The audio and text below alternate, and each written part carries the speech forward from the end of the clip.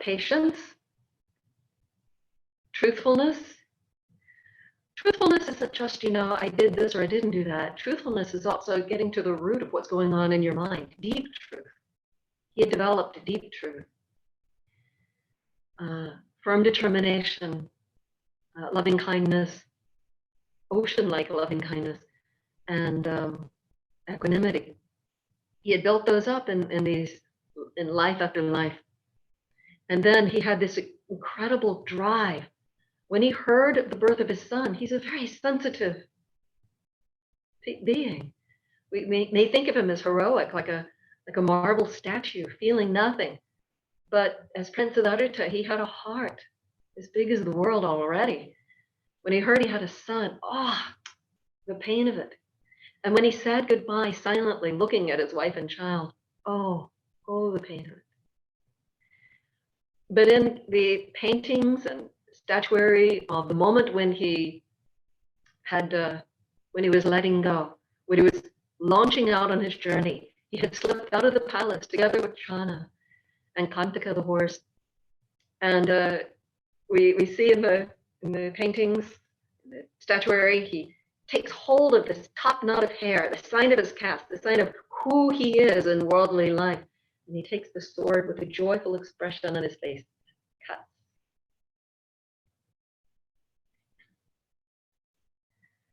Somehow or other, he figured out how to be living on alms, dressing like other French renunciants at that time. And you know the story. He learned deeply from two meditation teachers who taught him those immaterial jhanas. And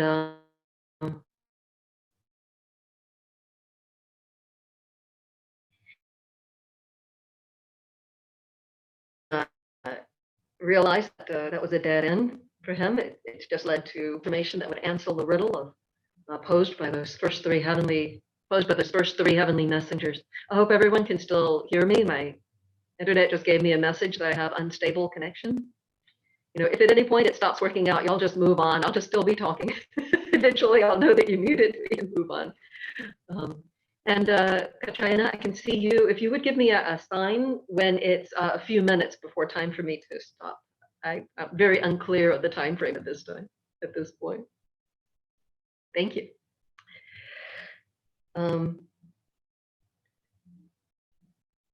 He knew that the pleasures of the palace life lead only to stickiness of the mind. When he would indulge, and he was very well indulged, his father wanted to make sure that boy did not go on a spiritual path. So he gave him every obstacle to a spiritual path. Every lovely thing, every lovely woman, everything he could possibly want. The food was the best. The clothing was the finest. The pleasures were endless. He knew that was a dead end. He knew how indulging in the sense pleasures just makes the mind hungry for more. And so it's a trap because there's just more stickiness, more desire. He knew that that was not a noble path, but it was just a path to continue to fill the graveyards with yet this body and then the next, and then the next. Some people want to tackle Buddhism without embracing rebirth, and that's okay because Buddhism is still awesome at even a drop of Buddhism is better than none of his teachings. His teachings are so healing and awesome. And yet, if we can just accept, I'm talking to the Westerners now, if we can just accept the idea of rebirth as a skillful way of seeing things, seeing it played out over time, whether it's actually true or not, just seeing the potential of it being played out over time. We see the exaggerated impact that any one little action has, upon us. If you play it out life after life, like one little thing you do of evil or good having, huge impact life after life, then it can make us cautious. It can help us with ethics. And the urgency is really quite strong because not only are there the difficulties of this life, but endless lives to come, endless burying of parents, burying of children, endless dealing with all the, with hunger, thirst, all the difficulties that there can be. So I think I just went into a lovely tangent that took me off of my train of thought. He knew that the sense pleasures would just help him be one more body in the graveyard and then going and moving on to the next. So what would be the path then? He had tried these out there meditations, very profound meditations, very peaceful abidings, but they had not given him that transformation he was looking for. He found these ascetic practitioners that were doing self-mortification. They're out there harming their bodies, trying to drive a wedge between all the wanting and needing of the physical form and some greater something beyond it. It's not a completely unreasonable proposition, and he embraced it. He gave a metaphor like if you had a stick in the a sappy wet stick in the water, you cannot build a fire. You pull it out of the water, it's still wet and sappy. You can't build a fire, but let it dry out. You can build a fire. He noticed that when he hurt himself in his spiritual quest, it did not stay in his mind to get sticky like the sense pleasures did. So he thought, this is the path. This must be it. We don't know how long he had trained under the meditation teachers. So we don't know how many years he was out there tormenting himself, but we know that he did it to the absolute max, to the most that a human being could do it. That was his analysis later.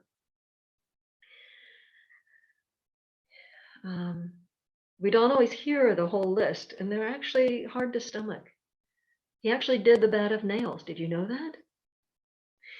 And whatever would be comfortable for the weather, whether sitting in shade on a hot day, he renounced that. He sat in the sun in the worst of the weather.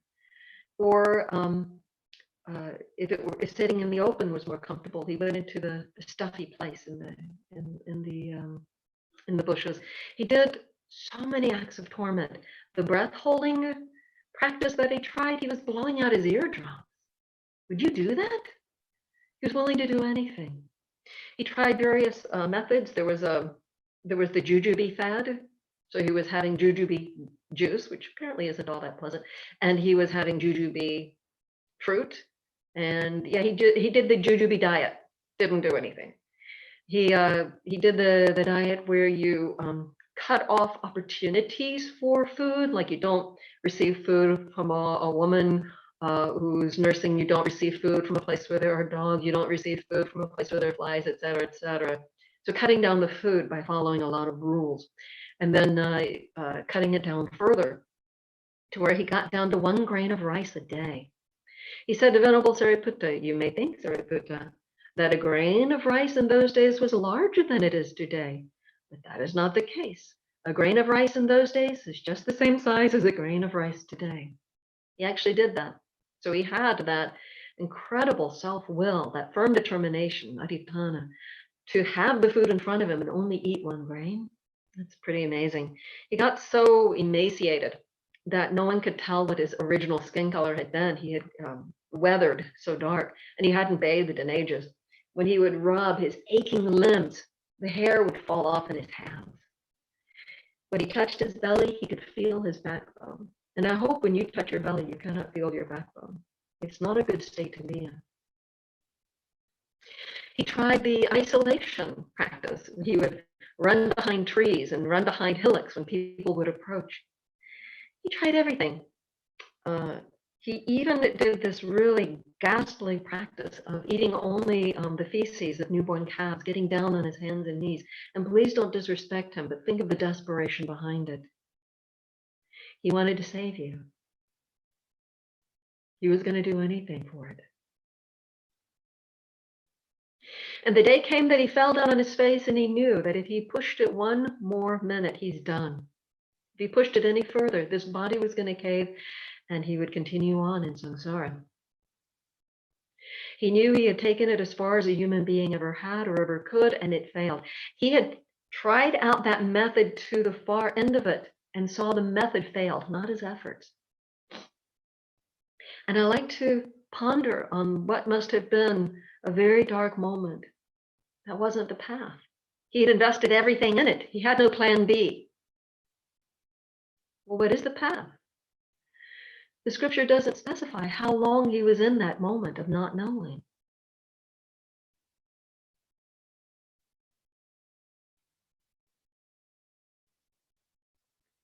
If you just haven't even gotten an answer from a job interview, how uncomfortable is that? Right? They say that when you close one door, another one opens, but you may have to sit in the hall a little while. We don't know how long that dark night of the soul, if you will, lasted for him. Maybe just a split second, maybe days. I don't know. But it must have been really heavy. I really feel the humanity of our bodhisattva in that moment. But he had been a great yogi in past lives.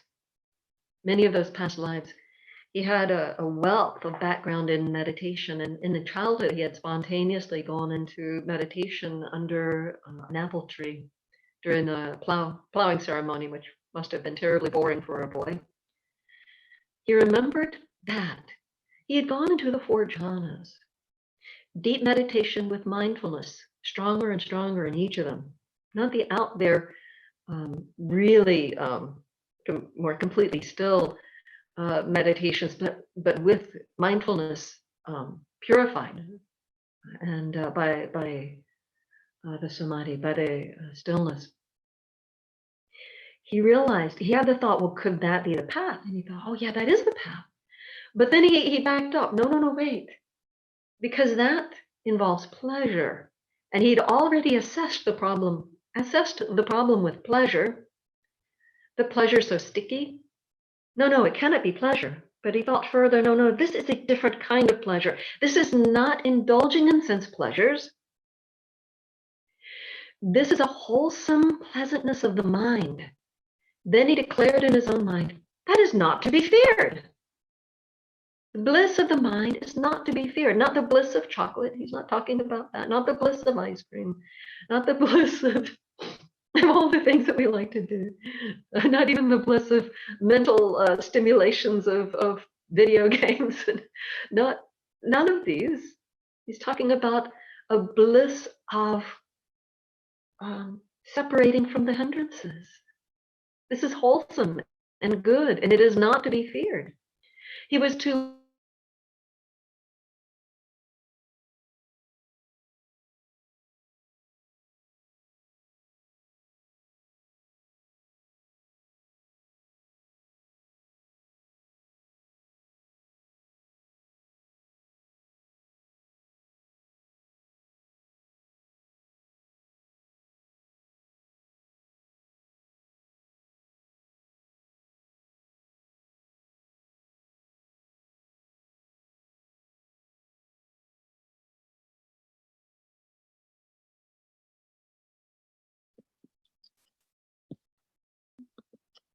Right. Hello, everyone. Seems like we've lost Ayasudhamma for the moment. Can you hear me? Yes. Okay, great. So Ayasudhamma was having some instability of her internet connection a little before, so maybe she's just lost her connection. Oh, here she is again. Let's put her back up. Welcome back, Aye. Let's see, you're muted. I'm gonna unmute you. Thank you. Impermanence, suffering, non-self nature of the internet. It's terrible. Right. Yes, welcome back. So you've got about 5 more minutes, and then we'll turn it over to our next speaker. Please. I was thinking maybe the Devas just wanted us to get on a different time schedule, because sharp at 1 o'clock, at 10 o'clock, or sharp at 7 o'clock your time. And so like, you're done. All right, 5 more minutes. His companions were crushed, devastated that he had reverted to luxury. They didn't understand that he was trying a middle way. If you don't know that there's a middle way, then what people are doing looks wrong. It looks like it's falling into the only extremes you know. Just as a quick aside, we can see that with other spiritual concerns. Middle path is very specific about liberation, but it also has other applications.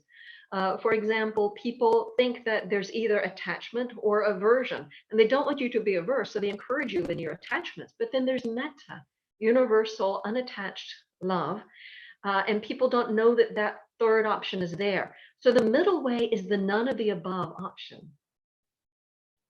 The middle way is the none of the above option, right?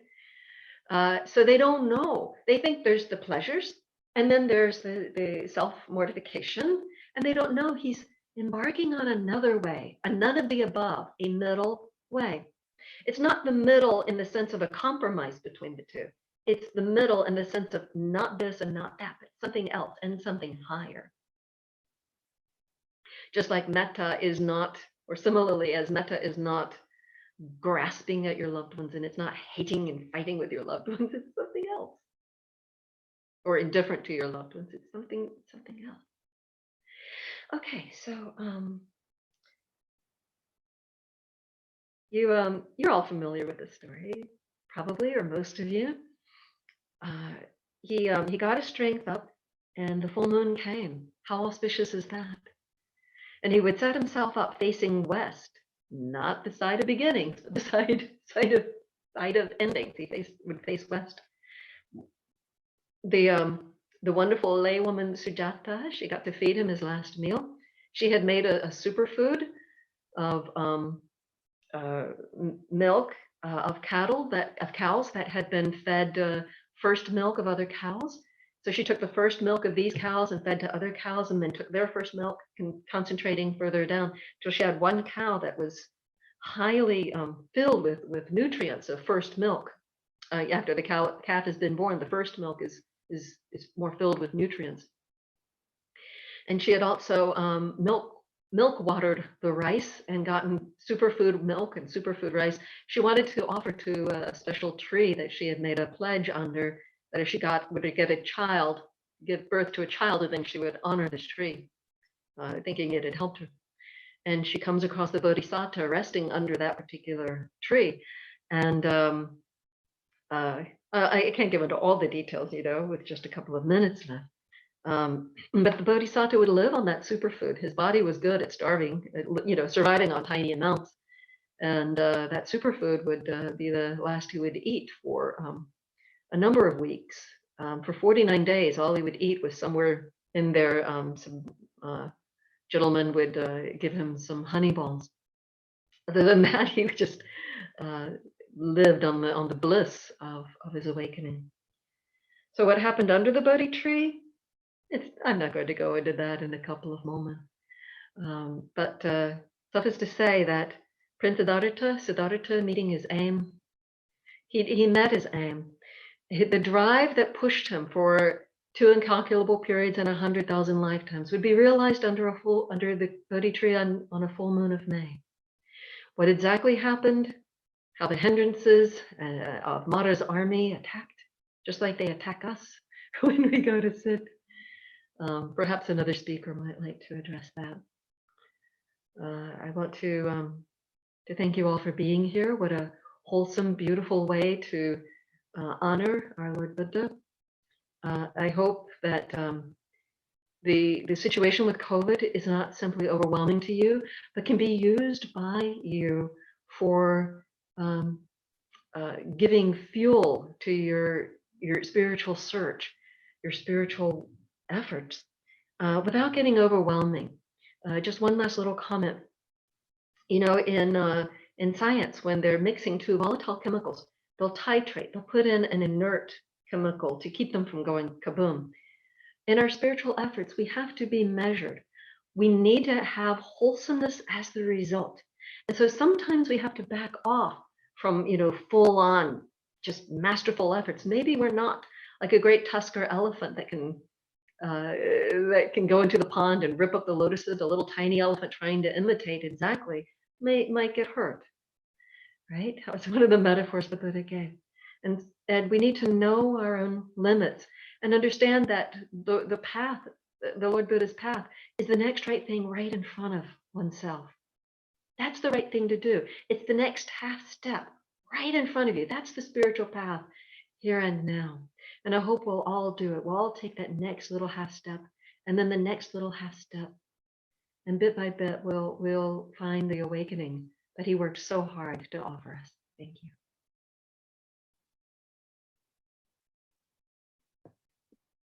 Sadhu, Sadhu, sadhu, sadhu, Sadhu. sadhu. Sadhu, sadhu, sadhu. Hey, thank you very much, Aye. Good to see you this morning. So we're going on now to our next speaker is Ayadhamananda Terry from Texas. Let's bring her up on the screen here. And let me get you unmuted. Doesn't want to unmute. There you are. Welcome, Aye. Okay. Good morning. Good morning. Yes, this is Ajahn Brahmananda from Liên Hoa Monastery in Dallas, Texas. Mhm. Welcome. Happy Vesak. Good to see you. Good morning and happy Vesak, happy Buddha Jayanti to all the venerable and all the supporter of Dhammadharini and the Bhikkhuni Sangha in the world. Can you hear me? Can you hear? Yes, Aye, we can hear you well. Thank Yeah. you. So now I will do a short chanting before I will talk friendly with everybody.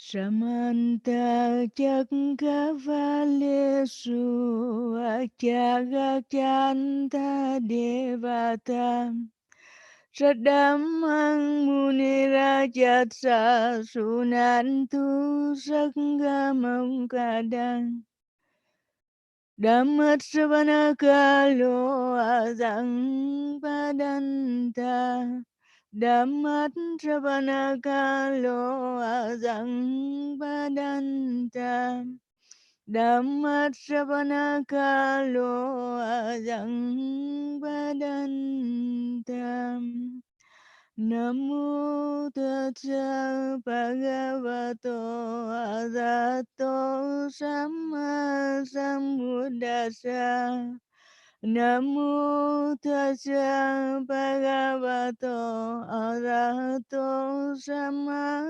Sambuddhassa Namo Tassa Bhagavato Arahato Samma Sambuddhassa Buddhang saranang gacchami Dhammang saranang gacchami Sanghang saranang gacchami Dutiyampi buddhang saranang gacchami Dutiyampi dhammang saranang gacchami Dutiyampi sanghang saranang gacchami Tatiyampi buddhang saranang gacchami Tatiyampi dhammang saranang gacchami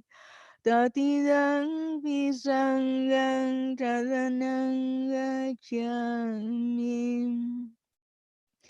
Iti viso bhagavārāṃ sammang sambuddhō Vikyājana sambanno sugato lokavido Anuttaro purisa dhamma sarati Shraddha Deva Manunjanam Buddho Bhagavati Nati me saranang anyang buntu me saranang varang etena sangya bhajena untu me chadamangalang.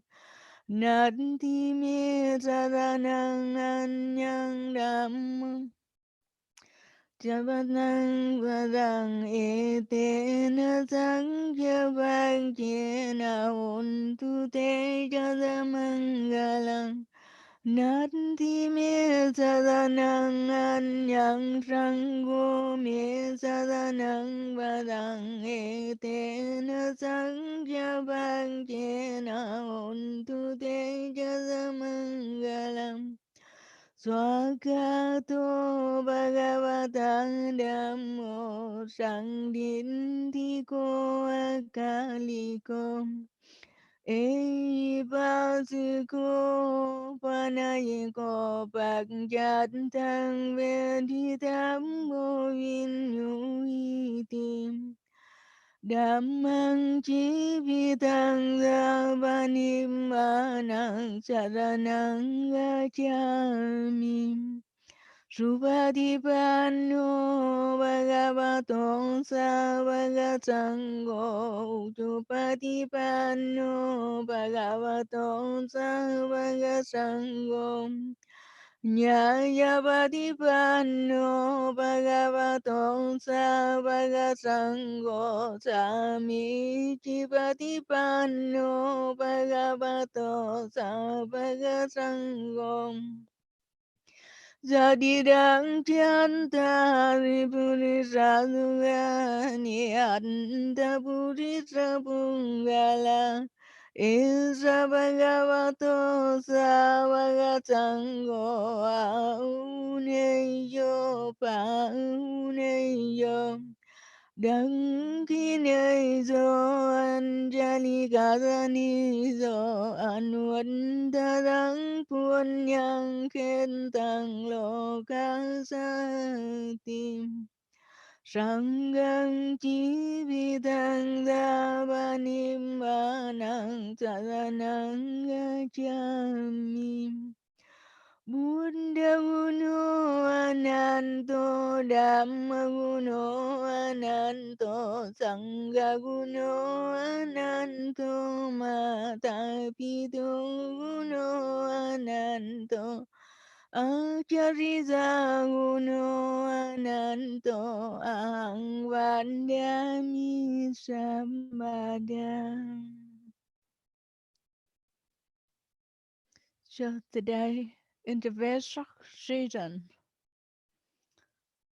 I feel so blessed and so thankful to all the Bhikkhu and Bhikkhuni Sangha in the world, to all people who support the Buddha Sasana, and especially to Ajahn and Dhammadharini organization to organize this event online so we are connected.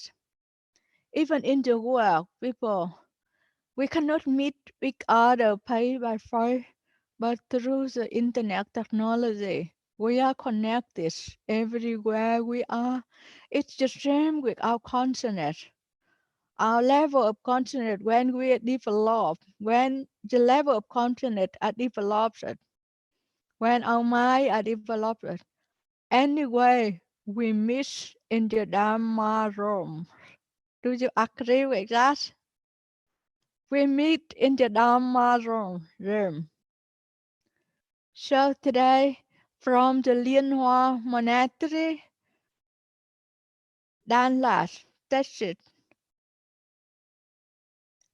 my warm greeting and welcome to all of you to join us in this international online Vesak celebration.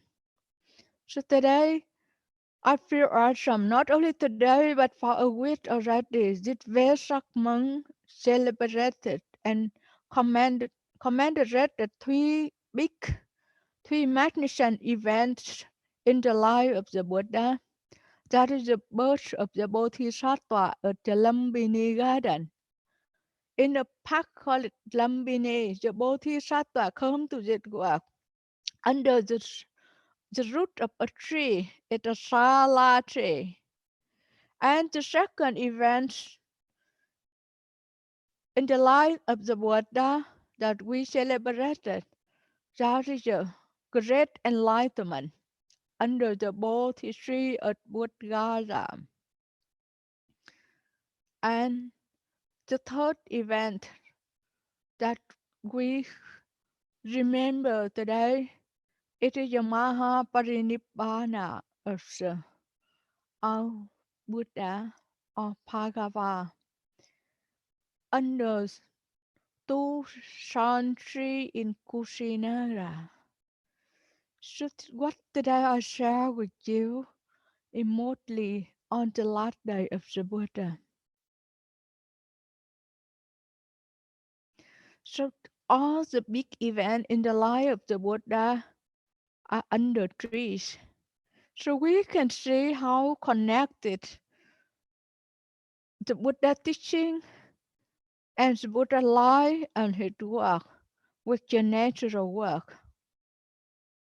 He was born under a tree, blossom tree, thorn tree, and he got enlightenment under the pipali tree. Now we call the Bodhi tree.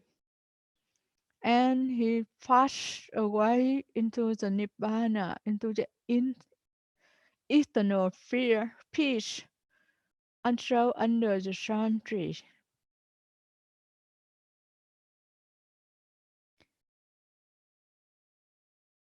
Right after his enlightenment, he proclaimed about the Dhamma. His first work was Aneka Jati Samsaditang Paritatang. And his last work, Dhammadharini Bhikkhave amantavdhamivo vaya dhamma sankhara apamehadena sammadetha. I don't know why. When I read the Mahaparinibbana Sutta, the Buddha last work always usher in my mind. Dhammadharini Bhikkhave amantavdhamivo Vaja Dhamma Sankara Apamadena Sampadetha. Vaja Dhamma Sankara. That all the Sankara Dhamma or compounded things are unstable, are impermanent, consistently changing and passing away. When he says it solemnly to the assembly of Bhikkhu and Bhikkhuni, Upasaka and Upasika that surrounded his deathbed, his last minute in life, the last sentence he uttered was it, reminding of the work of impermanence, reminding of the work of unstable. So nowadays, at 2,564 years of his passing away, we still hear the echo of this work, Vaya Dhamma Sankara. All the compounded things are unstable, are impermanent, consistently changing, and we cannot hold on to anything to claim this permanent, this I, this me, this mine, or this belong to me. Nothing. We come to this work. And we don't know how much parami we have practiced. We know from the scripture, we know that the Bodhisattva come to this work when he had complete all the parami necessary, all the perfection necessary to appear in the work, and that time to get enlightenment in this human work. So that's why the legend says that when the Bodhisattva come to this work, He already proclaimed, he already states that he is the chief, the elder, the most evolutionary being in the world, and yet his last birth. We don't know how true, how much true of this legend, but we just take it for granted. And he started to work right after it, but 7 steps and 7 letters blossom under his feet.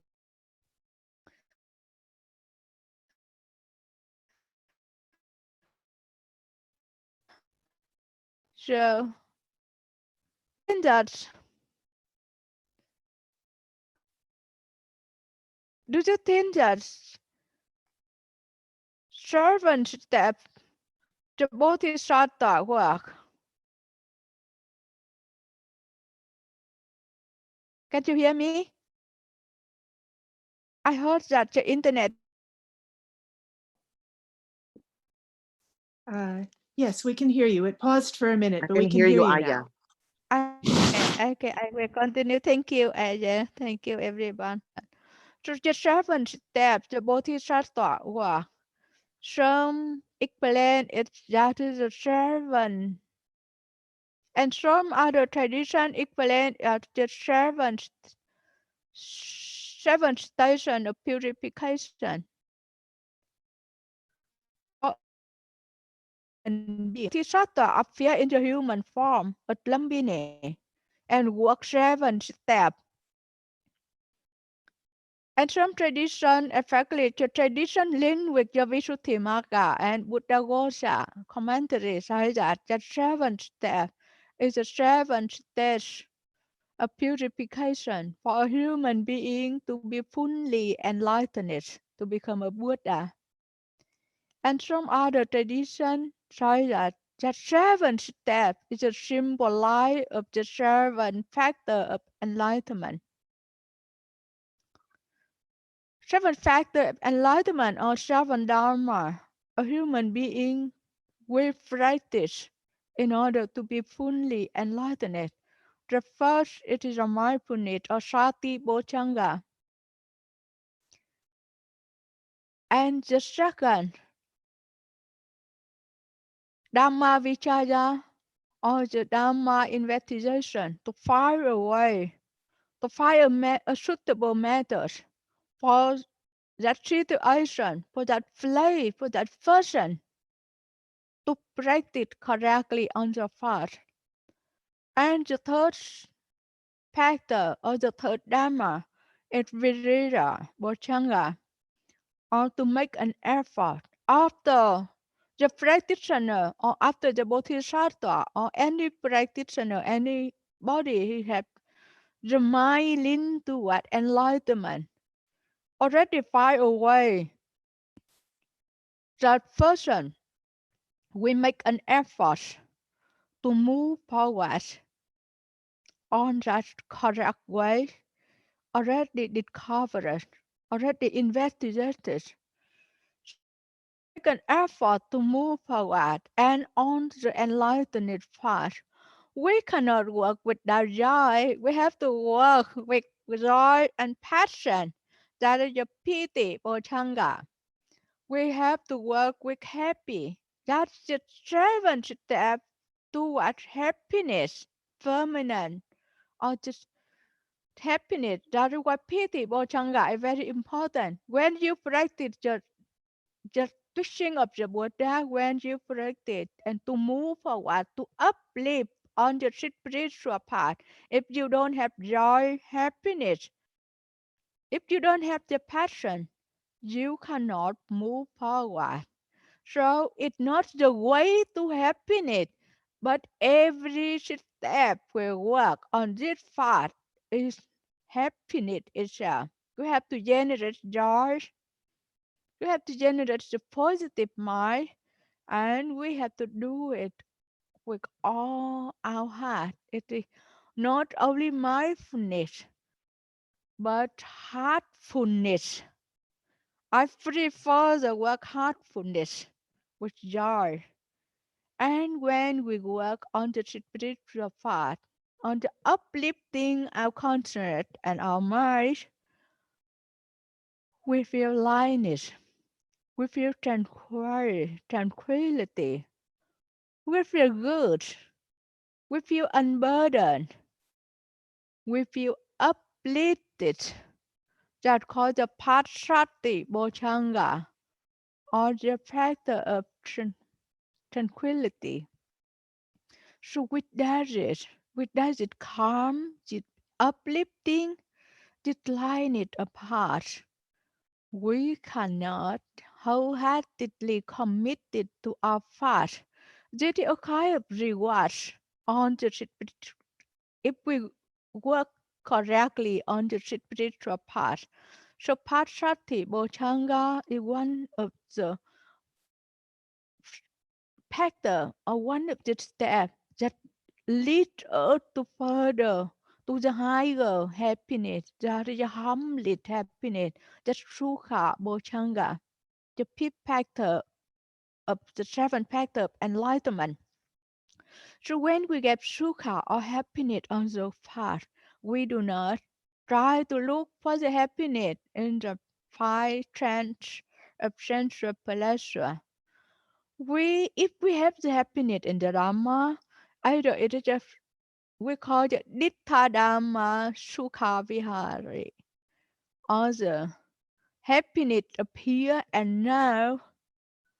This happiness appear and now usually described in the four way of attainment. That is the first jhana, the second jhana absorption, the third jhana, and the the fourth jhana. When When in the stage of the mental absorption in the jhana, the practitioner experiences intense happiness, and this happiness keeps the practitioner focused on the path, not to seeking for this happiness elsewhere. So Sukha Sampajanya and Samadhi Sampajanya is a concentration of the mind or ekagata, that the one-pointed of the mind.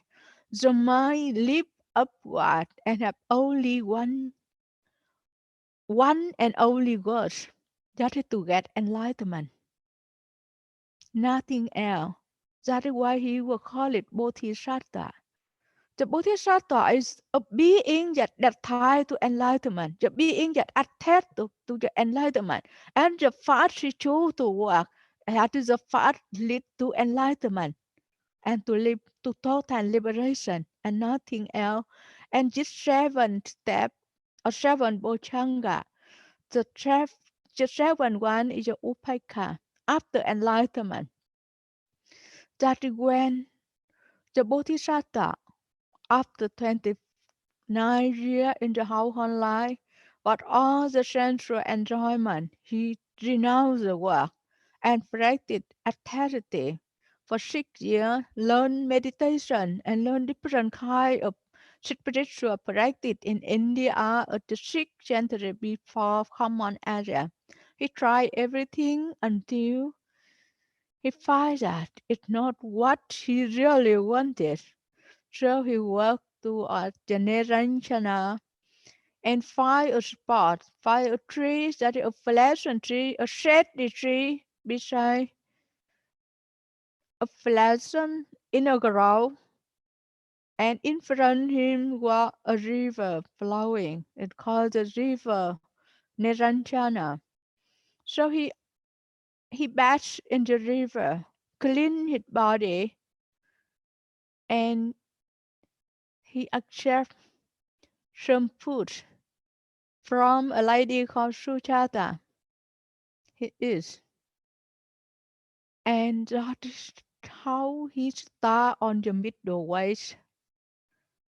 Makshima Patipada abandoned the authority or the self-mortification. He already abandoned the self-indulgence when he renounced the world. And now after 6 years of practicing authority, he again abandoned that not correct path. So he entered the Makshima Patipada or the middle path. He taking a bath, eat some nutritious meal, find a pleasant spot under a tree, a shady tree, and start to make the resolution. We call the Atithana Parame. He make the resolution that is when he put forth the effort, that the Virya Sampochanga. When he finds the middle way, it's the Dhamma Vichaya. When he mindfulness, the path practice is not correct one, and he chose the correct one, is Dhamma Vichaya, and when he sit under the tree, he make the resolution that the Virya Sampochaga or the put forth the effort. I will sit here and meditate.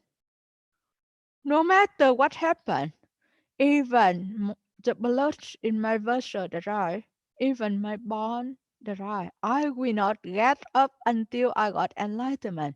That is his resolution when he started to sit under the bowl tree. After the resolution, do within that he easily to get enlightenment? It's not easy. The last night, what was the last battle with Jamara? Jamara, or the supreme ego in the centered work from the Paranimitta Deva. He sent 3 daughters to seduce the Bodhisattva. That 3 daughters with the heavenly beauty, heavenly charm, celestial charming, named Raga, Tanha, and Arati. The name of the 3 Mara daughters already means something. Raga is a lust, Tanha is craving, and Arati, that discontentment or unhappiness, unhappy state. So the 3 symbolize a sidetrack, detection was sent to the Bodhisattva, and the 3 celestial beauty display all of this sidetrack as to make the Bodhisattva fall away from his chosen path. But the Bodhisattva sits there, not even open his eye to look at the temptation. So God, to make a resolution and to get on the path of enlightenment. And we all may face the 3 daughters of Mara. The first one is Raga or lust. The second one is craving. We may crave for something that we have not yet. Lust is when the mind not happy with what is going on and want to find some enjoyment, some sensual happiness elsewhere. And the last one is arati. After we cannot find it, after our craving are not satisfied, we get discontented.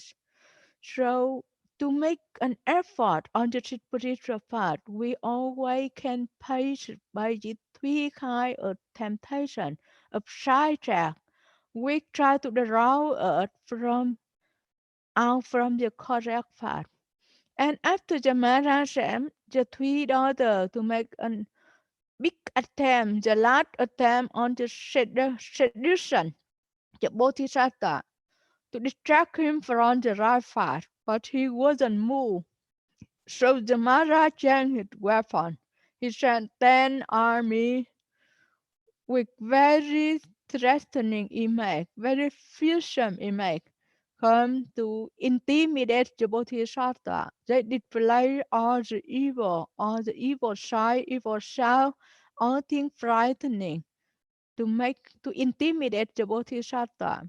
And after hour and hour, they attempt to make him fear and tremble. They couldn't move him even an air. Bodhisattva just sits there calm and radiating loving kindness and compassion for the whole world, for the whole world in fear, the whole world in feeling insecure and struggle work in hospitality. He just radiating compassion and loving kindness, and that compassion and loving kindness pacify all the hostility, all the enmity, and Jamara in the last attempt that to shake Bodhisattva, the Buddha to be make a mudra we call the Pumi Patra mudra or earth witness. He fell to the earth to ask the earth to witness his practice. He deserved. He deserved to get enlightenment under the Bodhi tree.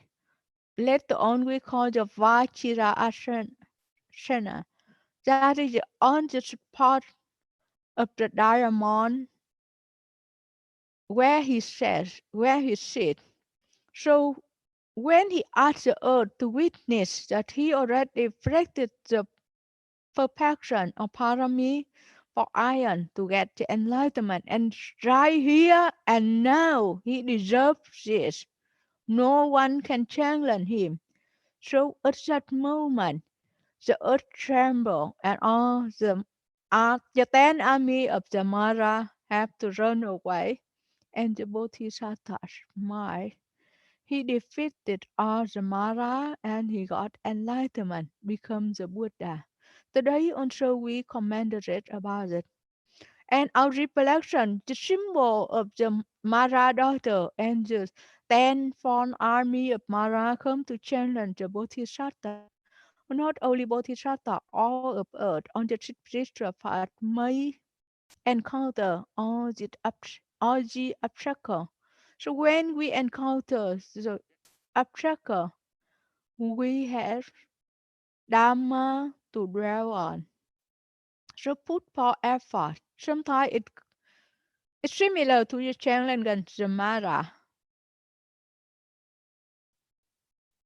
So when Mara really attracted and come to seduce us or to attack us, to intimidate us, we may learn from the life of the Buddha what he did to defeat the Mara.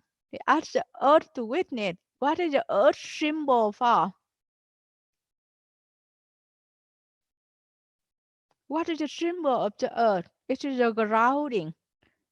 He grounding. He has the grounding that is the samadhi sambhashanga. That grounding makes the bodhisattva unshaken.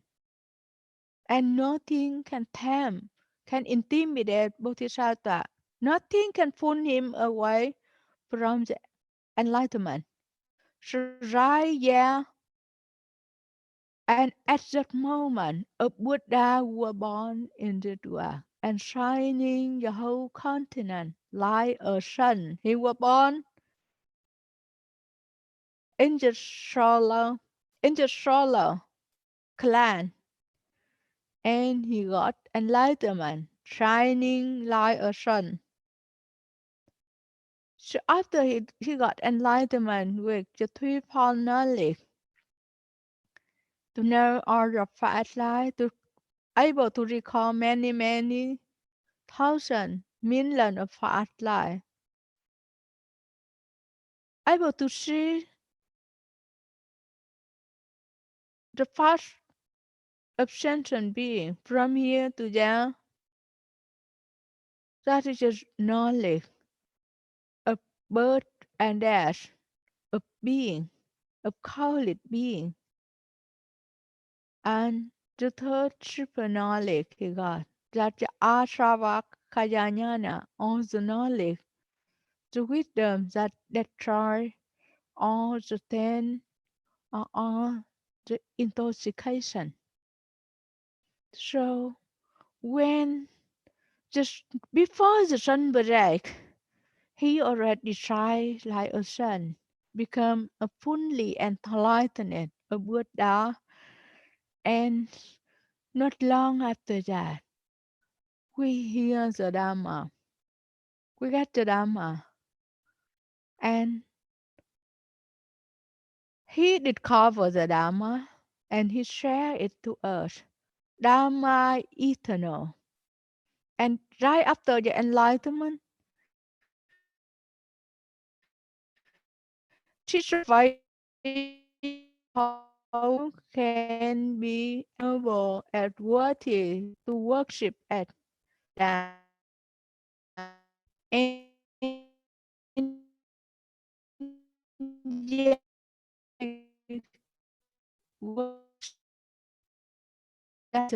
that Dharma. And what is that Dharma? Should reflect on again and again. Dharma. This is a really the work, the scripture,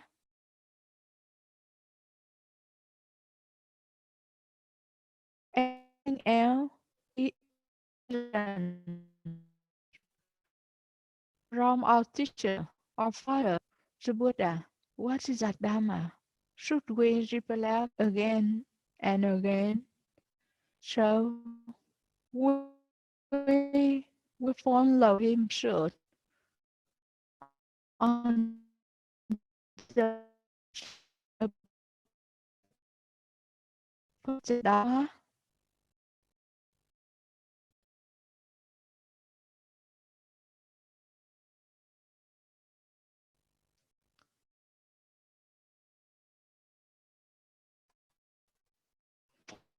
For 45 years, make an rest of share Dhamma to the world. We can say that. And he, right after his enlightenment, he had in mind establish the Bhikkhu Sangha, the Bhikkhuni Sangha, and the lighter and the light woman supporter that we call the four-point society in the Buddha Sasana. And he make an effort for the 45 years. The man him that no one in the world can understand teaching his Dharma. No one can practice what he has practiced. So it's better for him to enjoy Nibbana Raya, to enter Nibbana, not one, but the Buddha, newly enlightened Buddha. Yes, he says that no Mara, I will not enter Nibbana until I make. I will not enter Nibbana until I make my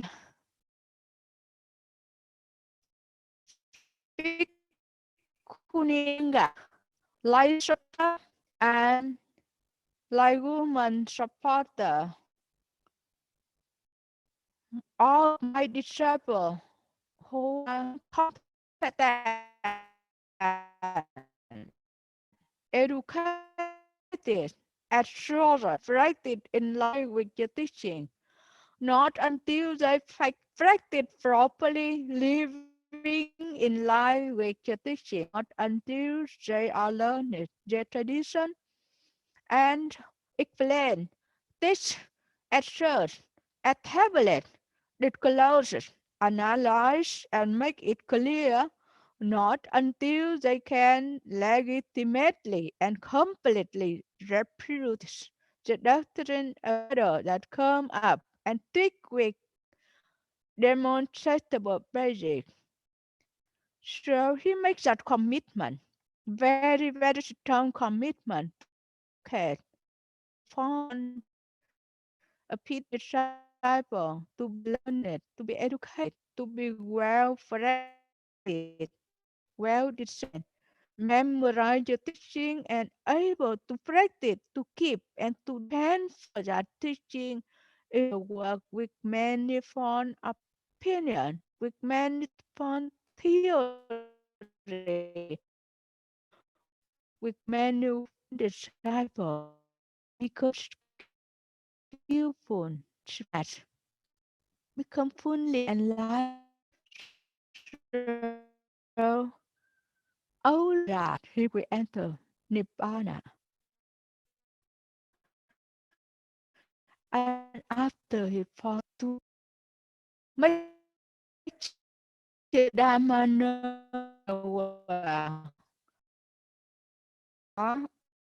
or wisdom of Dhamma or to the way of the Dhamma to make the whole world.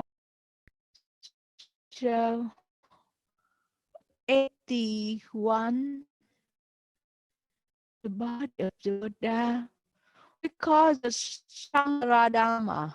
It is Vaya Sankara Dhamma. It 1 hour. It's tired and he ready to enter Parinibbana. Jamara find an opportunity to come to repeat his request to ask the Buddha to enter Nibbana.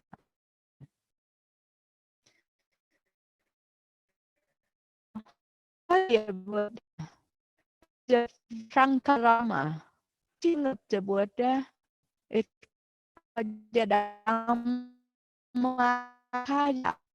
Is the Dhammakaya Sankara Dhamma? What is your opinion about this? What about Dhammakaya?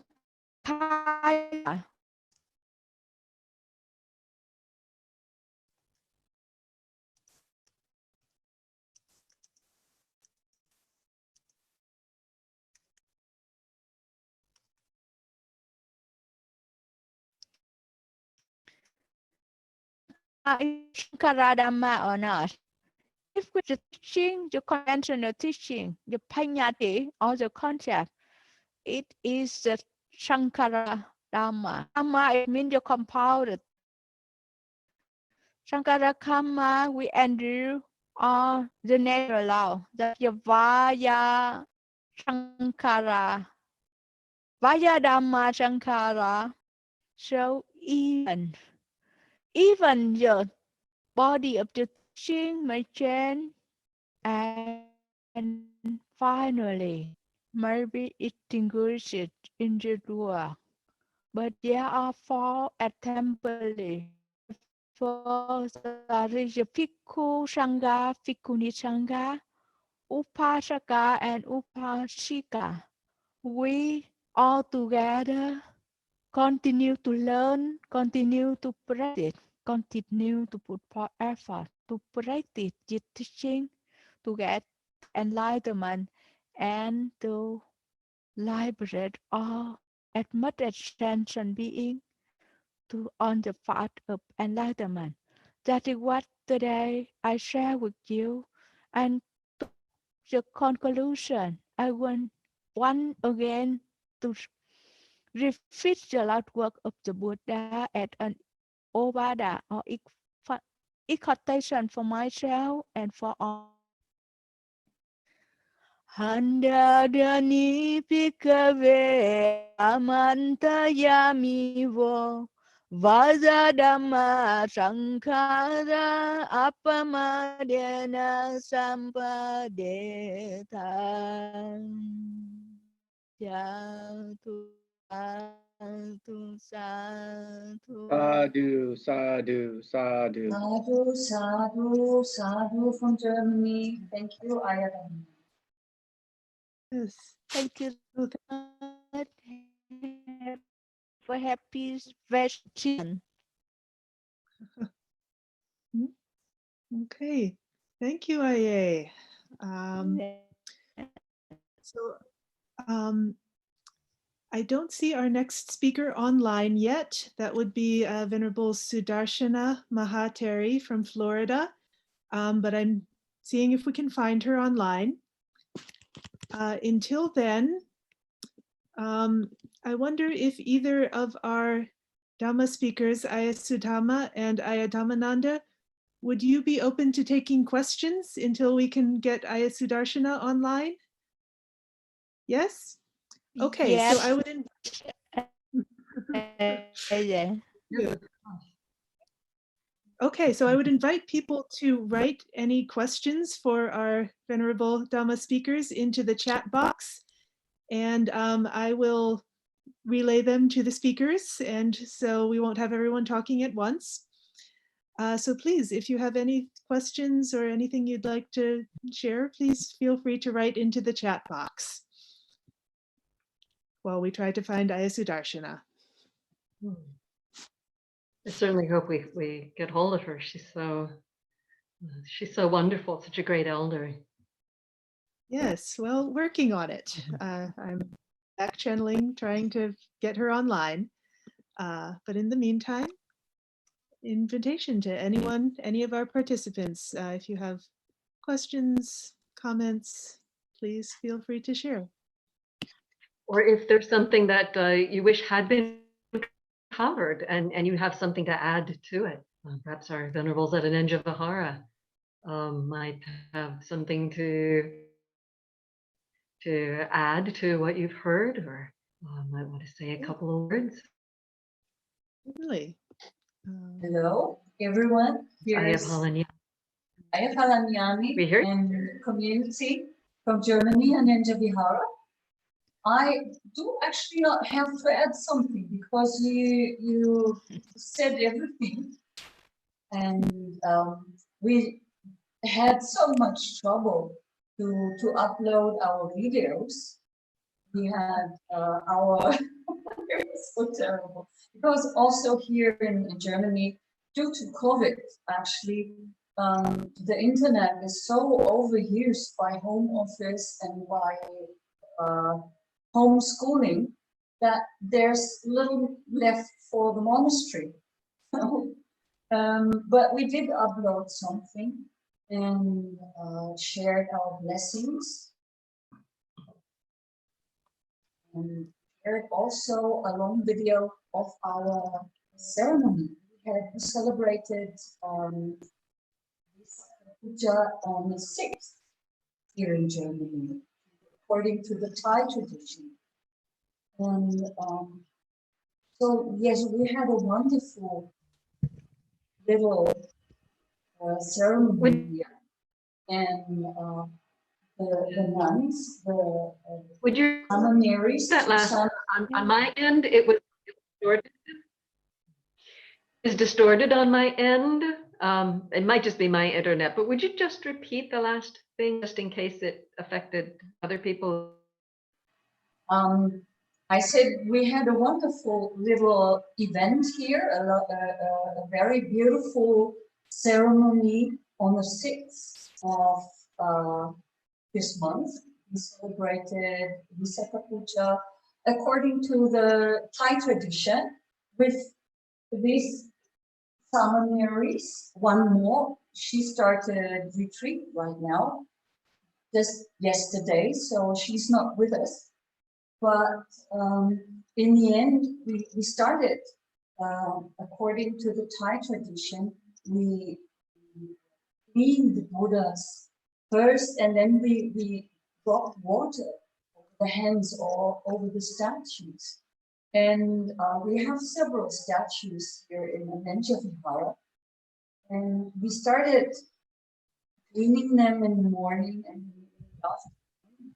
In the evening, we had the summonaries blessing them. And I was so happy with them, how the way they were doing it. Unfortunately, I could not record it, but really, like our Anagarika Jutindara in the back row, she like a real monk who is used to doing it every day. She went through so it is, yeah, it was quite nice. And so we also had a Dhamma talk. We're practicing Karuna this week. Since the isolation of COVID started, we started practicing metta, because just before the isolation COVID started, we would have had a retreat about the Brahma Viharas. So instead of doing that, we started just as a community to try to develop those Brahma Viharas here, us. And so the first weeks, just metta. And now since 1 week, about 1 week, we started to do karma, compassion. And it's coming along so beautiful. And I remember that the Buddha was called Mahakarunika, the great compassionate one. So for me, the whole Vesak Puja ceremony, I was kind of dwelling in that idea that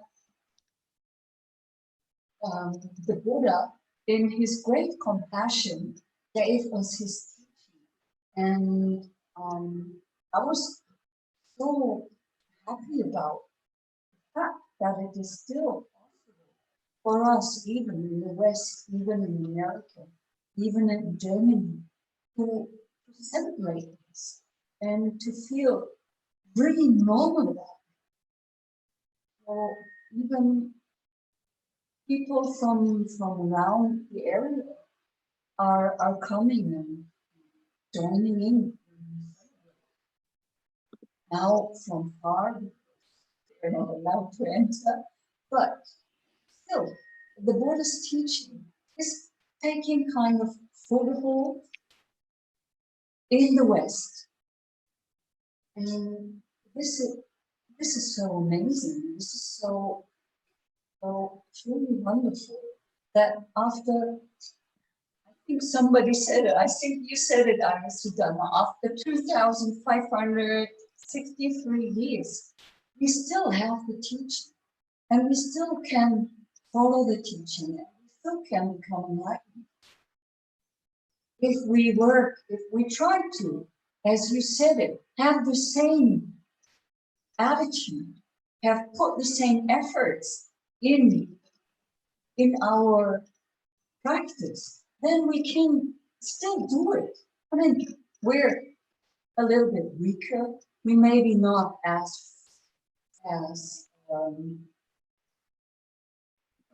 having as much merits. So it's maybe a little bit harder. But with Atidhammakali and with video, we can really do it. And I really try to encourage my nuns to go forward, and that's why one of them is in retreat now.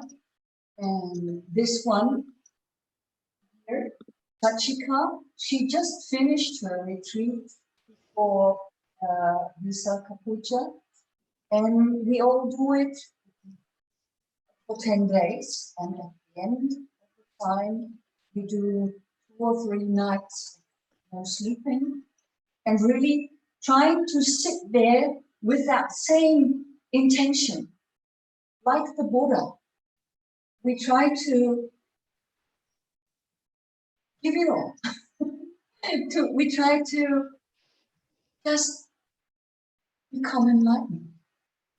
We may be weaker, and we may, as you said at Ayasudama, only do half steps or nano steps.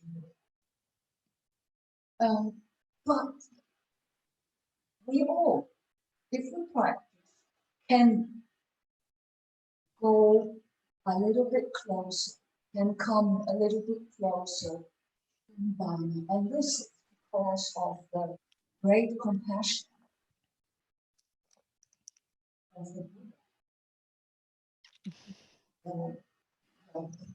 She's still not there. I'm waiting so much to hear her. Thank you, Right. Ajahn. I'm so happy to see Hmm. all of you after a long time. We don't see each other. Ajahn Yes. Sudama, Ajahn Palanyani, I'm so happy to see that you develop a community harmoniously practice together. and Ajahn and everybody that it it's year already we don't see each other and we don't practice together, and now today we have a chance to fight each other and talk with each other. I'm so happy. I just want to listen more and more to you, to all of you.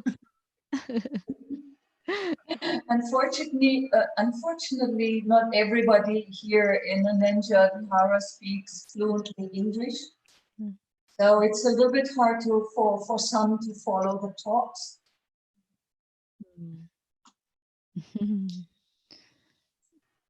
My English not good enough, so maybe some of you cannot understand what I say, but I hope you can feel the energy that I send forward to everyone. Can you feel it? Yes, Aye. How is your German? Well, mine is quite okay. But as for the others, I'm not so sure. Because it's a difficult language. Hmm. I'm waiting to hear more from other bhikkhuni, so we get connected. Yes. Yes. So I'm still not seeing anything from Aya Sudarshana. Yeah. Our next scheduled thing is at 8:30. That's half an hour from now, depending on your time zone. For us here in California, it's 8:30. That will be Aya Sopana leading a guided meditation.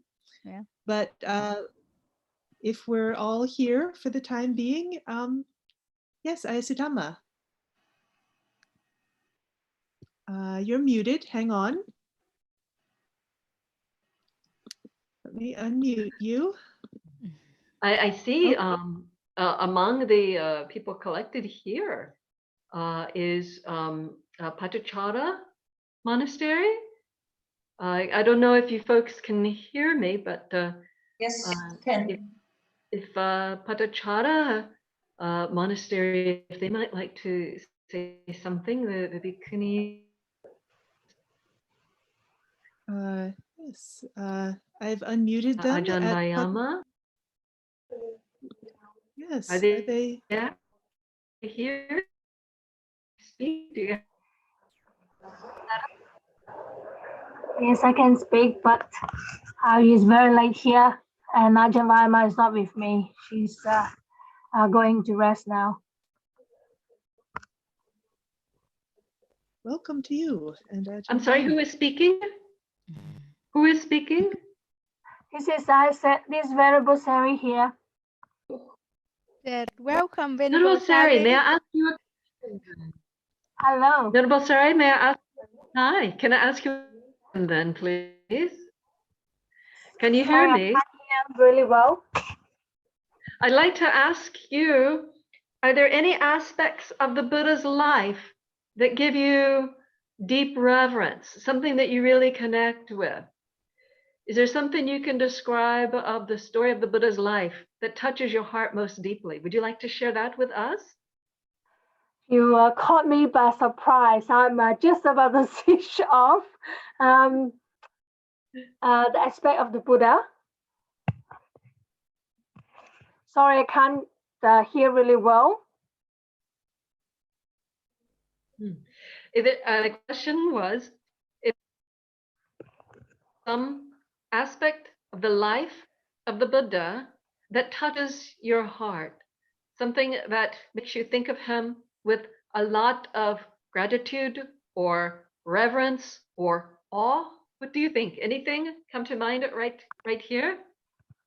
The fact that the Lord Buddha allowed the bhikkhunis or the first of the nun to ordained, that is one of the greatest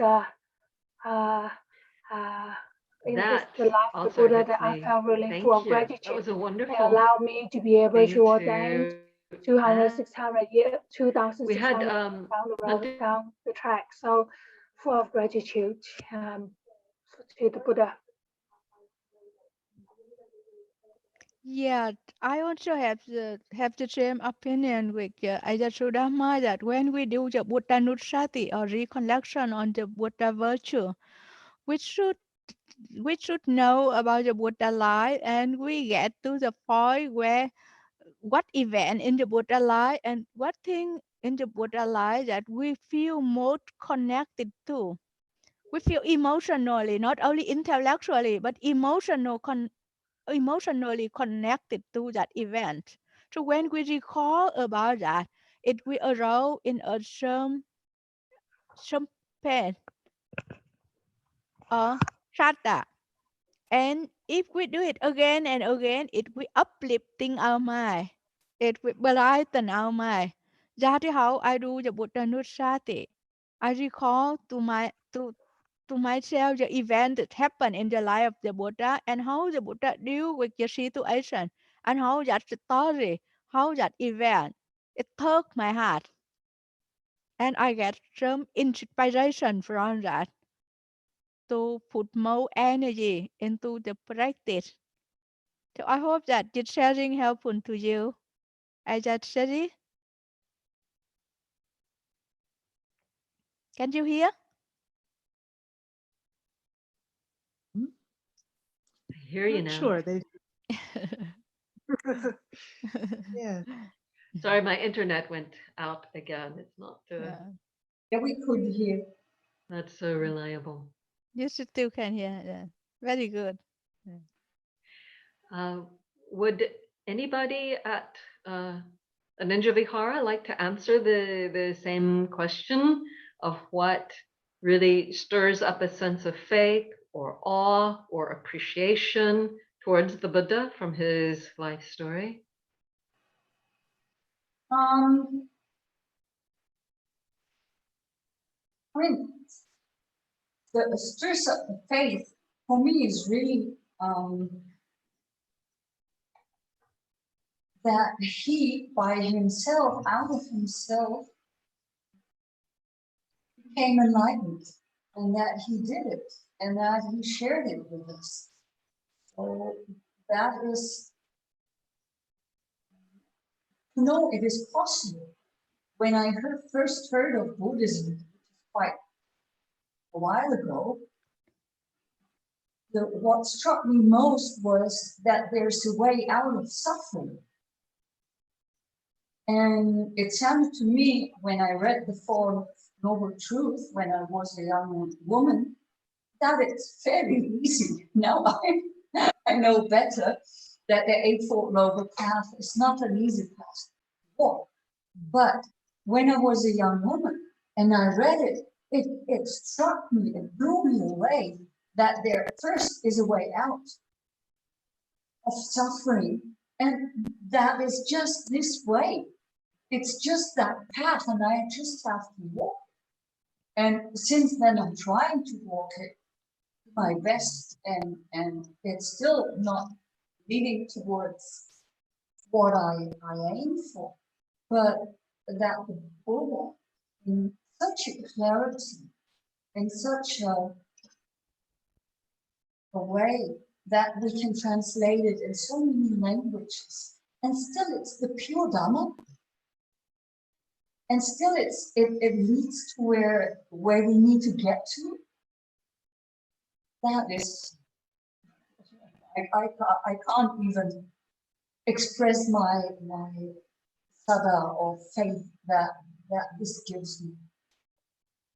And there was the question about Buddha Nusati. I mean, we chant every day. We start our puja with the Buddha Nusati. For me, I have really that personal connection with that karuna. So when there was the question about Buddha Nusati, I thought to think of the great compassion of the Buddha. What what helps me out of difficult times. It is what lifts me up when I'm down and I'm thinking, oh, I don't get where I need to or so. So this compassion, great compassion with which he taught us, for me, the best quality I can think of as a Buddhist. Awareness. Thank you. You know, a question came in for you. Oh, I didn't see it. Aninja Vihara, it is so difficult for lay people like us to follow the Dharma. This is from Long in Arkansas, USA. Could you share something for us to be patient and walk the path? Oh, well, it's the hard way. Yes, patience really is the hard way. Because usually we do not have it so much, and we don't learn it. They are cultures that are fortunate, more fortunate than we in the West, because they learn it from childhood. They learn it from the beginning, but we don't. So for us, it's like really, we need to have awareness to remember that we have to learn and to practice patience in every step that we do and in every breath that we take. It's really, I personally think that without awareness, without sati, we can't really develop. So real deep patience, which is one of the Buddhist paramis, which we can do at several different levels. We can start by the mundane level, by just developing a little bit, just a little bit. And we can learn that by listening. Learning to listen is a good teacher of patience. Learning to wait in line.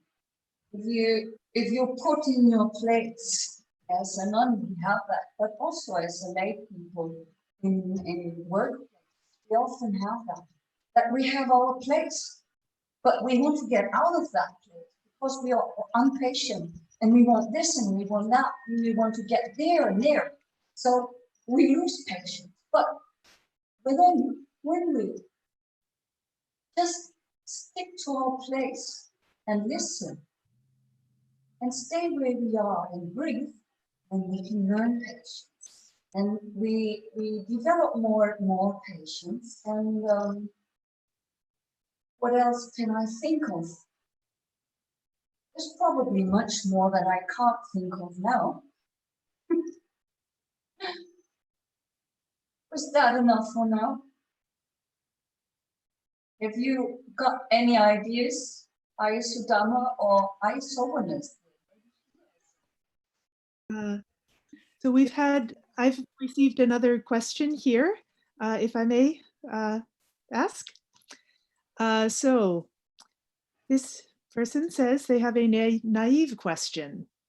If someone is completely comfortable with his or her life and has experienced very little suffering, would the teaching of the Buddha be less meaningful to the person? And is there less urgency to suffering if someone has experienced very little suffering in a life? So question for all the venerables, if you have a response.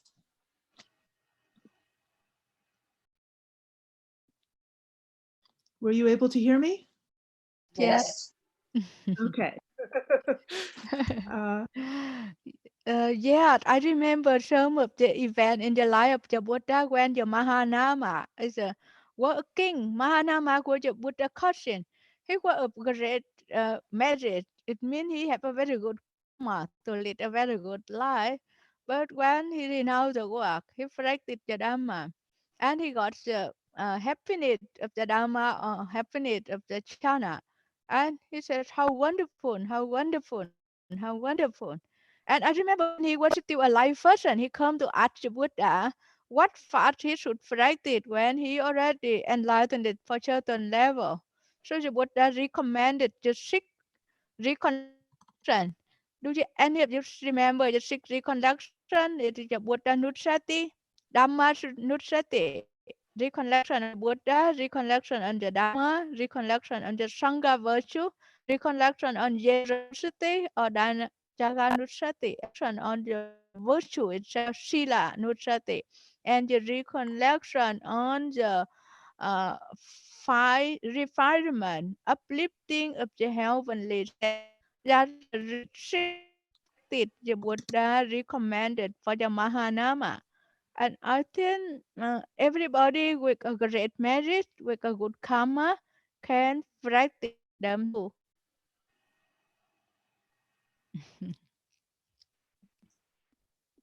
Can you hear? Yes, thank you. Yeah, yeah. I just want to point out that we certainly have examples from the scripture of people going straight from a very pleasant lay life, relatively very pleasant lay life, to enlightenment, such as Kema, Ayya Kema, Arahant Kema. So it certainly is possible, but a lot of a lot of ease and comfort does tend to lull us into feeling like, well, this is just how it is and always will be. Ayapalanyani, would you like to answer the same question? Were you able to hear it as well? Yes, I was able to hear it.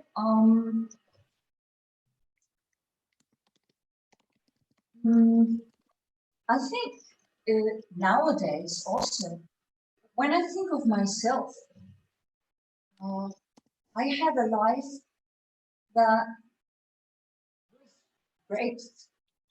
I lived in Spain and I was happy and I had a dog and I had friends and everything. But still, there was something, because I could do what I wanted to do and I could travel and do a lot of things that really were great. And I wanted to do them. So, but in the end, I was still unsatisfied. And I think this is the one maybe best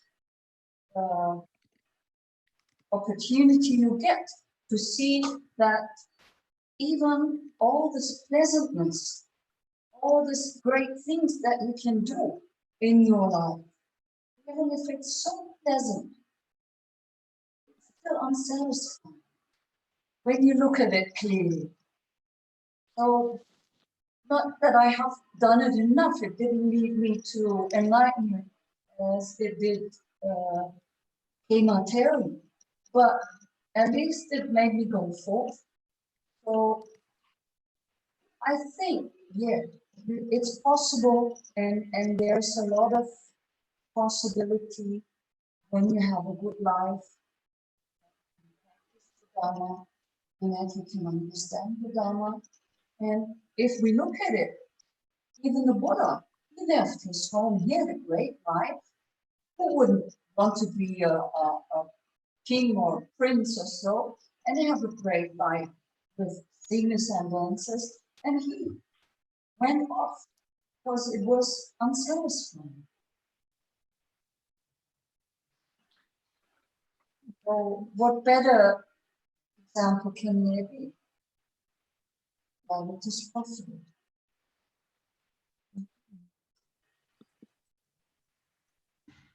This is Aya Sobana, and I could add one thought about the practice for somebody who has not enough suffering in their life.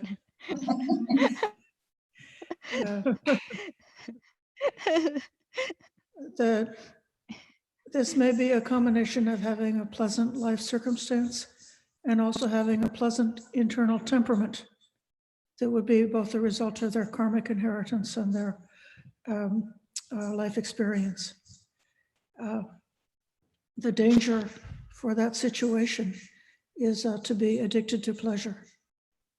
And so one might think of doing practices that will provide protection from that kind of addiction. One is simply to do the contemplation, the five reflections. I have not gone beyond old age. I'm subject to old age. I've not gone beyond sickness. I'm subject to sickness. I've not gone beyond death. I'm subject to death. Everything dear and delightful will be separated from me. And all beings are they born of their karma, related to their karma, protected by their karma.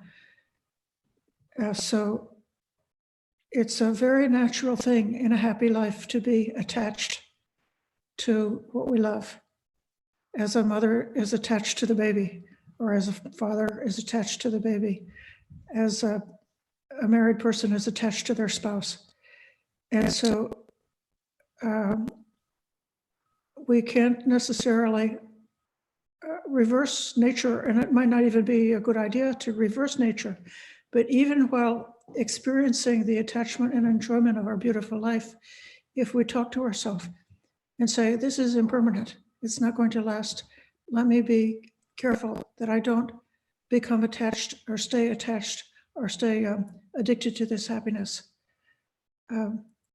The one other suggestion, and this is from a perspective of addiction to sense pleasure, is if a person has a chance to go to the charnel ground and meditate on the decomposing corpse, that's a wonderful protection. But in modern times, we don't usually have a chance to do that. But if one could go to the elderly home or the hospital when they're allowed to do so, and practice in giving a service and companionship to those who are ill and companionship to those who are dying, that this is the most powerful safeguard that would balance the life and the practice for somebody who's having a life and having that experience of not knowing, feeling like they don't know what suffering is because they're not experiencing it so much personally.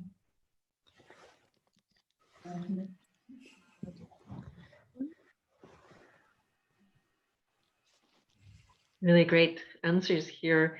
My internet keeps reminding me of impermanence. It's kind of awesome.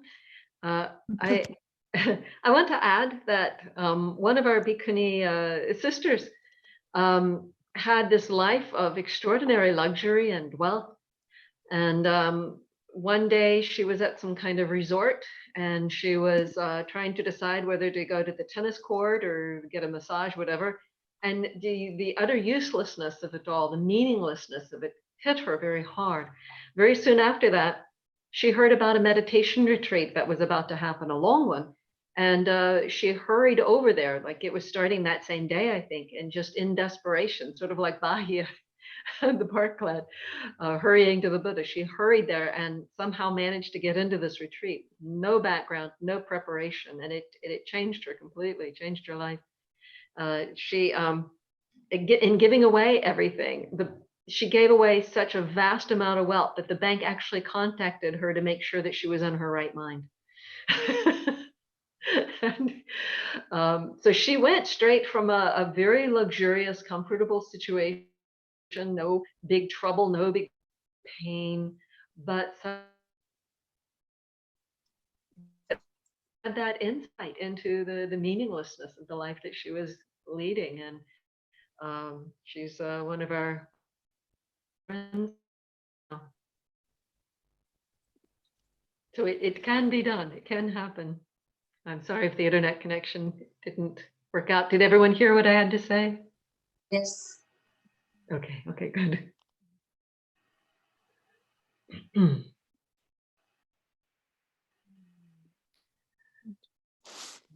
Well, we're coming towards the end of the time that had been scheduled for Ayasudarshana. So I think, I'm sorry we weren't able to get Ayasudarshana online, but this has been a productive conversation. Many thanks to all of you. Anumodana, sadhu, for this lovely question and answer period. And since we're coming to the end, I think this is the end of my shift as host for the moment. We're handing it back over to Ayasopana and those at Dhammadharini Monastery. And Ayasopana will be shortly leading us in a guided meditation. So handing it back over to you, Aya. Are you ready, Ayasopana? Is it good timing? All right, so you got to unmute. Yes. I'm going to share the schedule so that people can be oriented to this morning. We've completed our wonderful Dhamma Sakacha, Dhamma conversation, and listening to Dhamma and discussing the Dhamma among the bhikkhunis here from all over the world. Now, I have a 30-minute slot for guided meditation, which will be followed by a period of lunch offering. We have two of our members who are representing many dozen of friends and supporters from all over the Bay Area. I think they've gotten together some cooked food and some grocery dana. And when that's delivered at approximately 9 o'clock, the scene will be shifting from this meditation hall to the outside area, since we're not allowing visitors to come inside the house during our coronavirus. And there'll be a brief chanting and blessing for our donors. Then at 10 o'clock, Lumpur Pasano is scheduled, and he's got a plan for 40 minutes of Dhamma sharing with us. This is a wonderful boon for the Bhikkhuni Sangha to have such a esteemed teacher.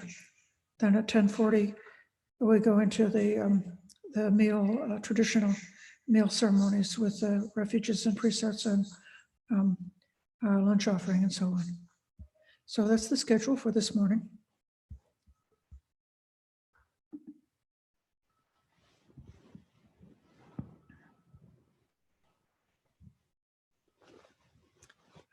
Could you spotlight me?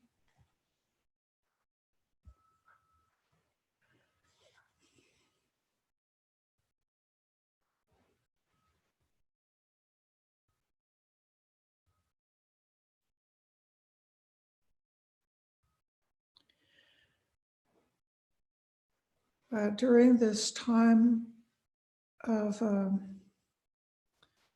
health crisis, there's another contagion running around the world, which may seem stronger than usual, and that is the contagion of anxiety, contagion of sadness and sorrow, contagion of grief, contagion of anger. And to the extent that our minds are touched by these circumstances and may experience those difficult emotional states, those difficult responses, we need to be protected. And to the extent that we are in touch with people outside who also may suffer from these same kinds of difficult feelings, we need to protect our own heart from being put off balance by the difficulties that are out there in the world.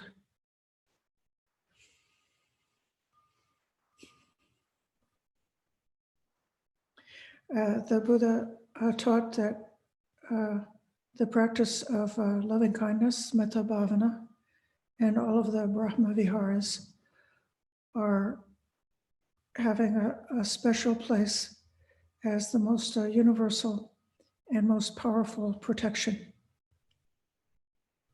In the Iti Votaka, there's a verse about two kinds of thought that is referring to the thought of protection, the thought of safety, and the thought of sankappa, of right intention. And the answer to both of them is loving kindness. When we have loving kindness, we have protection, we have kema, we have safety.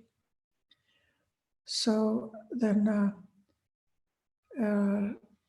loving kindness is our personal protective equipment. And when we have, when we are in the practice of loving kindness, when we've aroused that thought, then we can know that this thought, this mind, is not doing any harm to any being anywhere in the world, whether they be large or small, frail or firm. And so we could say in that way that loving kindness will be the mask, so that our own inner defilements are not going to create anything for anybody else, because we've used loving kindness. Loving kindness is both the peg that we can use to knock out the other peg of a negative or a difficult mental state. And loving kindness, when it's also well aroused and well practiced, is the protection, the samvara, which is like the wall of the city, that not even a cat can sneak through a chink in the wall. So we can make our practice of loving kindness very complete.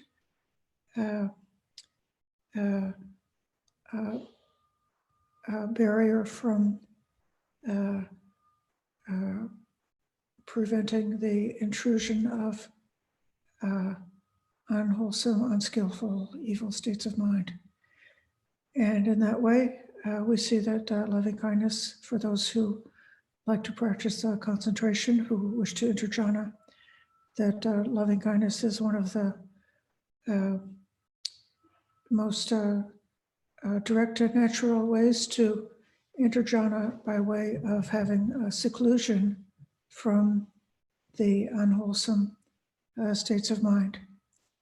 So in addition to practicing social distancing or stay at home in order to be physically secluded from disease, we also practice the citta viveka, the seclusion of the mind, having the mind to be secluded from unwholesome states of mind by means of the practice of loving kindness.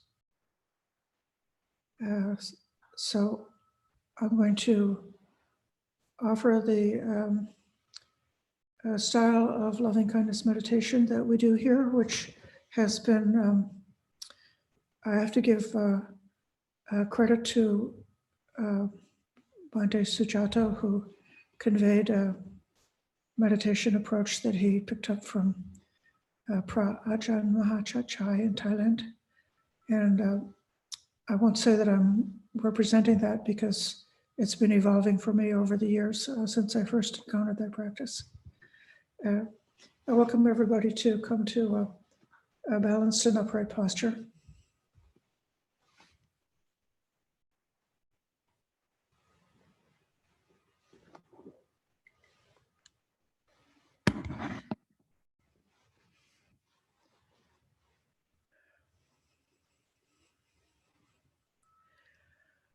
First, developing a very clear, open sense of awareness. Aware of the posture.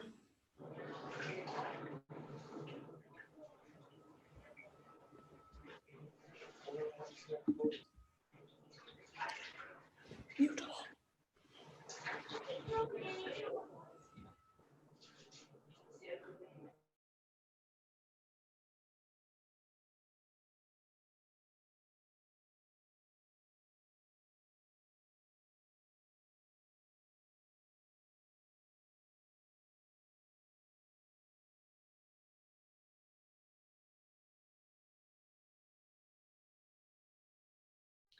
Excuse me, dear Venerable. Yes. Lina, you got muted as well, unfortunately. Okay, thank you. Aware of your situation in the room, aware of the body seated on the cushion, aware of the upright and balanced aspect of the body, of the breath being able to flow easily.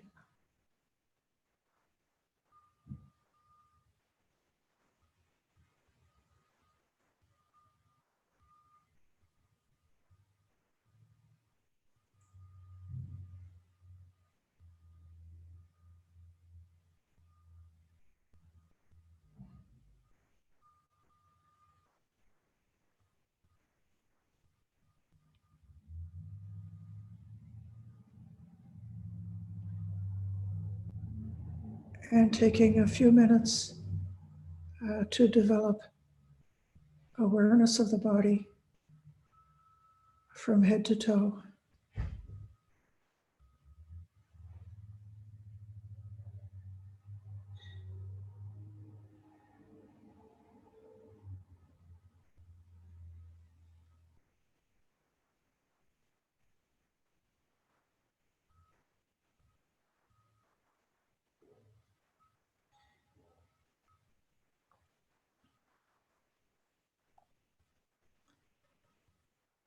And without falling into dullness, keeping the awareness bright, allowing any tension, tightness, or pain in the body to gently relax.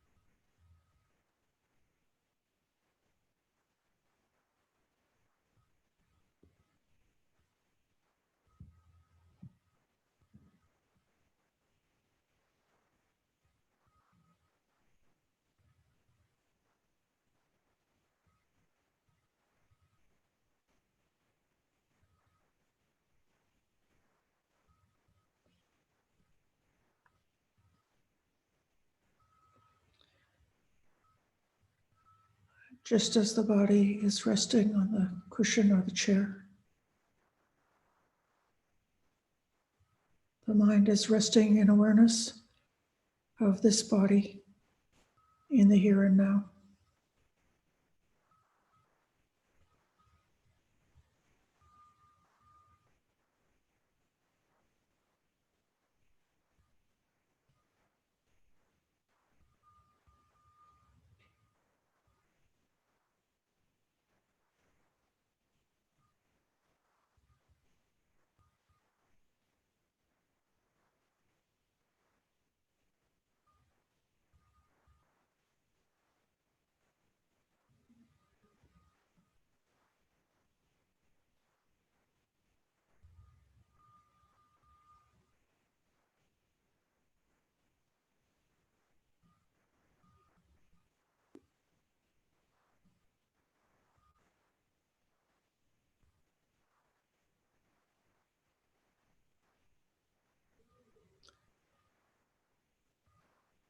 And aware of the feeling that arises moment by moment.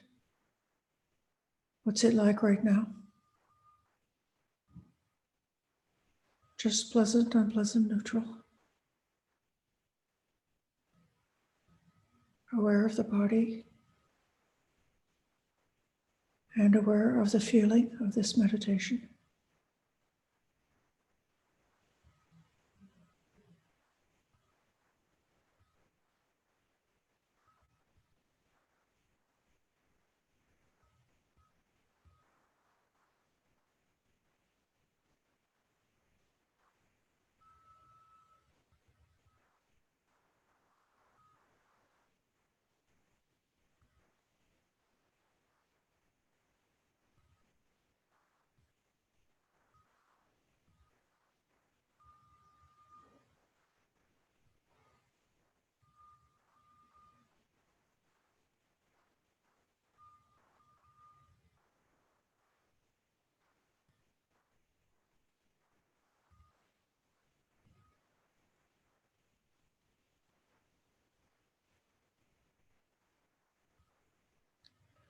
and aware of this mind, this state of mind.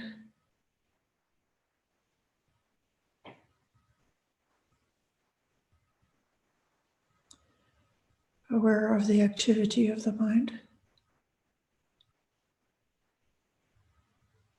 whether that activity is simply resting in awareness or whether some thought arises.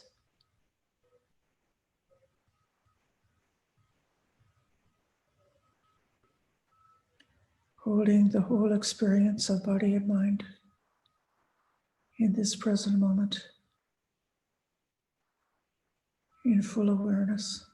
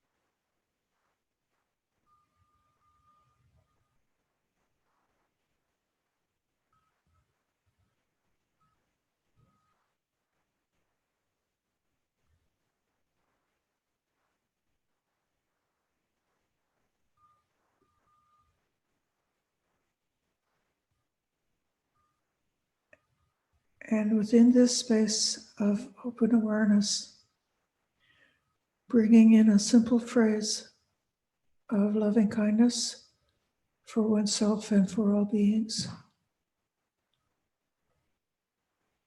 Silently but very clearly pronouncing the phrase of kindness,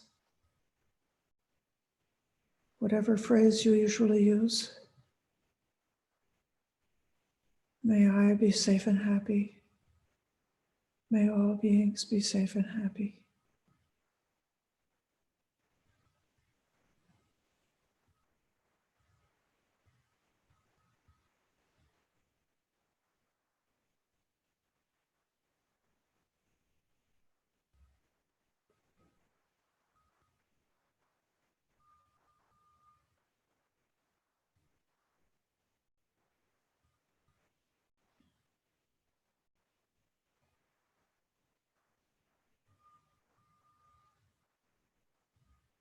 And bringing to mind your understanding of the meaning of kindness. That is, what is our highest understanding of true happiness and true safety, our highest aspiration for ourselves and for all beings. And pronouncing the phrase of kindness with sincerity and with clear meaning. May I be safe and happy.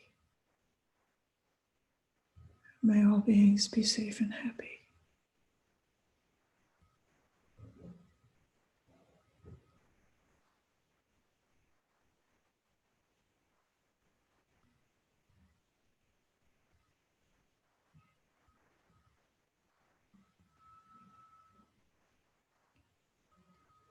Repeating the phrase of kindness as often as you need to keep the mind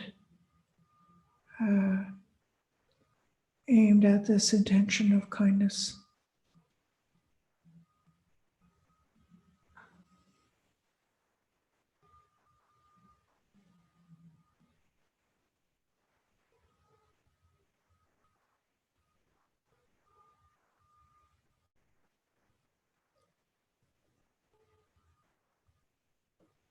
And also noticing if something changes, something different between the simple open awareness and sitting with this thought of loving kindness, this intention of loving kindness. How is the mind when it's dwelling in loving kindness? How is the Vedana, the feeling, when we are dwelling in loving kindness?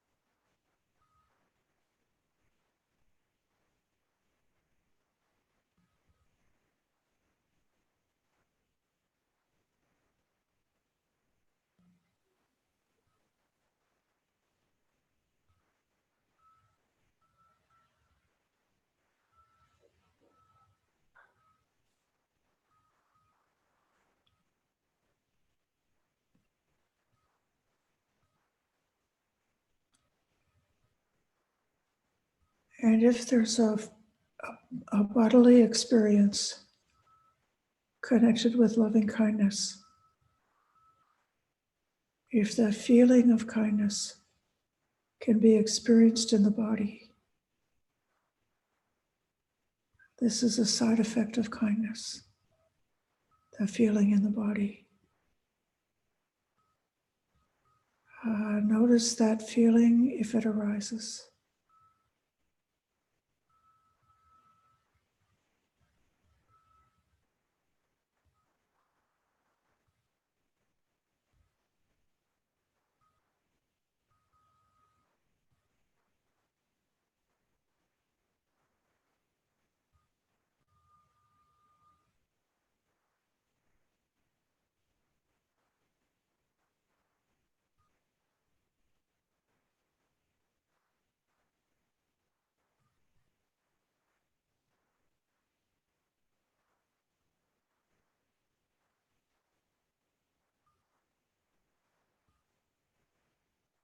Watch the feeling of kindness as a barometer, a measure of the meditation.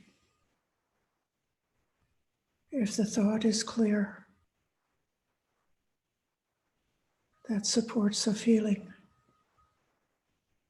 If the thought is sustained, the feeling of kindness will tend to be sustained.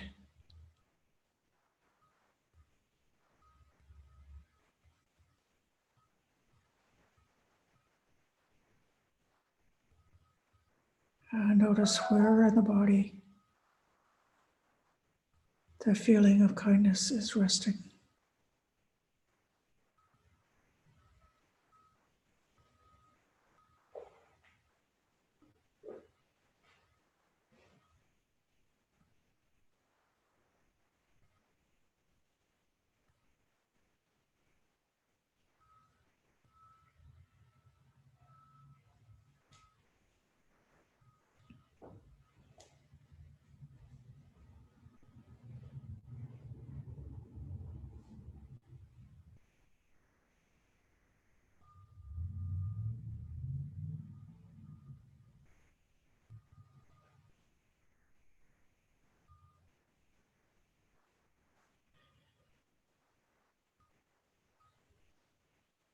Imagine the feeling of kindness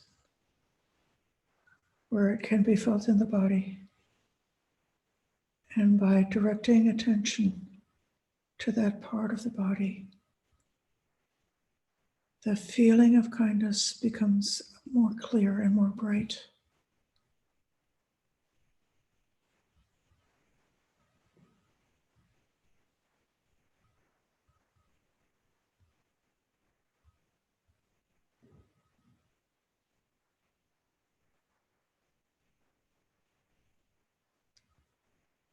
And the feeling of kindness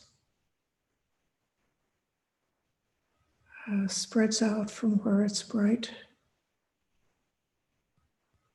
and gradually fills the entire body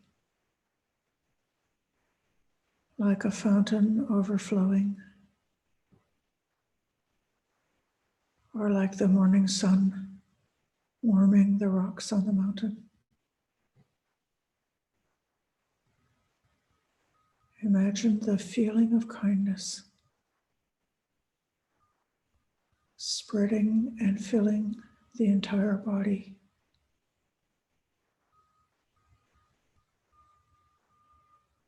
Even as the thought of kindness is spreading and occupying the entire mental space, so that our entire meditation is flooded and filled with this thought of loving kindness.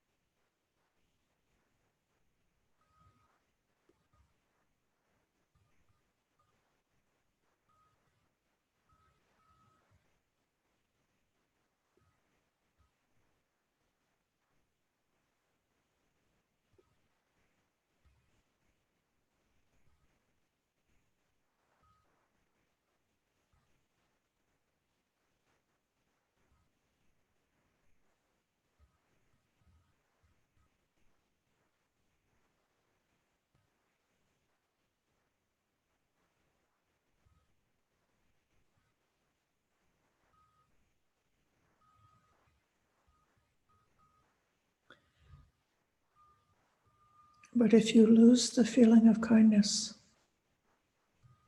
it may be because you faltered in the sustained thought of kindness, or if the mind wanders. If this happens, notice what it's like. Notice what's happening right then. With compassion, just see what's happening. And then return to the meditation. If necessary, starting with a scan of the body and establishing that open field of awareness, and then deliberately introducing the phrase of kindness, the meaning of loving kindness, and locating the feeling of this practice. What changes in the feeling? What changes in the state of mind while we are absorbed in the thought of kindness?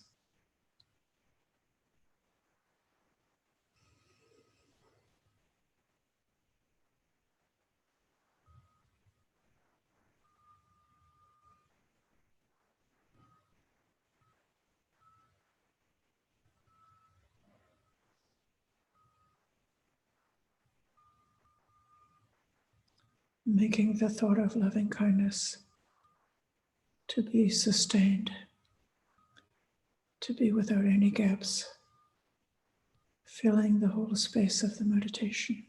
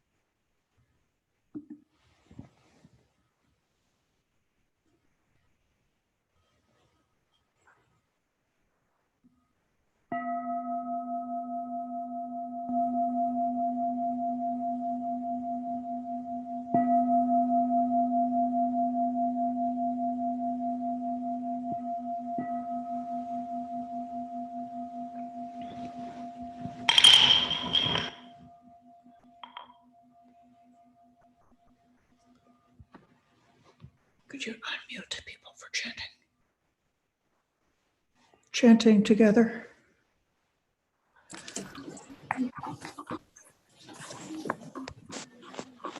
Aham Sukhita Homi Nidukha Homi Havera Homi Ananda Homi Ani Sukhi Ananda Hariharami Samme Satta Sukita Huntu Samme Satta Averahuntu Samme Satta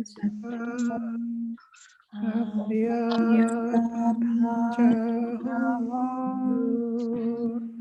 Samme Satta Anigahuntu Samme Satta Sukhiyatanam Pariharantu Samme Satta Sammadukha Pamuchantu Samme Satta Malam Sampatito Vegichantu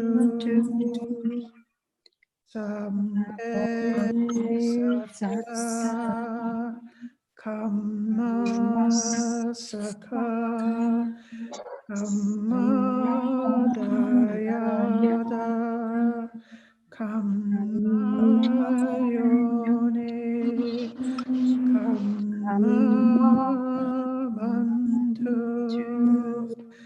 Kamma Patisaripa Yang Kammang Karisanti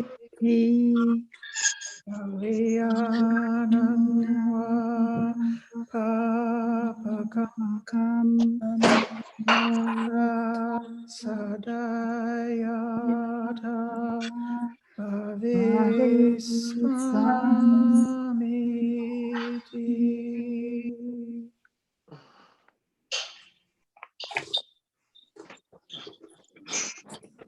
Okay. Thank you, everybody, for joining in this brief meditation.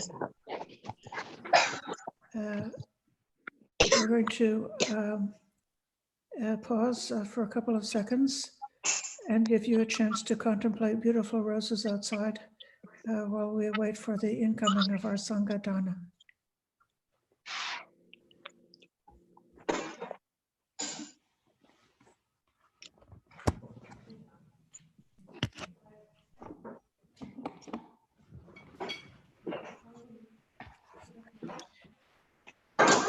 I'm just gonna turn the camera on.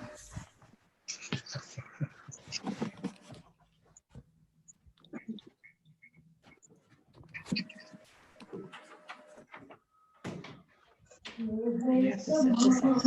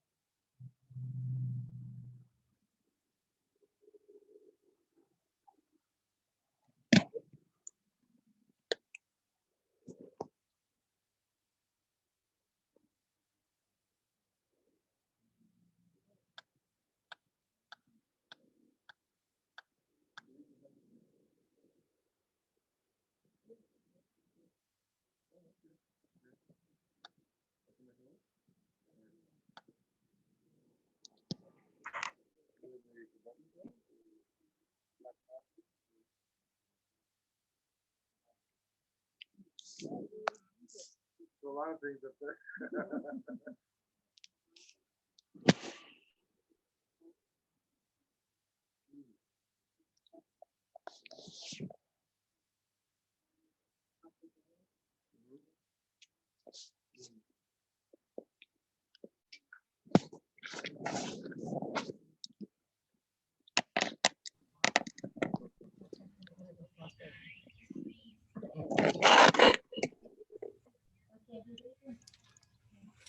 We'll see you on the next.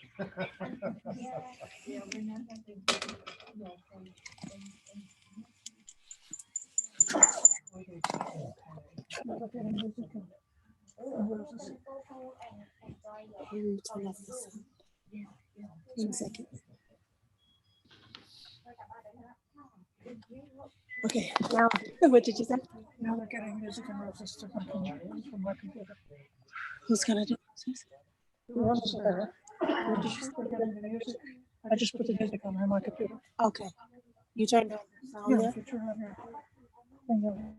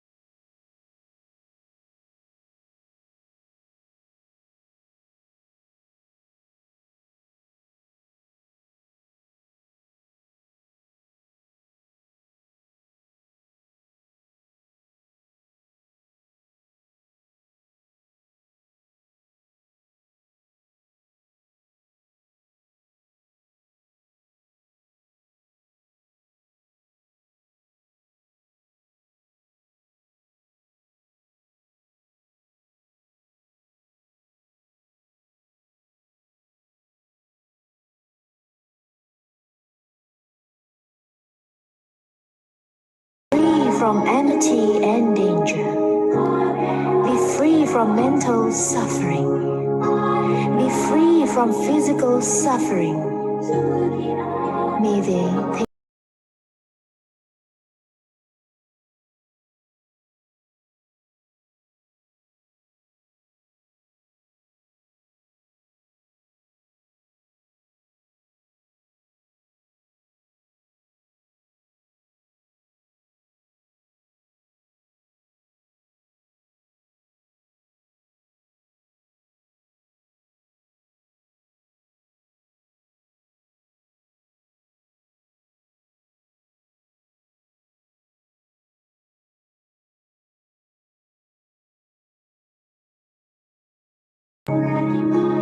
the southeast direction,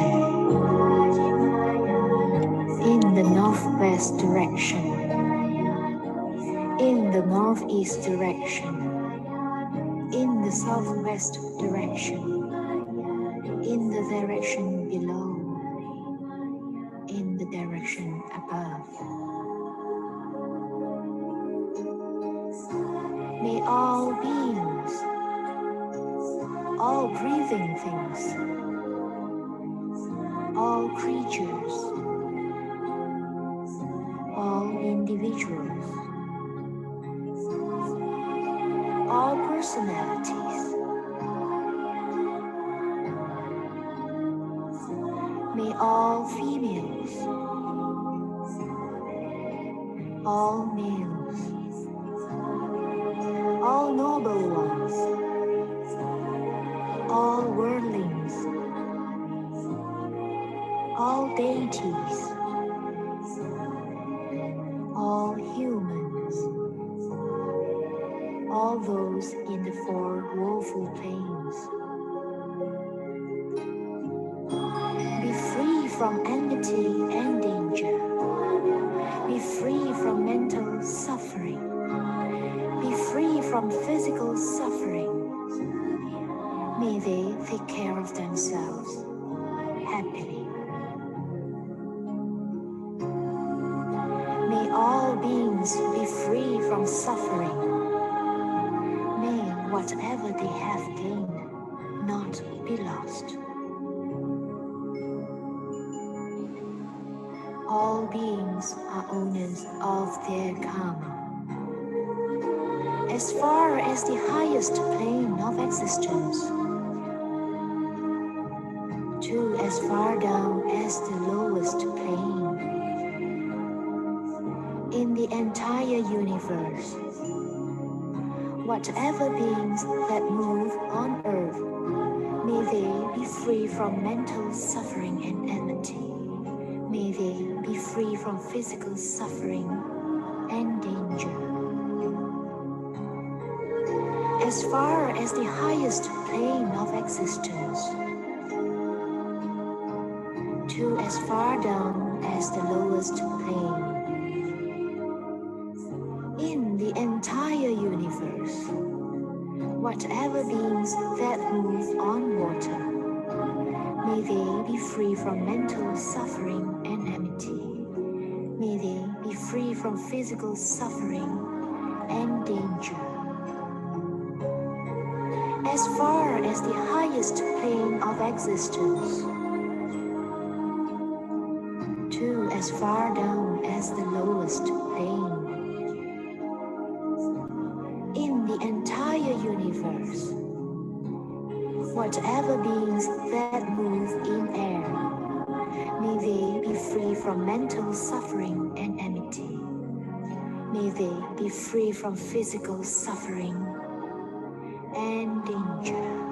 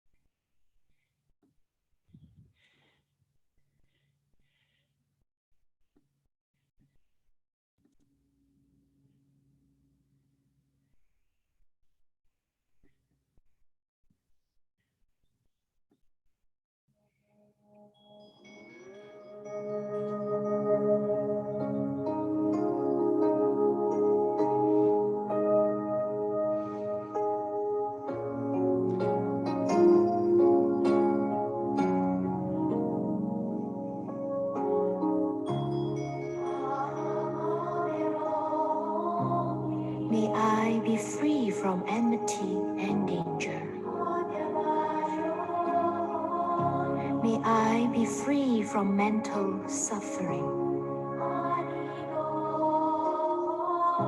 May I be free from physical suffering. May I take care of myself happily.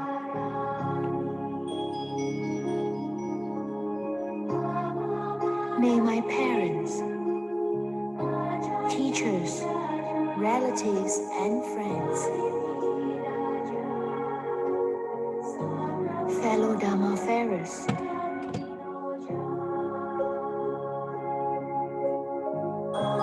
be free from enmity and danger. Be free from mental suffering. Be free from physical suffering. May they take care of themselves happily. May all yogis in this compound be free from enmity and danger. Be free from mental suffering. Be free from physical suffering.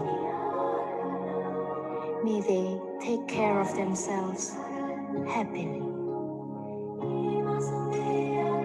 May all monks in this compound, novice monks, laymen and laywomen disciples,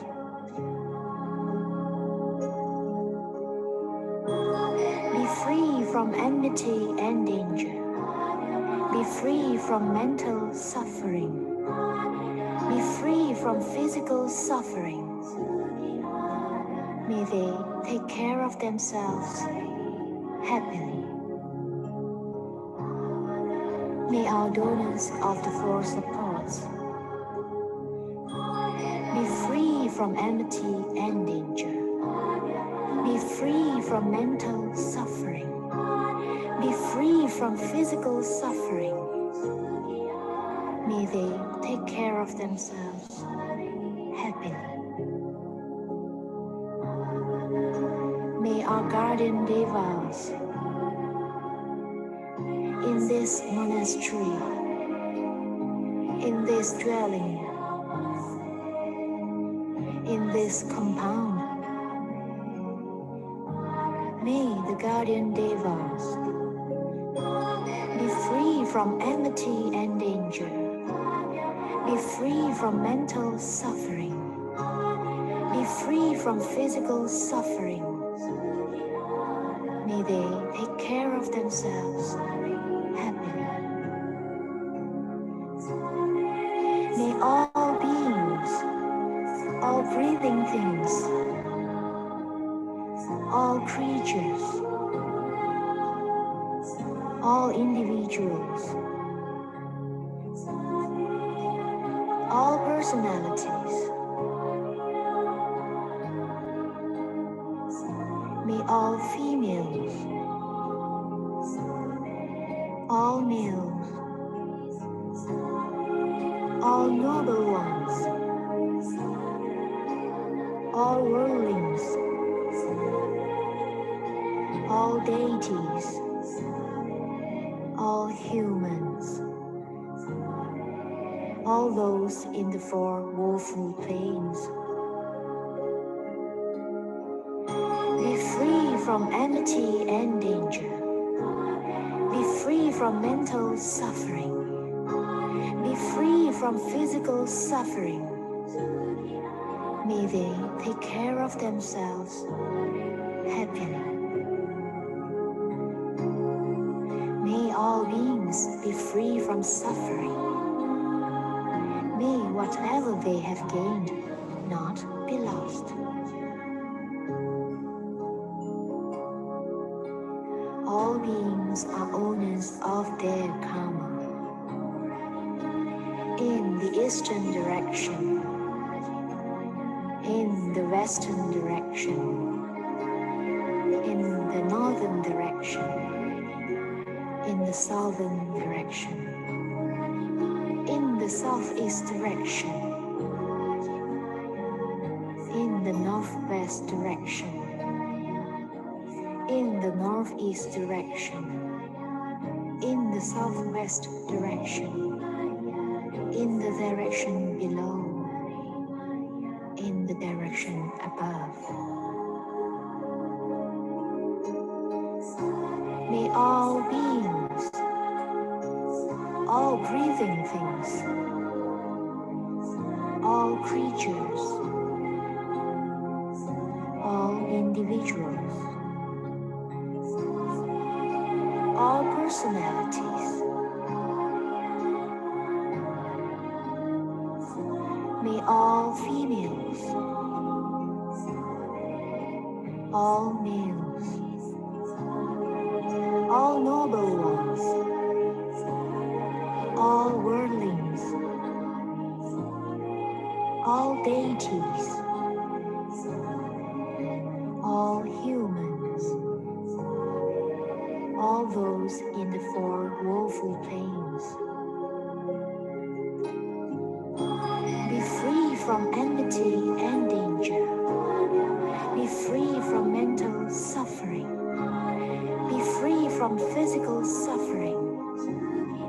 May they take care of themselves happily.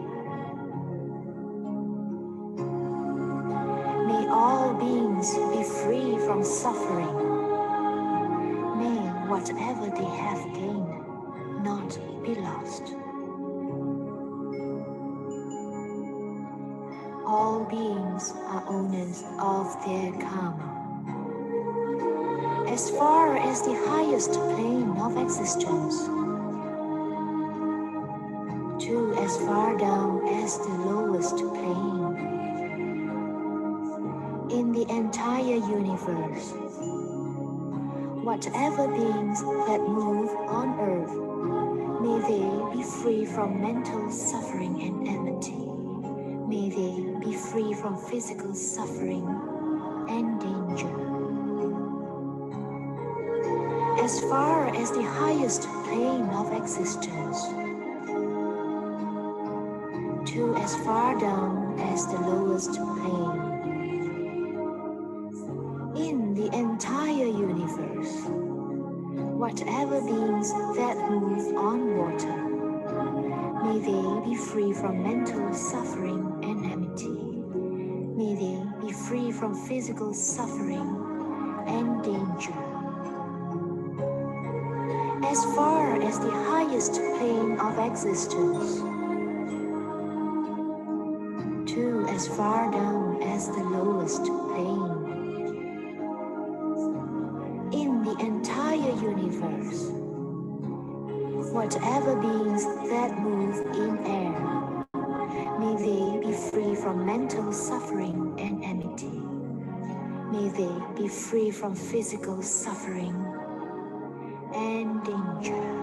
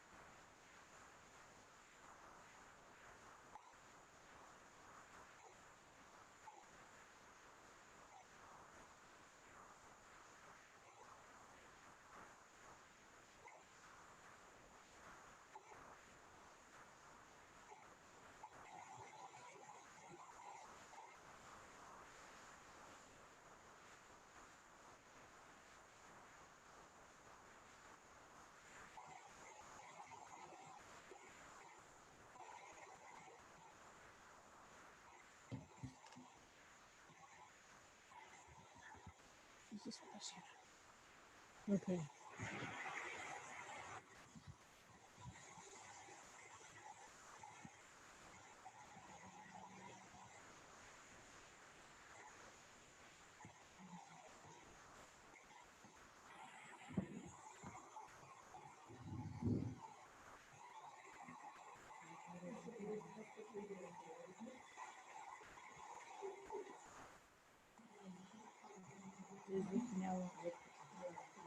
That's it.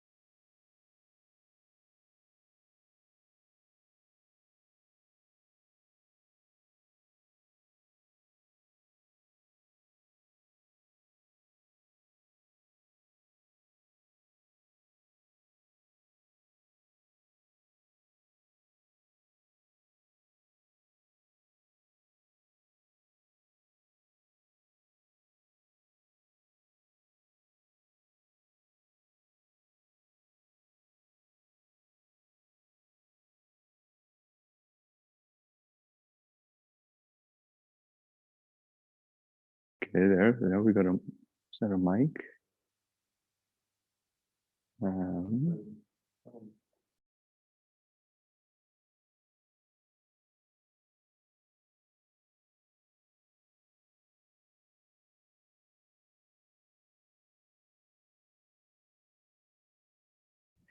Hello, is this Ajahn Pasano?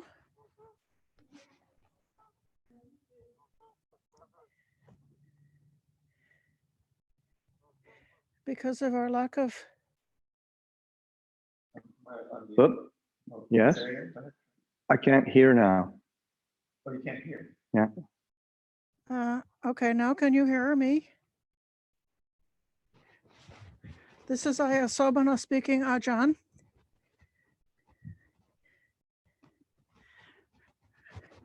And I'm going to find you and get you spotlighted so that you can proceed with your talk.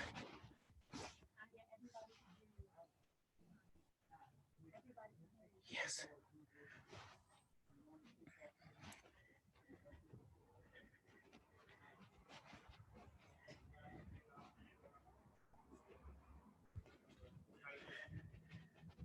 Okay, so.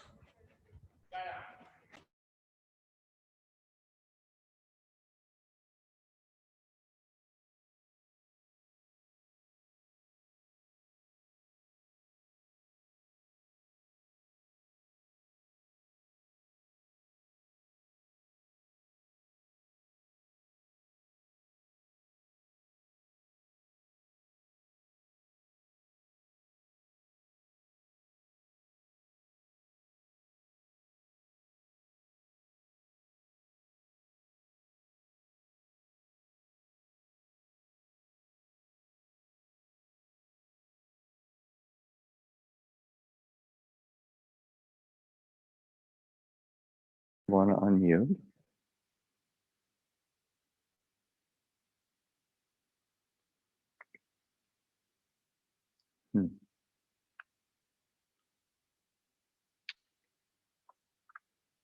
Welcome. And now we send this over to you.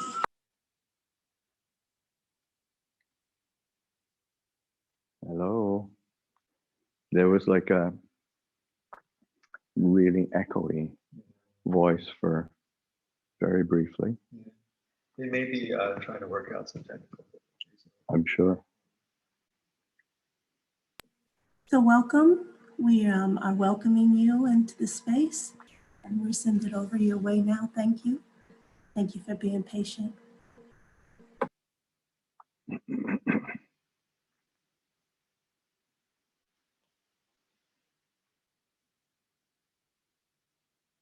Hello, anybody there? We hear and see you, Bhante. Oh, really? Okay, there we are. We're from Germany. We're Ananja Vihara, but I think everybody else also is here. Ah, okay. Ananja Vihara in Germany. Oh, wonderful. Now you are welcome to speak. Can you hear me? I can hear you. You can hear me. I can't see anything anymore. Yes, we're sending it over to you. This is your section of the program. Thank you and welcome.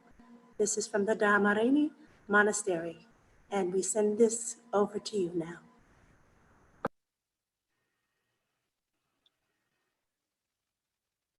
Okay, so just like to welcome everybody. Not quite sure. I can't really see anything here. I don't. But I hope it's connecting. And Greetings, Longpo from Adani Bodhi Hermitage. We would like to invite you to share words on Dhamma. This is Ayatata Loka here. Warm greetings from Aranya Bodhi Hermitage.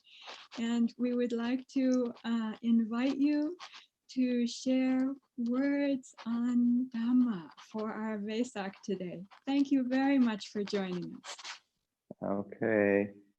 Well, my greetings and best wishes to everyone.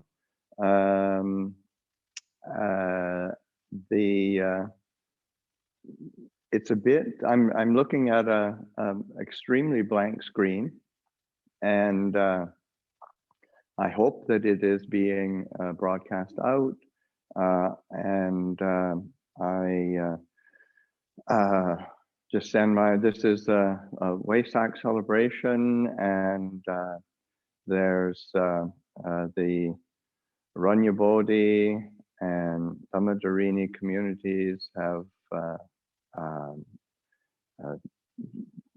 facilitated this, and it seems like a wonderful opportunity to gather, especially in this this time of global pandemic, and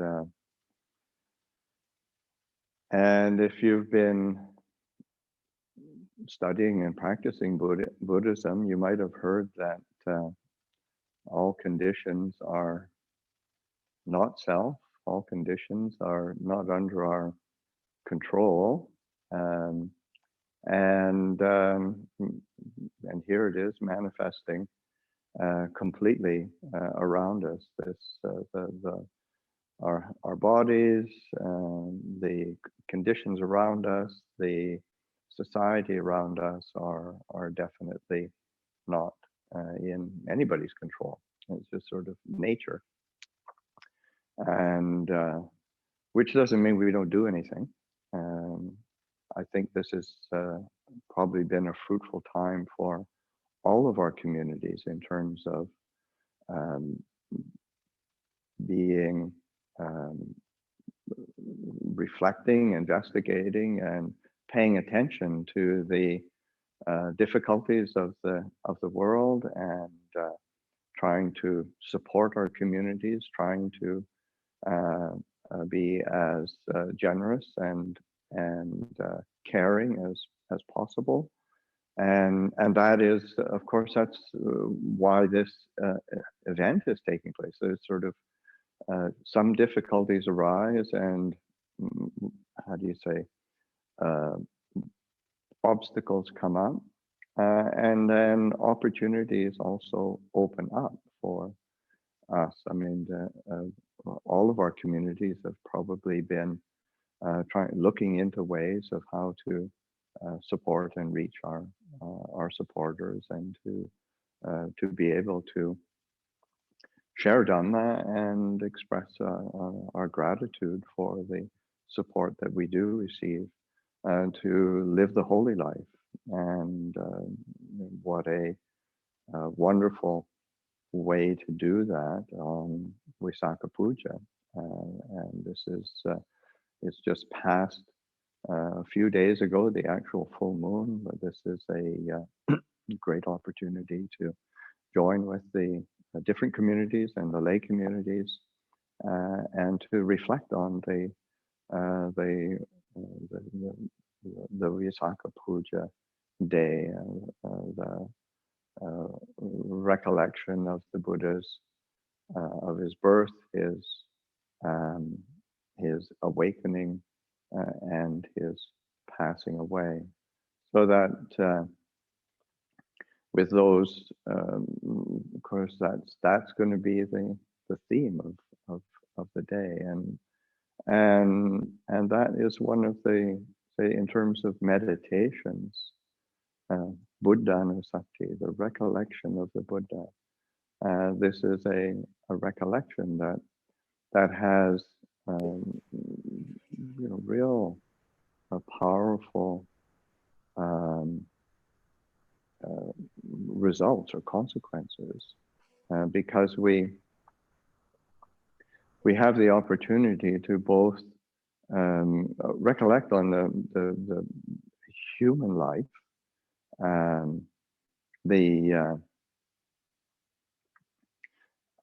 that the Buddha was born as a human being, but he was able to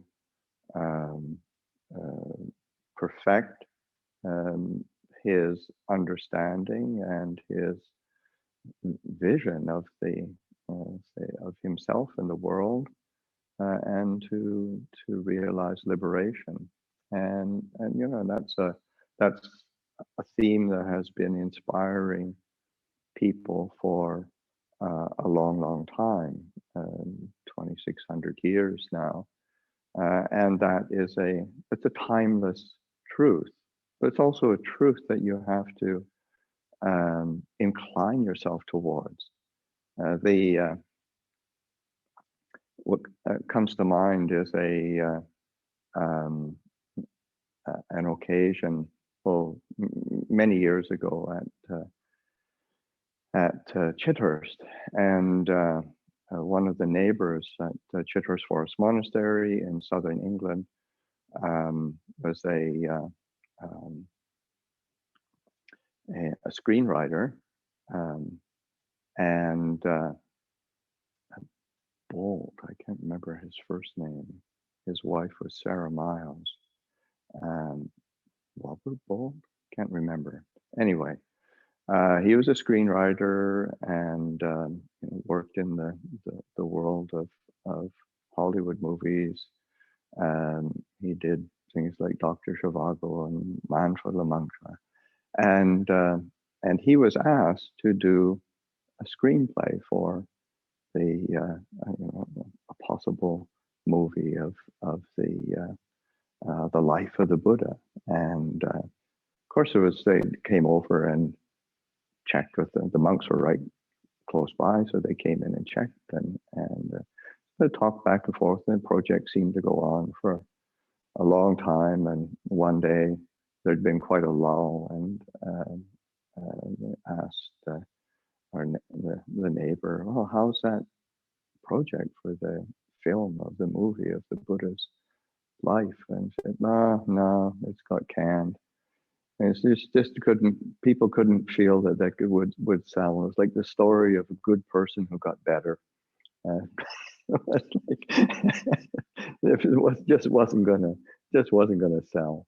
And that's in terms of the world, yeah, of course. But in terms of the human condition and those who are reflective about the human condition, reflecting and recollecting the life of the Buddha, and the impact that it can have for ourselves is, I think, one of the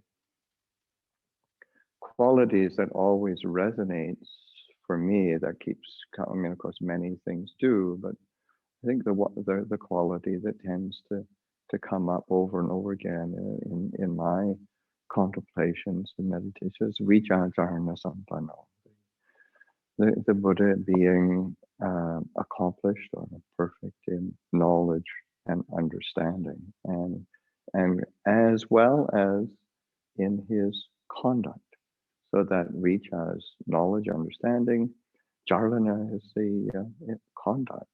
So that having that perfection in both understanding, wisdom, but then really living it. And I think that example has rung true for 2,600 years and still rings true today and will continue to ring true. So as for us as disciples, students of the Buddha, to be able to bring up those qualities that inspire us and to give us encouragement and a sense of a direction.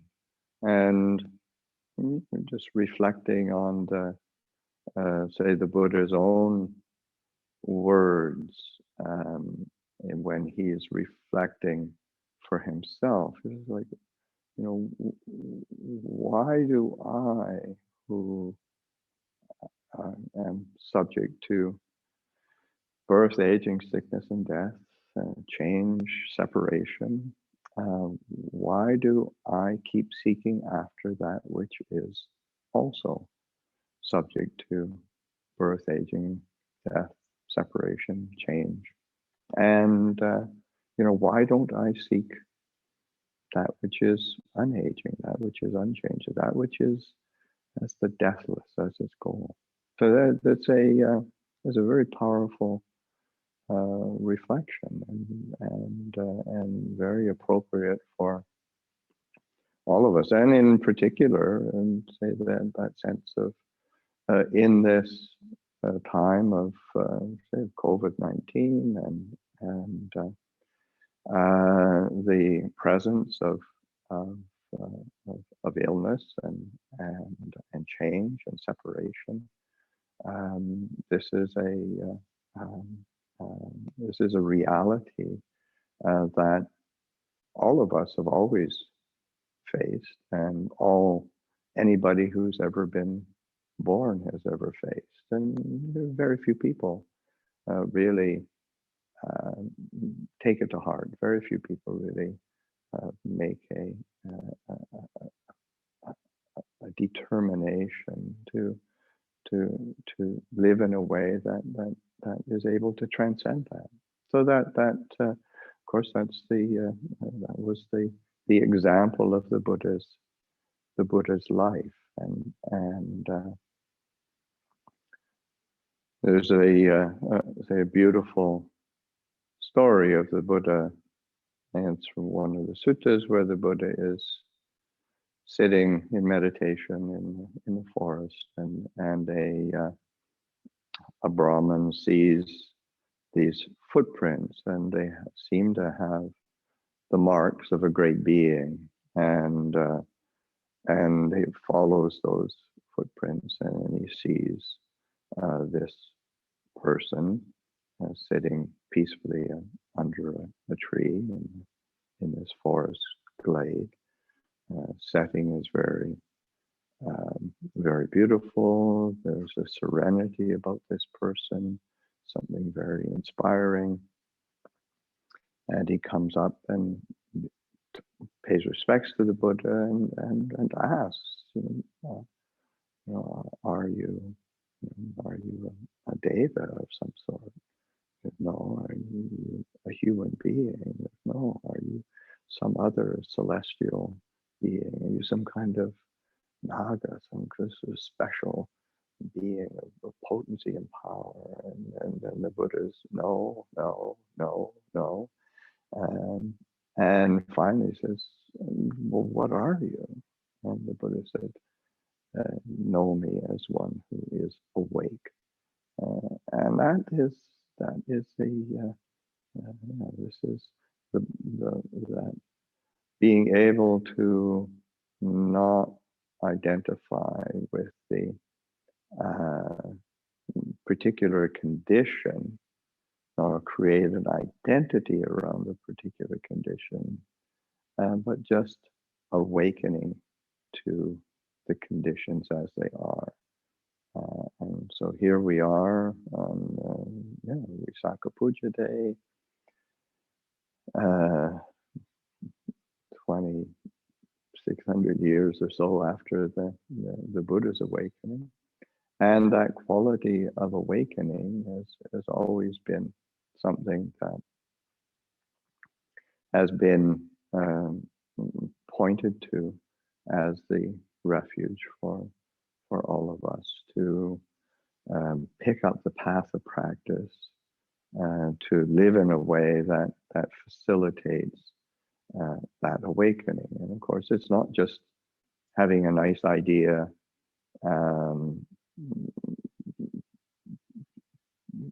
being inspired by the theory of it, but learning how to practice and train oneself, so that that commitment to a training in sila, training in integrity, virtue, virtuous conduct, in body and speech, our relationships to the people around us.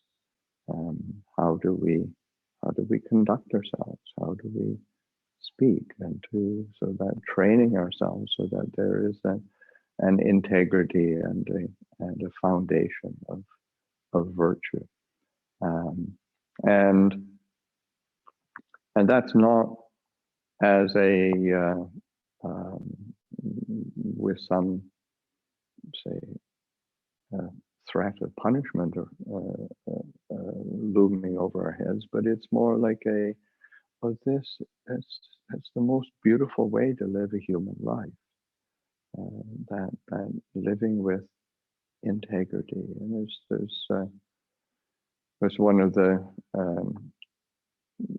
suttas where the Buddha points to these 5 great gifts, and it's just pointing the 5 precepts, with this giving the gift of safety, giving the gift of trust, giving the gift of compassion.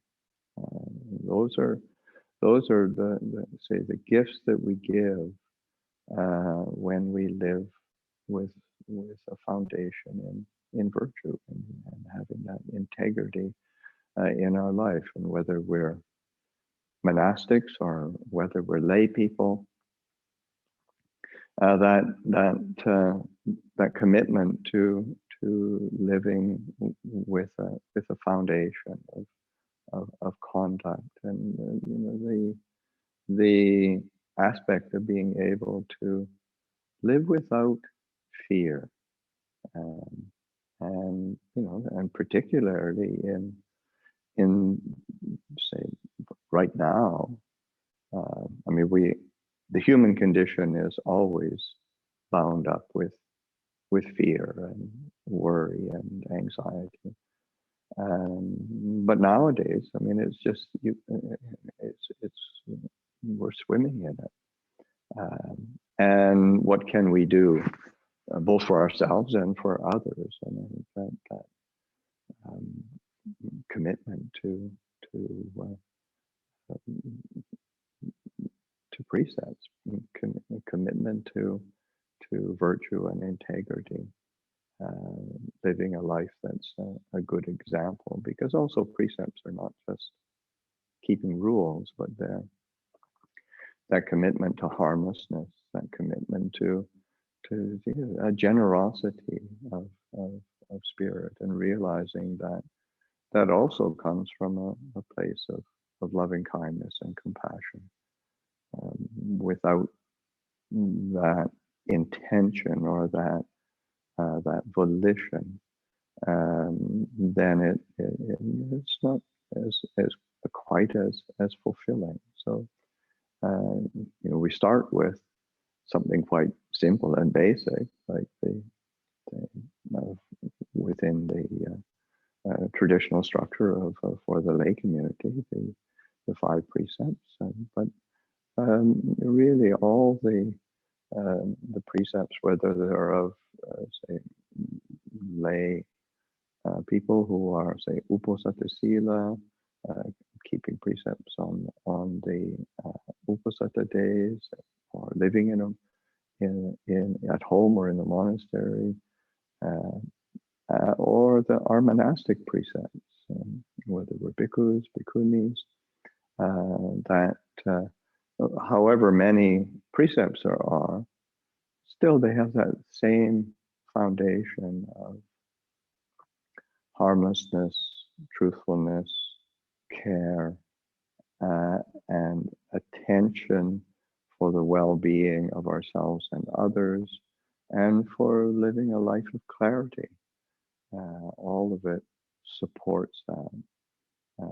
So that commitment to training in precepts, and I think particularly in terms of Vesak reflection, it's not really, we're not really practicing, say, for our own personal benefit, but you realize that we're both practicing for the benefit of others, because a life well lived impacts many, many people, and to be able to recollect that and realize that and I think particularly in these days where there is there's a lot of suffering, there's a lot of difficulty, and there's also some really wonderful stories of and examples of tremendous generosity, tremendous kindness, wonderful sharing and supporting of each other, and tremendous courage for helping. So that those examples are important to be supported and to be reflected on. That our conduct is something, and there's human goodness. It does have a reward on a personal basis, and on a communal, societal basis, but also, especially as a Vesak, one is also recollecting the lineage, or recollecting the traditions that we have inherited, and that offering of our practice, a dedication of our practice for the benefit of the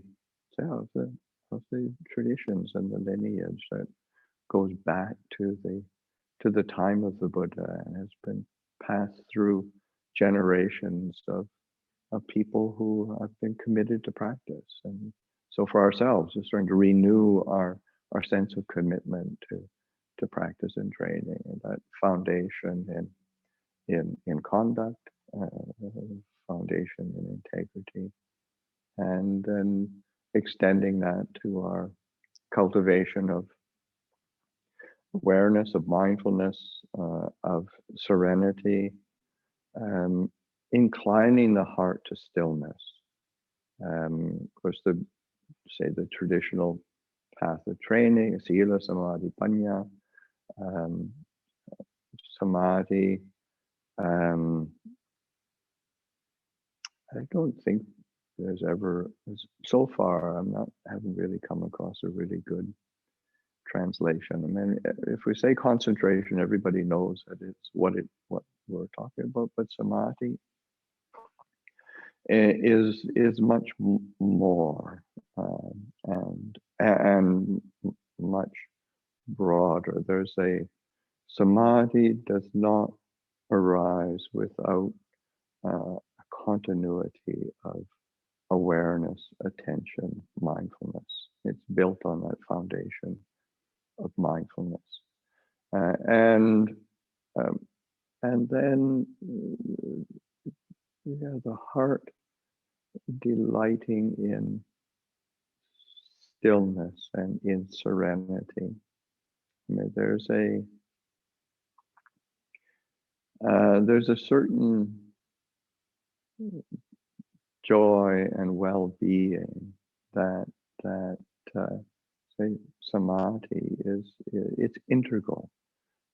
It's not dry. It's not just concentrating the mind on an object and hoping something will happen. It's engaging in serenity and stillness, delighting in that stillness, and that's of course that's the Buddha himself. You think of a Buddha image, and I have a Buddha image behind me, and I'm sure all of you have all of your viharas, monasteries, places of practice have Buddha images there. For all the lay people, probably have Buddha images, if not images, then at least pictures of some sort. And if you pick an image,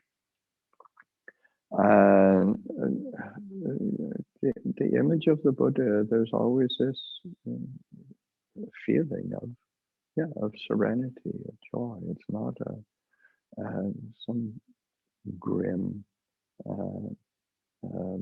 exaltation of some asceticism. It's the Buddha delighting in awakening, and that and also is those traditional images tend to have, even if it's in a samadhi posture, the iconography is such that the eyes are usually almost slightly open. Again, this sense of awake, that know me as one who is awake or awakened. The Buddha referring to himself, and that not as an identity, but as an experience.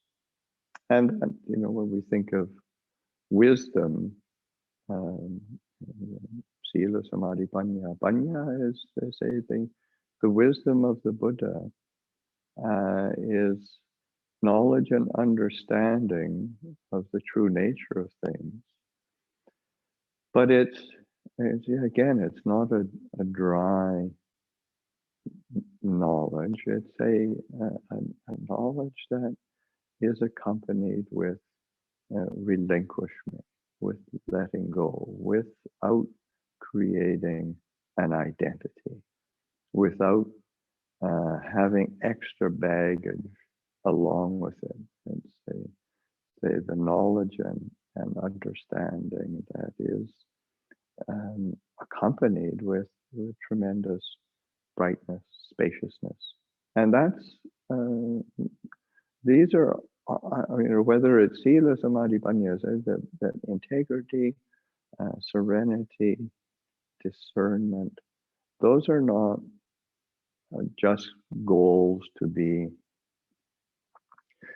said, oh, at one time, sometime in the future, I hope to be able to get that.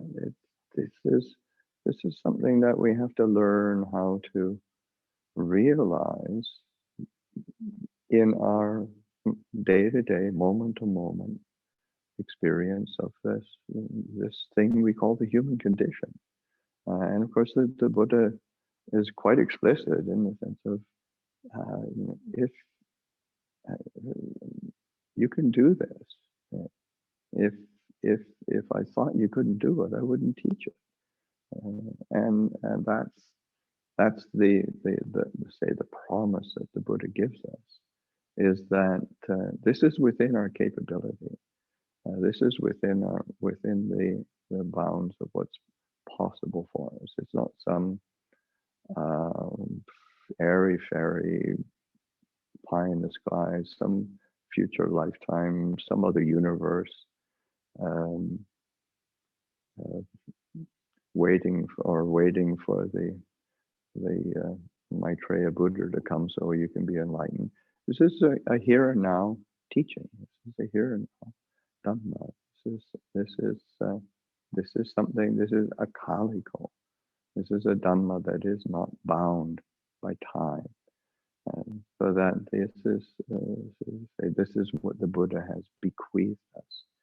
So that especially again, it's sort of, this is Vesak Puja Day. Recollecting the Buddha, recollecting the life of the Buddha, recollecting the legacy of the Buddha, recollecting what the gift that the Buddha has given us and given humanity. And so it's just such a important, of course, it's the most important day in the Buddhist world. And because it does, it points to the Buddha being born in the world, and his awakening and his passing away. And that passing away is also important. It's real in the sense that the Buddha was awakened within the limitations of the human condition, in the same way that we are bound by the limitations of the human condition. We're born, we age, we get sick, we die. We have minds that have moods, we have thoughts. They can be all over the place, but the Buddha saying within these conditions, we can understand it and be liberated. And that is the gift. They're reflecting on the Buddha's passing away, and that opportunity of realization is, we have a limited amount of time within this human condition, and we have the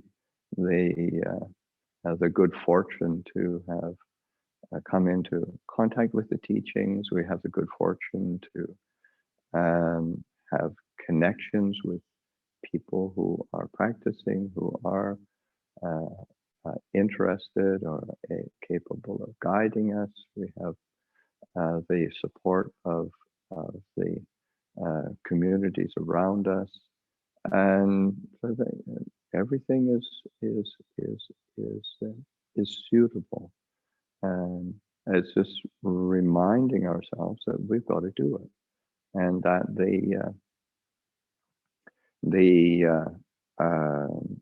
this human condition is even the Buddha.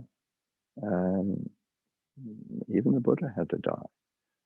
Even the Buddha's physical body gave out on him, and it wasn't as if there's many suttas where the Buddha talks of how uncomfortable it was to be in an aging body, and I think of course I got that.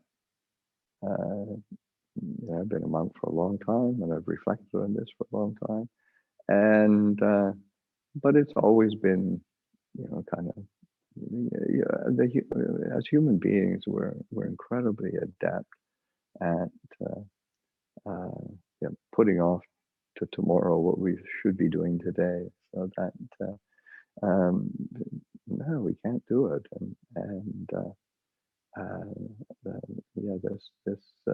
this human condition is precarious, but it's also extremely precious, because we have the opportunity to know clearly and to understand both its limitations, but then its possibilities, and the possibilities are being accomplished in knowledge and conduct, and being one who is awake, and that is it's a wonderful opportunity, and it's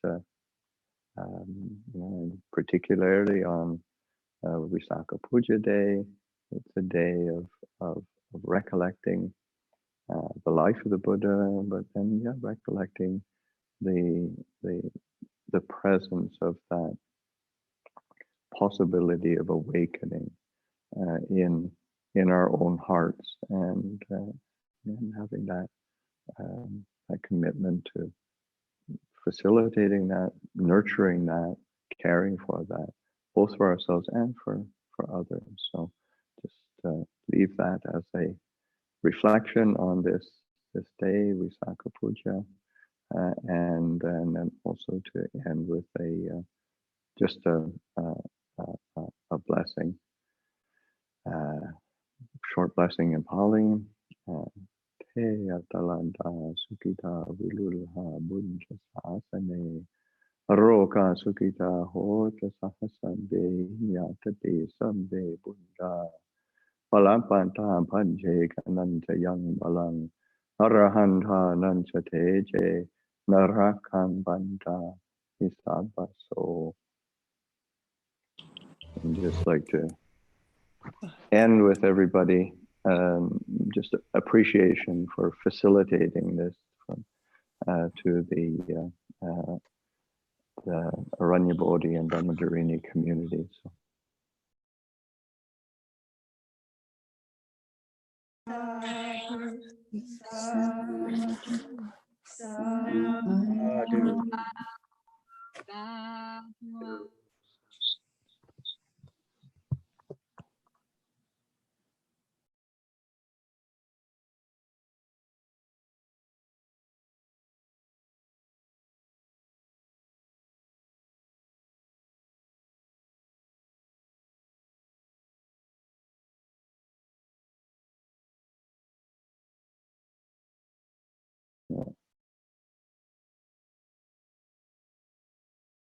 That the community at Abhayagiri on the Fearless Mountain is staying well during this time, and so much appreciate you joining us. Yes, we're doing well. I hope you all are there. I think on a certain level, I assume it is for you, for us. It's like winter retreat just didn't end. We're continuing on with our winter retreat. Well, for organizing this Vesak, this has been such a joyful work and a little bit different winter retreat time, but so much joy in all of our community members gathering together from near and far to remember the Buddha, to share Dhamma, meditation, time of precepts and refuges together is a joyful occasion. And after this, we're going to go back to being like retreat. Yeah, I mean it's really I mean I only just saw this morning how extensive the program is. It's really quite wonderful, and it's a huge anumodana for organizing it. Yeah, thanks to everyone who's offered so much, including you, Longpor, and everyone who's offering the technical support at Obayagiri. We are happy to think that just a few mountains to the north of us, you're there. The Venerable Bhikkhu Sangha is practicing together during this time. Yeah, and then once things, as uncertainty goes, and whenever things start to open up, then we'll actually to see each other outside of the virtual realm and see you in actual existence. We hope so. All things being in. Thank you for your Dhamma. Okay, you take care. I'll take leave now. You've got all sorts of things happening. Sadhu, sadhu, sadhu.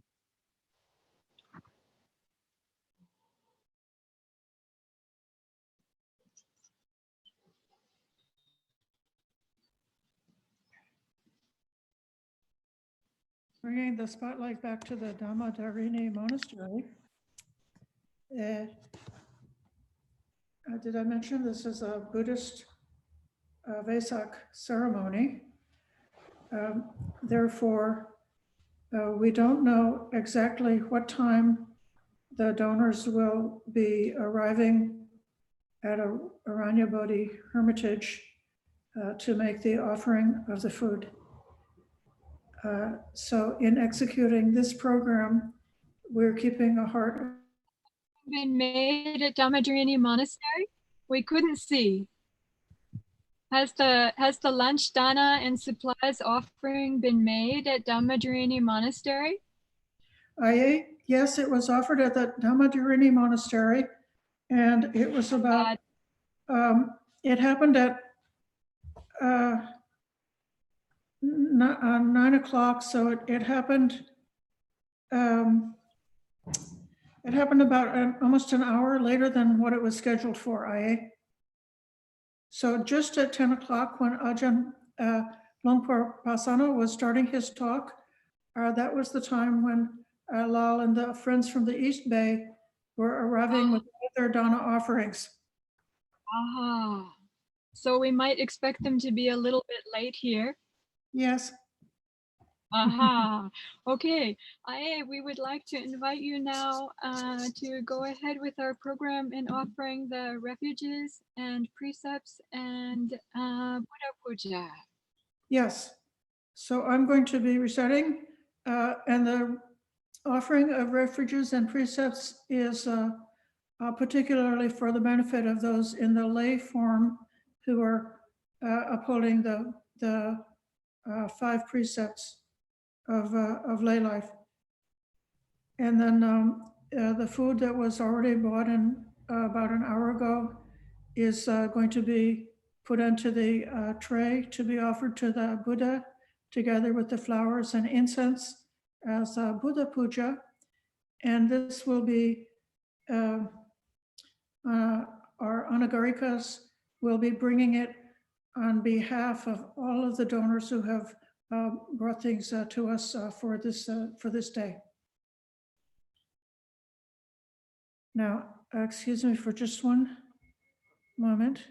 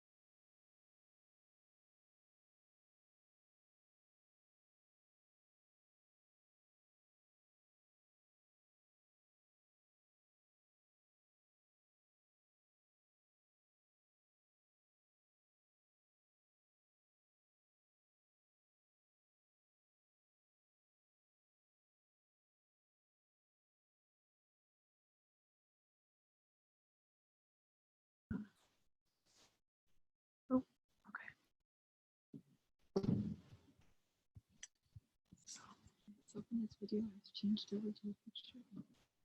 Yeah. Can you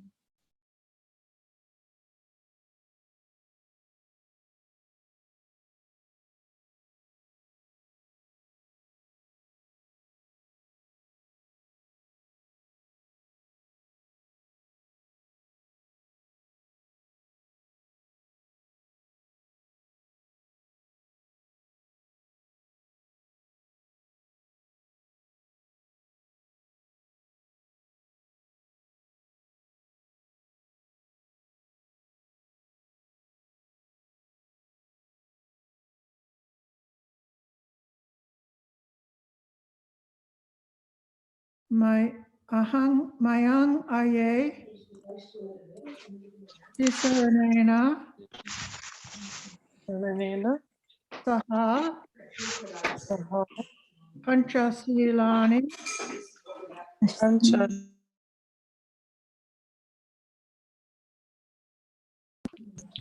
Utiyampi Mayang Aye Saranena Saha Panchasilani Saha Panchasilani Yachama Yachama Satyampi Ati Mayang Aye Maya Aye Tisaranena Tisarena Saha Saha Panchasilani Yachama. Panchasilani Yachama. So the meaning of what you just said is we've questions in the precepts. For the second time, we venerable request the three refuges.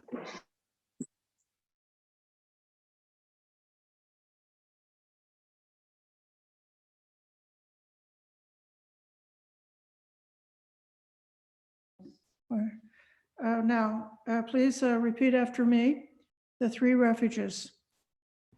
Namo tassa bhagavato arahato samma sambuddhassa. Namo tassa bhagavato arahato samma sambuddhassa.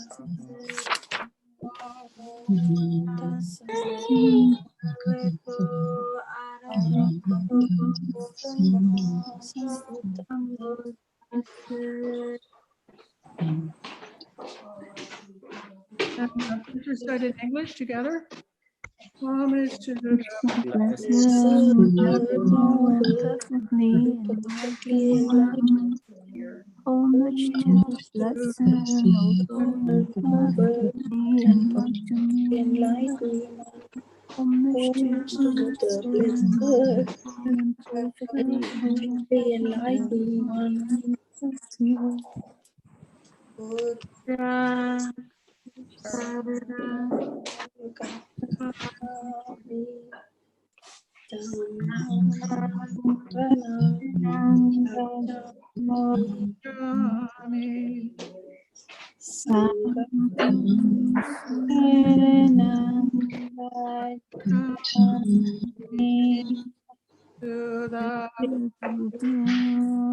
go for I wonder if there's a way to change the.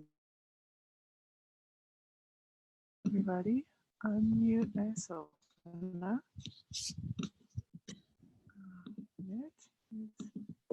Dutiyampi buddhang saranang gacchami.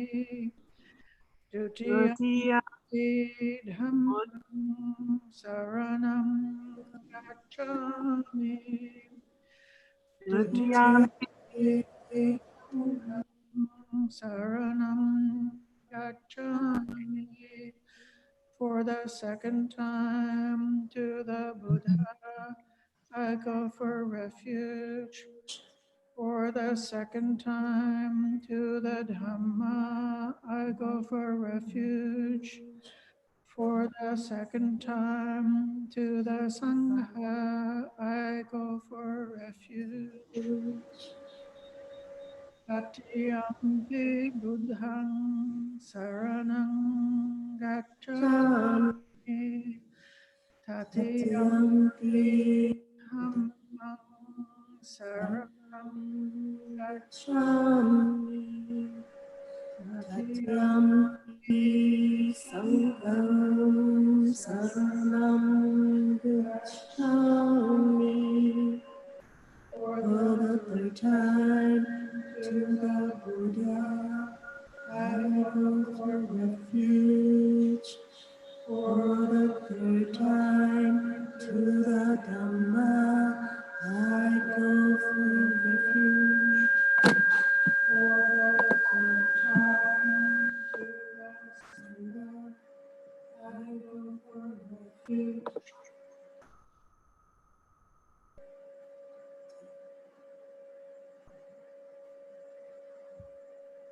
This completes the going for the 3 refuges. Please say Ama Aye. Amaye. Now let's all recite together the 5 precepts in Pali and English. Anatipata Veramani Sikkhapadang Samadhiyami.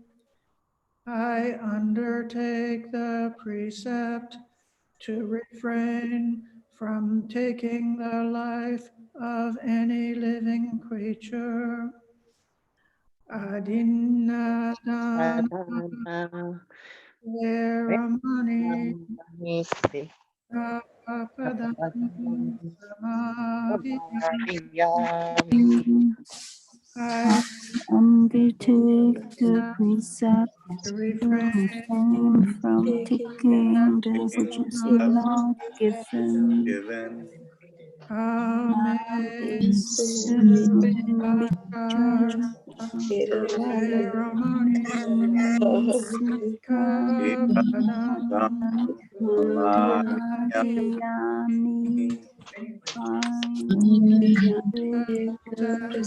To refrain from sexual misconduct.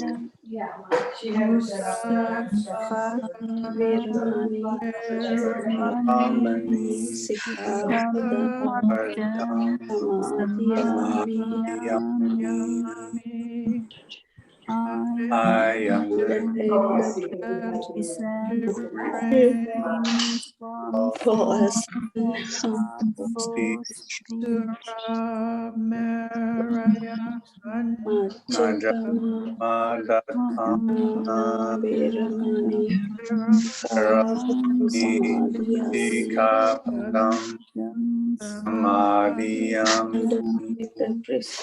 I undertake the precept to refrain from consuming intoxicants during which lead to carelessness. Imani Panchasili Silena Sugatim Yanti Silena Bhoga Sampada Silena Nimtim Yanti Tasma. These are the 5 precepts.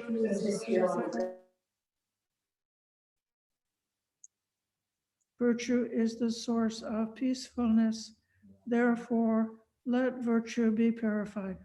Now, everybody, sadhu, sadhu, sadhu, 3 times. Sadhu. Sadhu. Sadhu.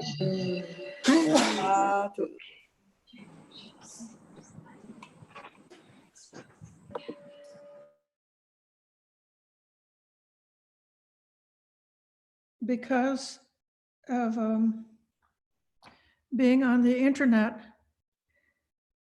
we can have the miracle of leaving Thailand in an instant. That's what this book is. I mean, it's universal, but I'm in the Thai chanting book, and I'm going to jump to a chanting book from the Sinhalese tradition for the offering of the Buddha Puja. So again, I'm going to take a minute for that to change the share screen.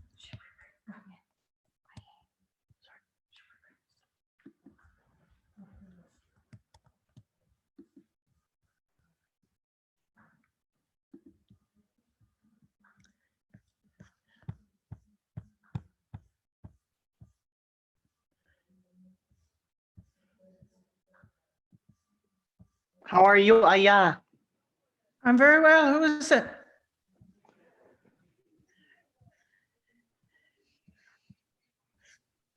Okay.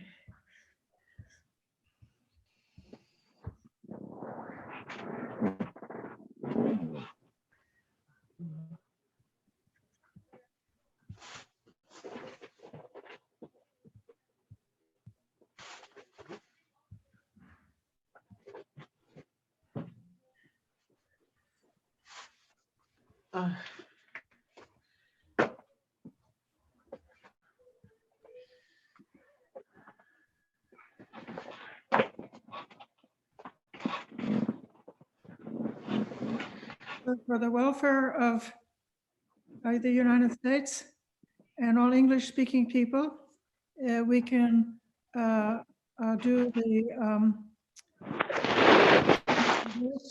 Pali in English because we have time to do this. So we're going to start here with the Pali. And now please, if you can see the screen, let us recite together. And I will be leading, and everybody will be leading. Now I'm inviting our Anagarika to come in and to bow before the altar and offer the Buddha Puja.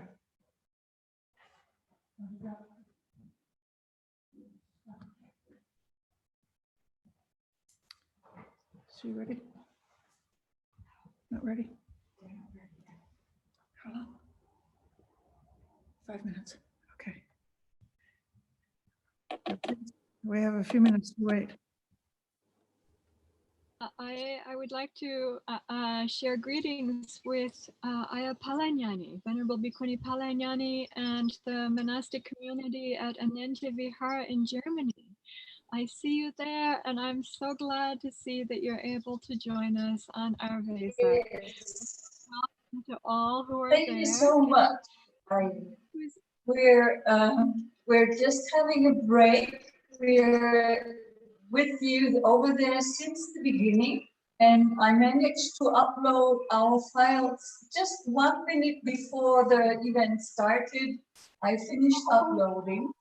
Oh, thank you so much.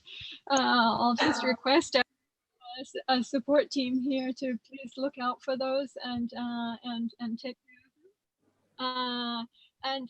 Ayah Palanyani, yes. I just like to tell everyone who's listening, Ayah Palanyani is a long-time sister and friend of our community, and she came here to Aranyabodhi for our very first Vasa here more than 10 years ago, or nearly 10 Vasas ago, a little bit more than 10 years ago. And she had been living and training as a Mechi in Thailand, in the branch of Mahasi tradition, Mahasi Vipassana tradition, which comes from Burma and came to Thailand. And then she was training with the late most venerable master Ajahn Brahm and Ajahn Supan. And there she was encouraged to undertake the 10 precepts, which she did as a dark brown robed Mechi. She undertook the 10 precepts and also to study and practice with the Bhikkhuni discipline as much as she could. But of course, that's very difficult in such circumstances. She came to visit us here, first as a 10 precept Mechi. Before we even started with Aranyabodhi, she came to visit this land here together before our first Vasa. Then she joined us for our first Vasa and undertook seminary Pabaja, and then the Bhikkhuni, full Bhikkhuni ordination here together at the same time as Ayah Adimuti and Ayah Subhijana and Almatana Santi. And so now it's been 10 years since then. She returned to Thailand and was practicing in a very remote mountain forest hermitage that used to be frequented by Longpo Man, the teacher of Ajahn Chah, for quite a period of time. And then she was invited to return to her home country of Germany to lead up at Ananja Vihara, which is where she is now. And the monastics together with her are her own students and have received ordination with her. And one of the monastics together with her is Anagarika Jutindra, who was received the Anagarika precepts with me in Cambodia, and then returned to Germany and undertaken the training in preparation for Bhikkhuni ordination with Ayya Palanyani. She's made a commitment to that. So we have such close connections with one another, although we're on the other sides of the planet. So I'm so happy to see you. And that the Ananja Vihara women's monastic community can be joining together with us now. I hope in not such a long time to travel to, after coronavirus, to travel to Germany and to meet everyone in person. I hope so too. That the Buddha Puja is ready to be offered.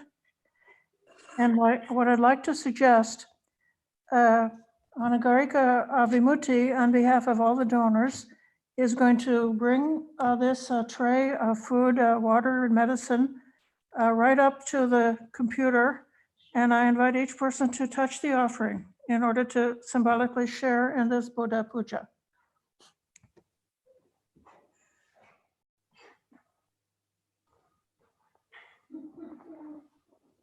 These are the foods that were brought and offered at our Dhammadharini Monastery by our Dana coordinator, Upasaka, Mr. Lal Senanayake, and his assistant, Manuka. Sadhu, sadhu, sadhu. And so now the monastic community takes it to the recollection and remembrance. Everyone's offering. Yes. Yeah, would you keep this screen spotlighted while we're chanting? I'm going to go to share screen. And did we want to mention all the donors from COVID period? If there's a chance at the Sangha Dana later on, will be when we do this.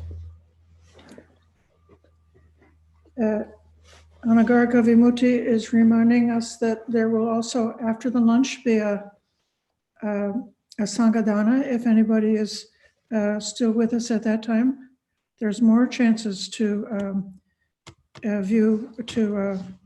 express our generosity and dedication of merit for making offerings.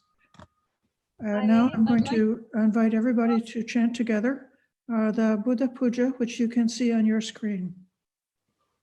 I would like to sing.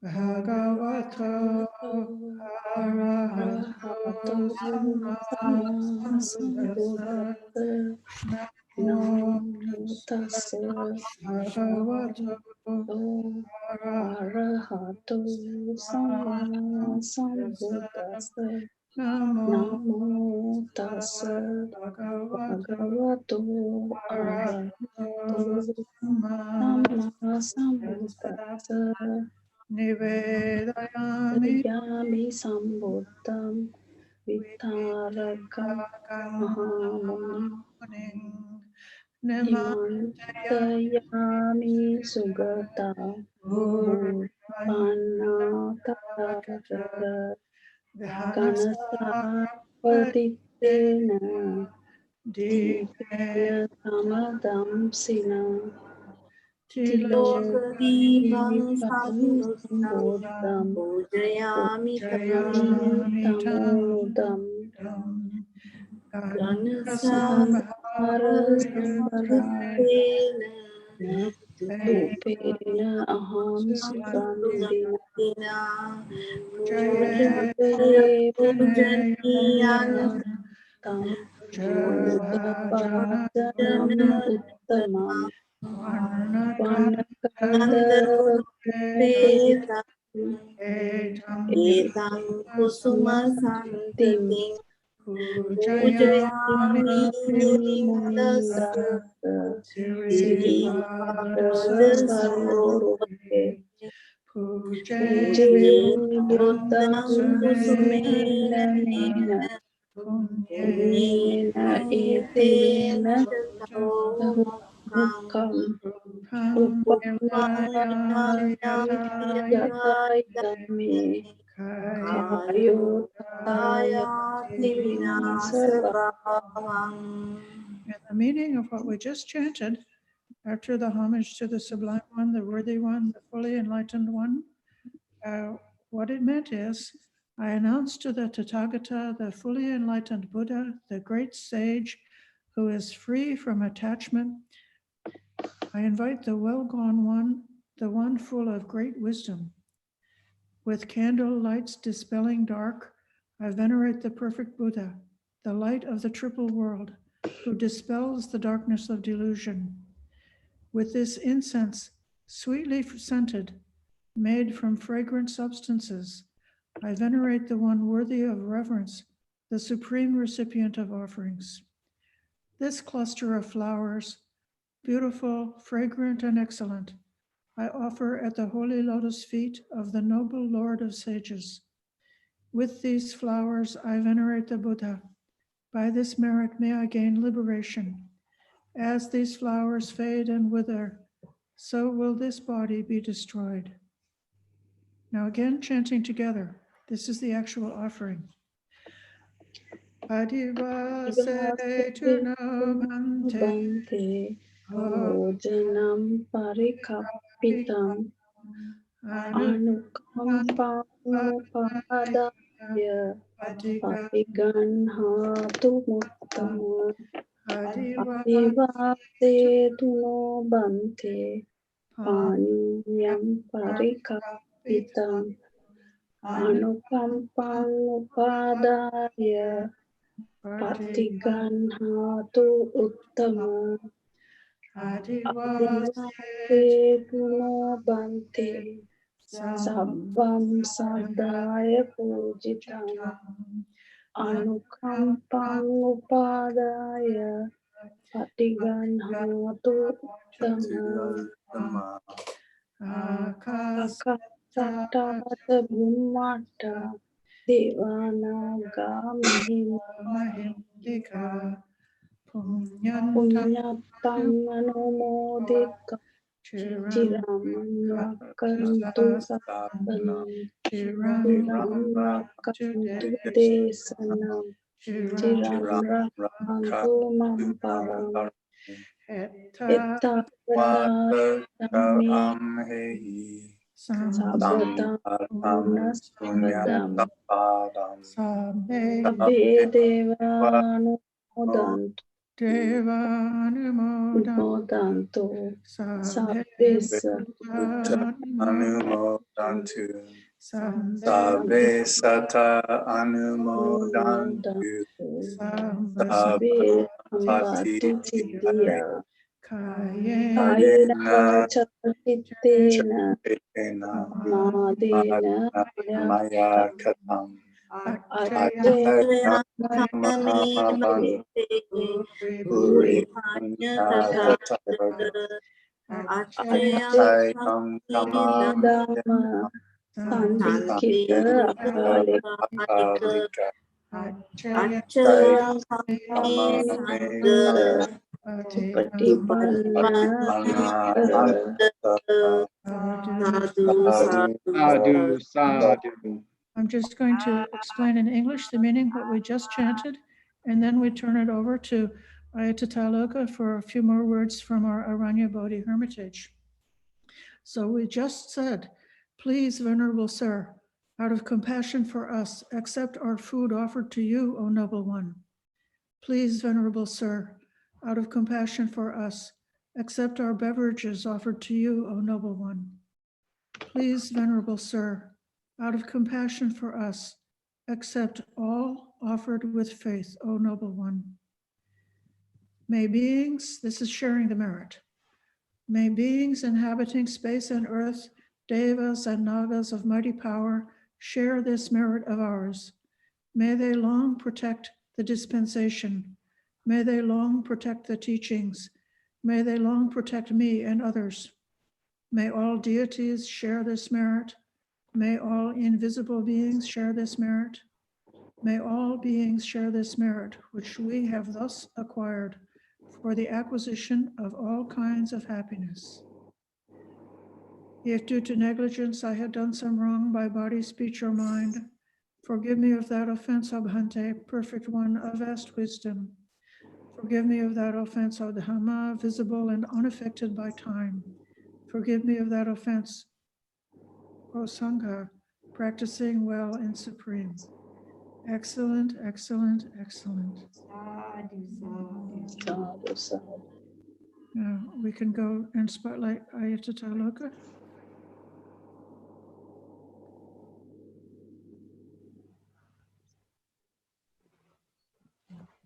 Greetings to everyone from our Aranya Body Awakening Forest.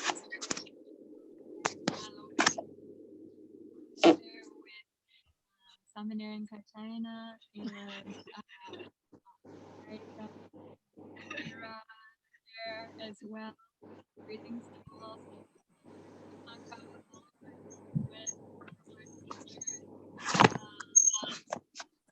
Away, including on the other side of the world. And friends from Sri Lanka, also we have Kalinyani here because I can only see the very top of the screen. And I'm coming to you now live from our Aranya Body Awakening Forest Hermitage on the Sonoma coast of Northern California. It's our Dhammadharini Peace Community Forest Hermitage. And we've been here now for a bit more than 10 years.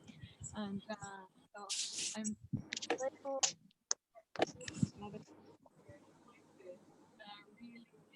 preparing for our Vesak.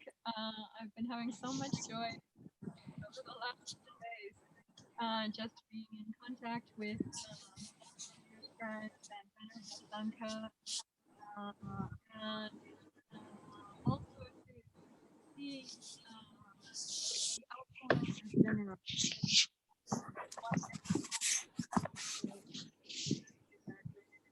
Together today. So I heard a few minutes ago that were together in Laos, from Laos and America, that he was not able to arrive to our Dhammadharini monastery.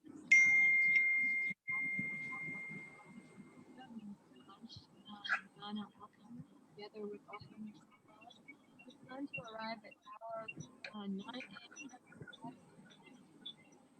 Plan to arrive here at our Aranya Bodhi Forest by 11 a.m. and now it's nearly 11:15. So we don't know what time he's going to arrive. But I thought if Anagarika is still there, all this time now, because we're not rushed, that it would be great to hear from her about those who have contributed, the donors and supporters. I heard her earlier asking if she could mention about that, and I think it would be excellent to be able to hear from her now. So I want to there's thinking to share about those who have offered and those who have I would like to welcome and invite her to do so.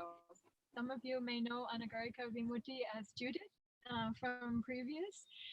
She's been a good Dhamma friend for such a long time, and in fact she was part of the group of 20 people who are the founding supporters of Dhammadharini from more than about 15 years and now she has come to stay at our with our Dhammadharini community and undertaken the Anagarika precepts and training here with us. And Ayasobana, if she could be available, can we invite her to please share with us as she had asked?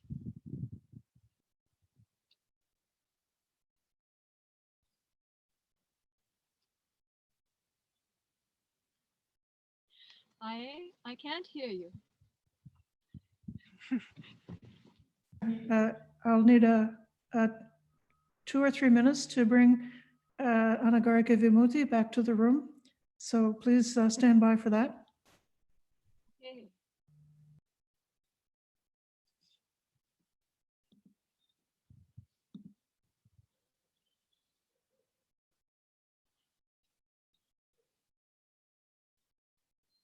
Can you let me know about what's there on chat because I'm not able to.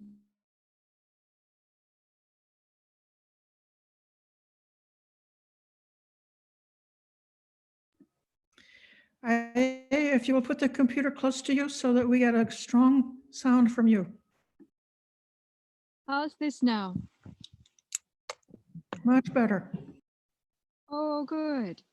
Yes, the microphone on this particular laptop is not so strong. So now I have to put on my reading glasses to be able to see you. There we go. This is aging. So I'm just going to take a look at the chat here because I wasn't able to see it before. And I see greetings from Dushi with much metta for giving us the opportunity. Greetings to you, Dushi. Very happy to see that you've been able to join all the way from New Zealand. And from Ruini Delgoda in Sydney, Australia, saying greetings to Aya Palanyani. And from our good friend Ranmali De Silva in Sri Lanka. She's expressing her joy in being connected. Greetings, Ranmali. I'm so happy you could join. From Patipada in Sacramento, California. She's sharing her metta to Ayasobana and everyone at Dhammadharini Monastery. Then the message is about my sound being hard to hear, which I hope is better for you now. Aha, so nice to see you there, Dushi. Greetings to you and to all of our friends. I'll just tell you, I met Dushi in New Zealand, and she is one of the friends of our sister organization, the New Zealand Bhikkhuni Sangha Trust, which is now registered in New Zealand. And Aya Adimuti had invited me to New Zealand together with friends there who invited to come and share Dhamma because there are not a lot of bhikkhunis in New Zealand in the Theravada tradition. And so this is a rare and special thing. And I very much enjoyed my time in New Zealand with the Dhamma friends and the Sangha members there. And the place where I met Dushi is actually in the Lord of the Rings. It's the Valley of the Hobbits, the Waikato Valley. And then we went into the mountains, even to Mount Doom, to the place. Yes, we climbed up Mount Doom. So awesome and beautiful there. And also the friends who are on from Sri Lanka. And we also have our sister organization to Dhammadharini. We have the newly registered Dhamma Khema Trust. Dhamma Khema is short for Dhammadipa, which is a name for Sri Lanka, the Dhamma island. And Khema is in memory of Aya Khema and also for Venerable Bhikkhuni Karunika, whose name that Aya Palanyani would remember her here as Anagarika Khemanti. So this is Dhamma Khema, is the coming together of the Dhammadipa. Aha! So now I'm seeing Ruini. So happy to see you, Rohini. Happy Vesak to you in Sydney, Australia. And we have more people coming on later from Sydney, Australia. You'll also, in the interval, you'll be seeing a video from Bante Akaliko, who is at the Lokanta Vihara, the Vihara at the end of the world in Sydney, Australia, with Bante Sujato. He's going to be coming on. He offered a video speaking about what it's like to be a young Theravada bhikkhu who is a supporter of bhikkhunis. And that's something that we don't often hear about because of the wish for harmony in the Sangha, and because also normally the senior members of the Sangha are the ones talking, and the ones who are newer to the Sangha are quiet. But it's something that people are interested in. So I'm so glad that he's offered the time for us to be able to hear from him about this. And I've spent quite a bit of time in Sydney, and outside Sydney there's Santi Forest Monastery. And Santi Forest Monastery is one of our sister monasteries in Australia. Yeah. So, yes, who is there? Have you tried to visit Ajahn Brahm Monastery back there in Australia? Who is speaking, please? This is Carla. Oh, hello, Carla. I'm from I'm originally from Texas, and now I am in Wisconsin. Aha, Texas and Wisconsin, I see. Okay, well, greetings, Carla in Wisconsin, and to all beings and all people in Wisconsin, loving kindness and thoughts of blessings, and sharing the blessings of our beautiful and harmonious gathering together, remembering the Buddha with them. And yes, in Australia, I have visited Ajahn Brahm's monastery. Ajahn Brahm's monastery, Bodhinyana, is in Western Australia, outside of Perth. And I visited there, and I've also visited and stayed at the Dhammasara Monastery, which is the Bhikkhunis monastery associated with the Buddhist Society of Western Australia, BSWA. So Buddhist Society of Western Australia is, I think, unique in a way in the world because they have a bhikkhu monastery, they have a bhikkhuni monastery, they have a city center, and then they have their retreat center, Jhana Grove. And so really they are offering to the entire fourfold community of the Buddha excellent opportunities. You know, when I first visited Bodhinyana and Dhammasara, Dhammasara was not a bhikkhuni monastery yet at that time. It was a 10 precept nuns monastery that had been founded by Ajahn Wayama. She was invited by Ajahn Brahm and the BSWA to come so that they would be able to have a nuns monastery as part of the BSWA. And Ayasobana visited Dhammasara together with me. Early in the year 2008, we were invited to visit there. And when we went there, there was a community of 4 10 precept nuns led by Ajahn Wayama. And they had lots and lots of questions about how can you really live with the Bhikkhuni Vinaya and with the Bhikkhuni precepts in Theravada Buddhism as a Bhikkhuni in the contemporary world. And not only just the theoretical question of how this is possible, they had a long list of detailed questions about how we lived with various Bhikkhuni precepts. And during our time there, Ayasobana and I gave time to meet several times a day, every single day, and to just share how we were ourselves living with the Bhikkhuni precepts. If you hear any chuckling here in the background, it's because there was a noise up the hill in the forest that's unidentified. We don't think it's a mountain lion, we don't think it's a cougar, but some kind of unidentified noise that we don't normally hear here. So, it may be that I think actually it means that we have our Dhammadharini President Emeritus, Shari Jent, Upasika Shari Jent is arriving here now. I think I see her walking down to our lower commons area here. And I don't know if that has anything to do with the strange noise or not, but please go welcome Shari. Oh, yes. So, you know, we've been staying with shelter in place. We've been staying so secluded here in the forest during this time. And we have not had visitors, and all those who had planned to come visit us. So even our monastics who had been planned to come back and be here after winter retreat have not been able to come here.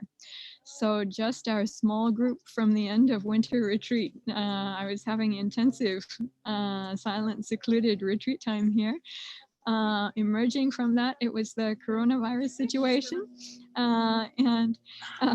So welcome Shari. So we haven't gone anywhere since then, and Shari coming here now is a very, very rare, exceptional visitor.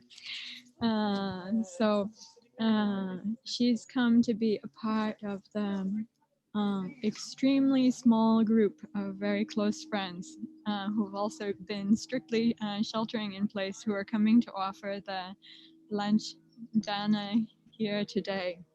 And perhaps we'll see our dana coordinator Lal show up here sometime soon also. So are you hearing the helicopter? Yes. Yes?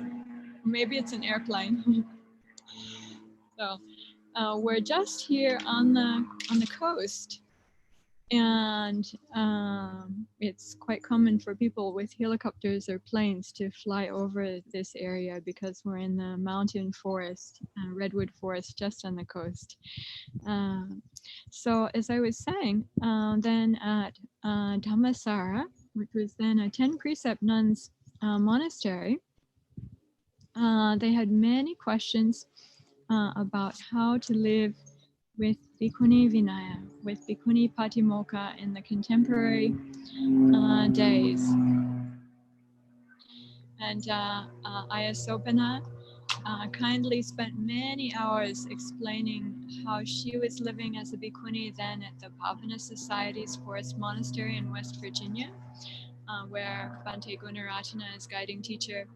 And then for myself, how we were living with Dhammadharini. So let me pause a moment and just say hello to Shari and welcome. I think she's just hiked up the mountain here. She parked down at, I think, at our lower the pullout on the other side of the green bridge, and then she's hiked up the big hill. Shari, I want to ask you, did you notice the road?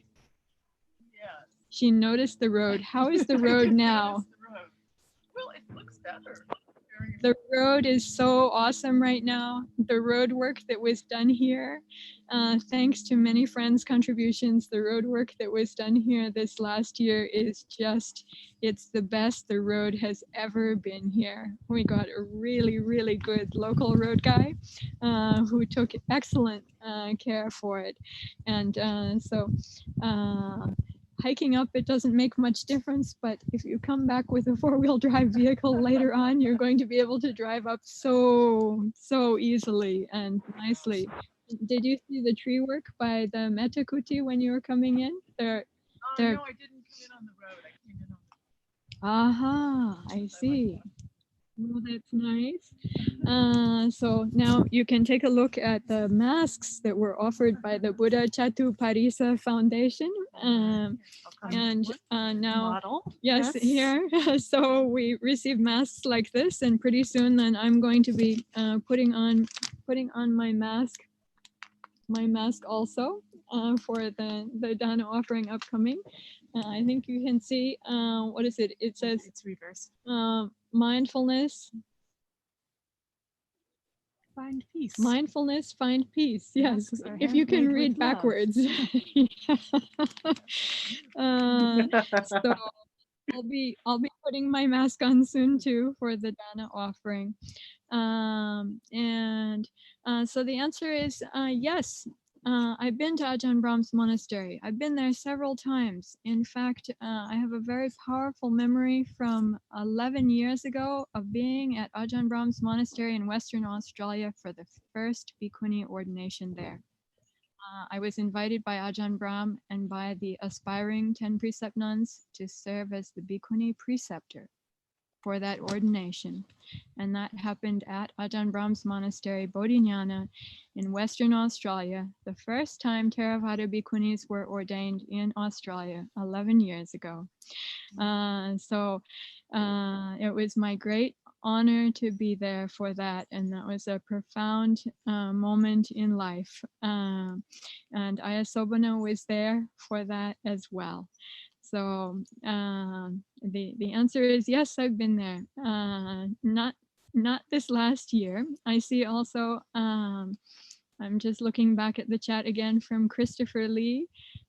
Christopher, if you're still here, thank you so much for all the work that you and the volunteers did with the trails here.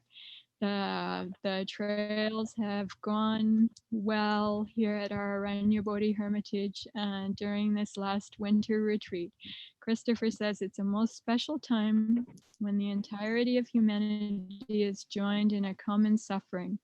I tend to think from the Buddha's perspective, that's actually true all the time. And yet, certainly now with this circumstance, it's like we're able to see that. May it bring increased understanding of how to respond and survive and be enlightened with great metta. Sadhu.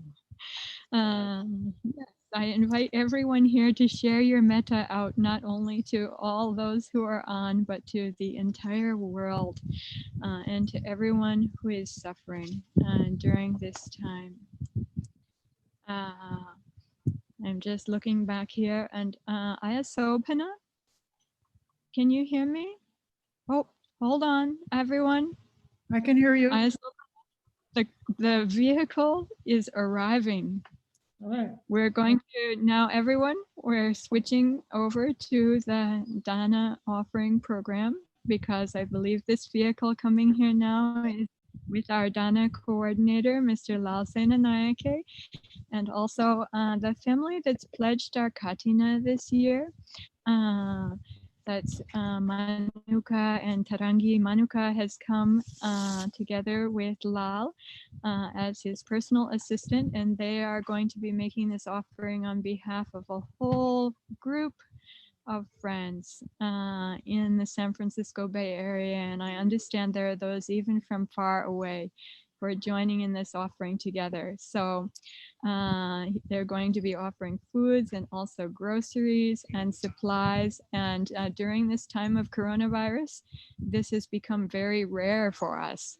We've been eating a lot of vegetables from the forest, direct wild crafted called wild harvest with our hermitage steward here has been going out and picking nettles and seaweed from the ocean and so many fresh forest food. Hold on, we're going to set up for the Dana offering.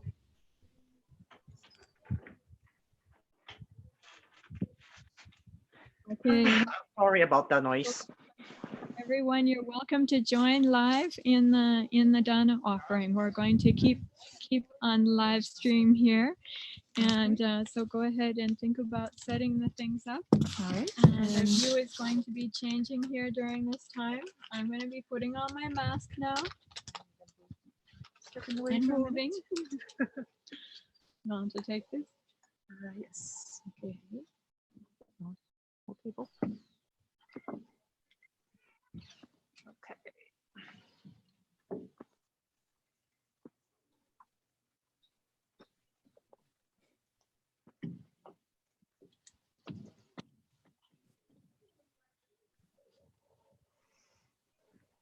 It's chilly. It's chilly here this morning.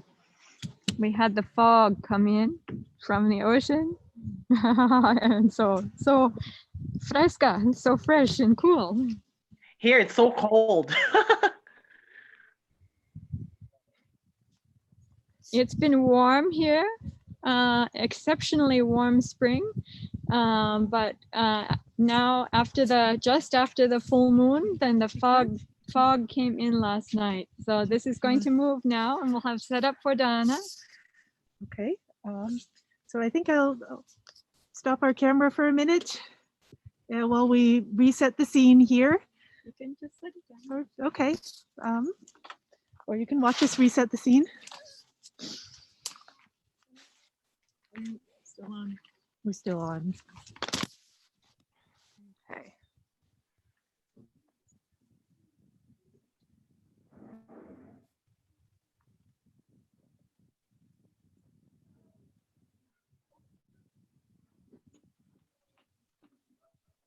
I'm not going to be able to use my phone because it's unable to connect here.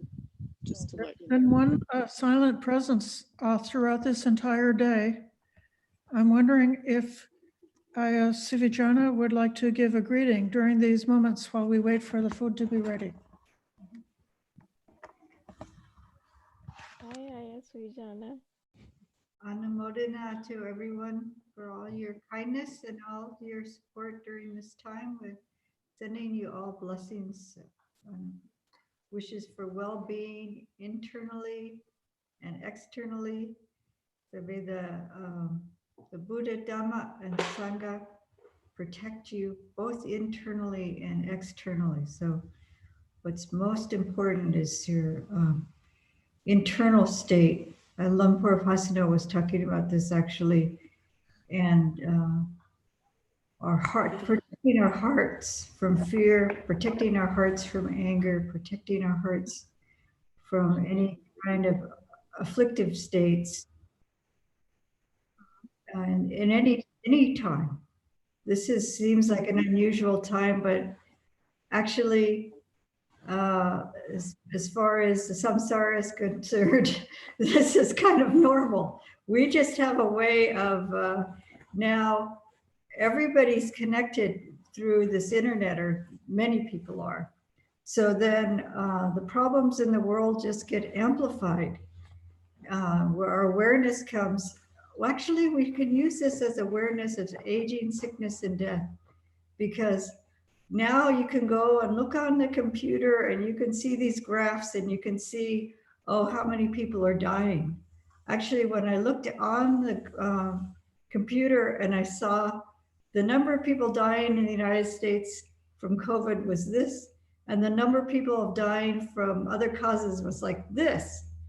So we really need to reflect that we have this wonderful opportunity as human beings to do good in the world. So your kindness and generosity and care for one another, this is what's most important, because any of us can die we get notices from people that relatives have passed away, and it's often of other causes. It's not and so we have to reflect that any moment, any of us can pass away. So this is our precious opportunity to care for ourselves and to care for one another, and especially care for our hearts. So I offer that for your reflection, and wishing you a happy Vesak, actually bringing up the joy of this day is really important. So happy Vesak, everyone. Sadhu, sadhu, sadhu. I'm glad to see you, Ayasuvijana. It's been a long time. It's so good to see you. Now I think we'll go back to the Aranya Bodhi and see what's happening over there. Aranya co-host. Yes, hello. We're setting up here, and it'll be a couple minutes more, but you can see the meal dana is coming. So soon, just a few more minutes, please. All right. Perhaps our friend Anagarika Vimutti would like to say a few words of greeting and well wishes. Can you?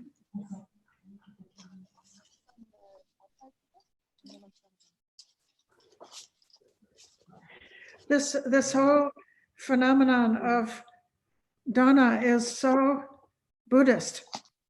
It's the condition of being a bhikkhu or bhikkhuni that we have to wait, and whatever is offered to us could be offered early, could be offered late, could be a lot, could be a little, could be nothing at all, could be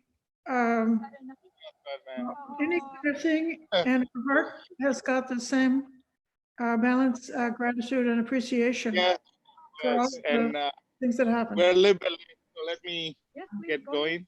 Yeah, I'll talk to you in a second. I think it might be possible for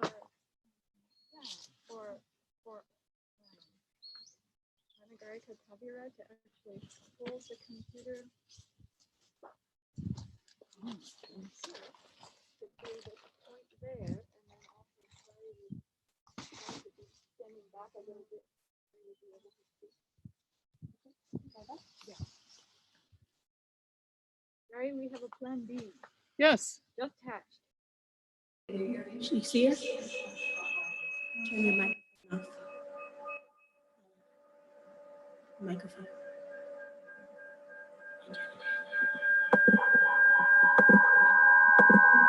You've got to turn your microphone.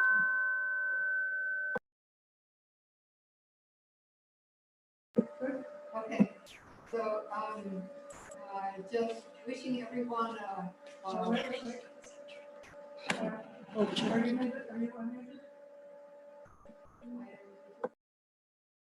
She was unmuted. Okay, all right, so wishing everyone a very happy Vesak. For me, the holidays are a particular time of joy because of connecting with everyone. And there's a way in which when we connect with each other, that actually we also connect in a larger way to the reality of Buddhism and to the Dhamma.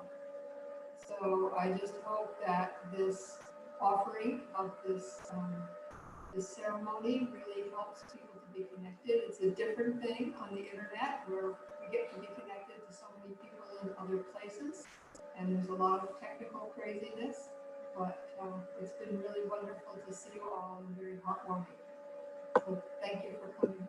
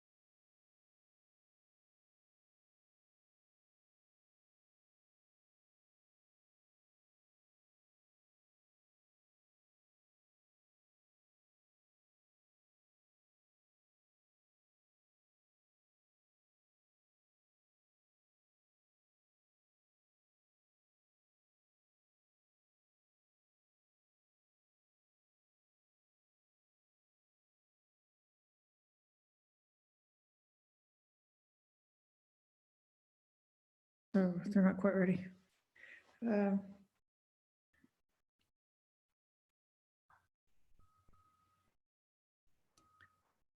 So preparing to receive the food, you may think of joining with the monastics and coming to internal balance, internal quietness, the attitude of appreciation, but holding that imperturbable, unshakable, peaceful atmosphere internally, so that when the donors come to offer the food, they feel as if they're coming into a quiet place, the donors sort of had so much excitement while they were getting the food ready. They had to organize the food, they had to go shopping, they had to plan the food, they had to cook the food, they had to pack the food up in their vehicles, and then they had to drive many miles. And then arriving at, then they had to unpack the food, and then looking at the clock and noticing that the clock is going by. So there's so much excitement that happens, but at the same time, because the donors know that it's a merit. Every single step of the way, if they're doing it with a good intention, with that positive intention of generosity, then they're accumulating merits. So when they thought about offering the dona, that was a merit for them. When they did the shopping, that was a merit. When they prepared the food at home, that was a merit. When they packed the food up in the car, that was a merit. Every step of the way, even though there was a lot of excitement, still they're thinking about accumulating merit. And the merit is a kind of a safe foundation for the practice. So that the practice of mindfulness, the practice of meditation, the space for wisdom to arise, all of those things have a solid foundation because of the merits that we did before. So we have this clear and joyful kind of consciousness, an uplifted consciousness. As a monastic Sangha, then we're actually not trying to psychologically enter into and participate in all of the excitement and the agitation. Instead, we're trying to stay internally in the space of balance and peace, so that then whoever encounters us will be encountering balance and encountering peace. We don't want people to be encountering too much excitement and agitation when they encounter us.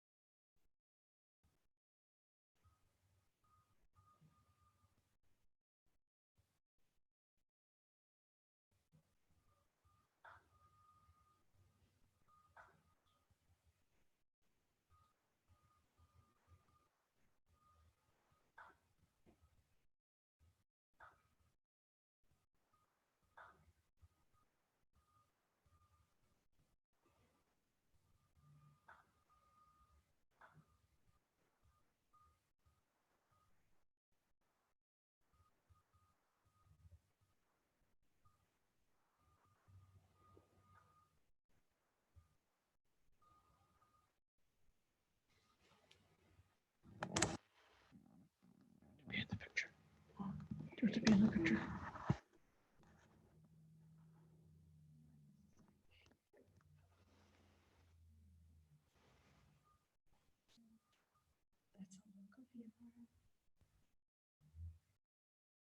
Aninja Vihara.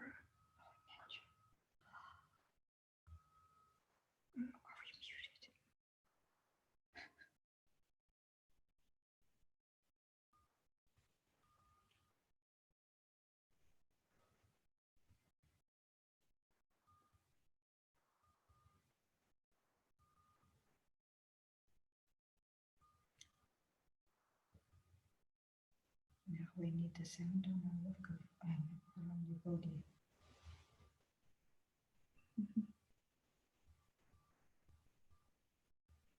They know how to unmute themselves when the time comes.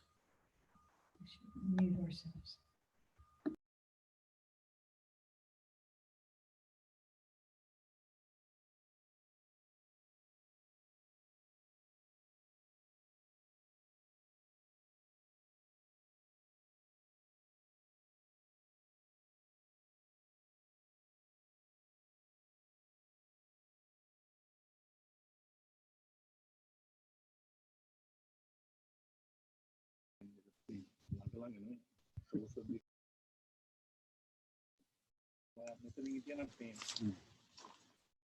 Blessings to everyone. I wanted to mention that the Dhammadharini lay community in the Bay Area and around the world is pledging to support the bhikkhunis in the coming year. I wanted to make special mention of several people who have offered dana: Rasika Senayaki family, Tarangi Jayakoti family, Bhavuni Jayakoti family, Achala Jayakoti family, myself, Shari Jen, Shirley Kwok, and the Miraj family have all offered lunch dana and grocery dana. In addition, Kitty Johnson and Matthew Fiorello have offered Sangha dana, and many supporters both in the Bay Area and around the world. Thank you so much for supporting the Dhammadharini Bhikkhunis. Sadhu.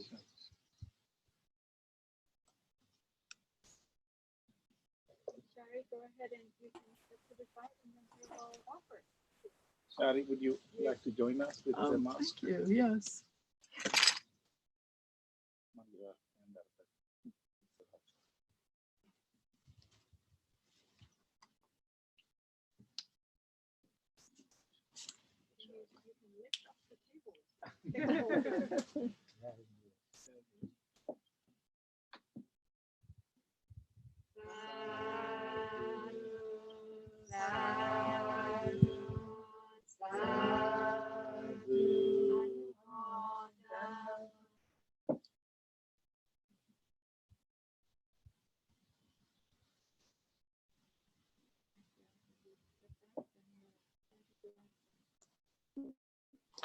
Should we offer this later, right?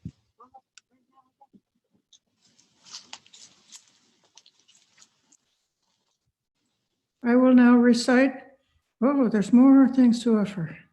Sadhu, sadhu, sadhu.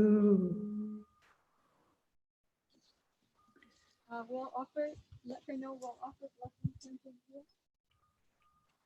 So Ayasobana will offer blessing chanting here. Yata varivaha pura paripurandi sagaram evameva ito dinnam petanam upakapati ikshitang patitang tumham kipameva samikjatu sabbe purantu sankapa chando vanaraso yata Mani Jyoti Raso Yata Sabitya Vivachantu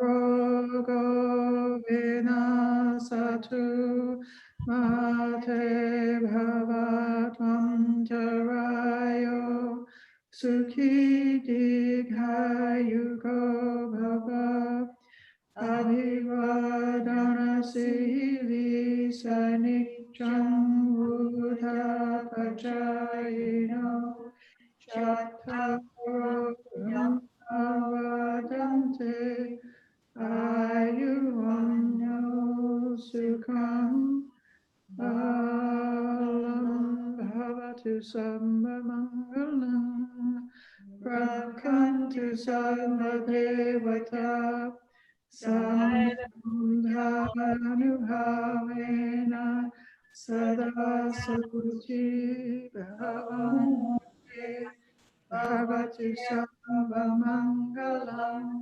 Rakhantu Sammadevata Samdhanuhavena Sada Suchi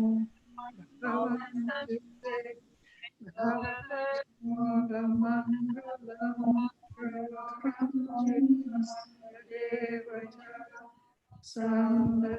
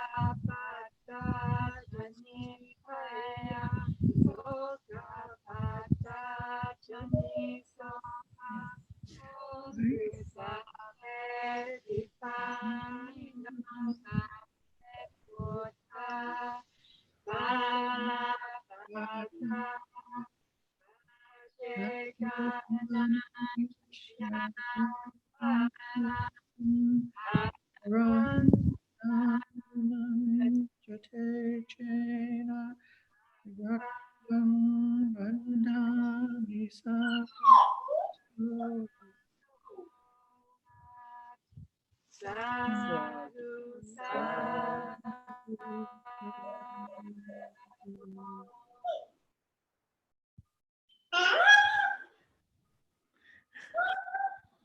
Okay, this is the end of our online shared program.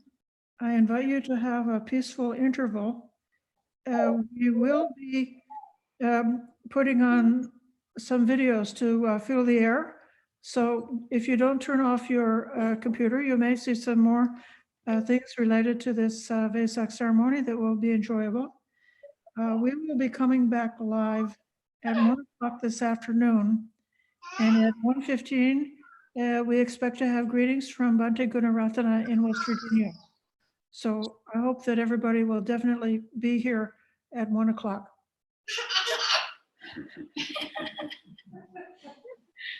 We in Germany, we almost go to bed now. We will be with you in our hearts, and when we wake up, as soon as we do, we will join in again. But we leave the computer running and keep the program running. So you might see our that we are there, and it might be somebody in front of the screen, but might not. Good night. Sadhu, sadhu. So good to see you. Okay, very good. Bye.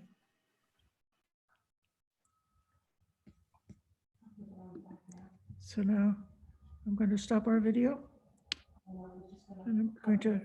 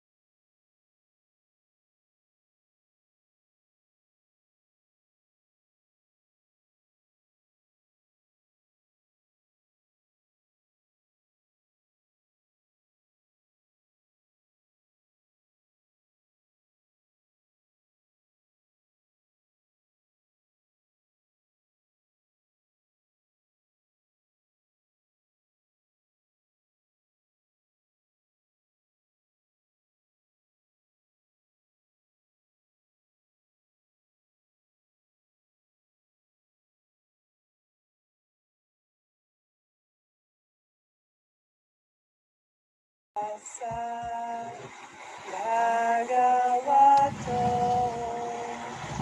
arahato samma sambuddhassa. Namo tassa bhagavato arahato samma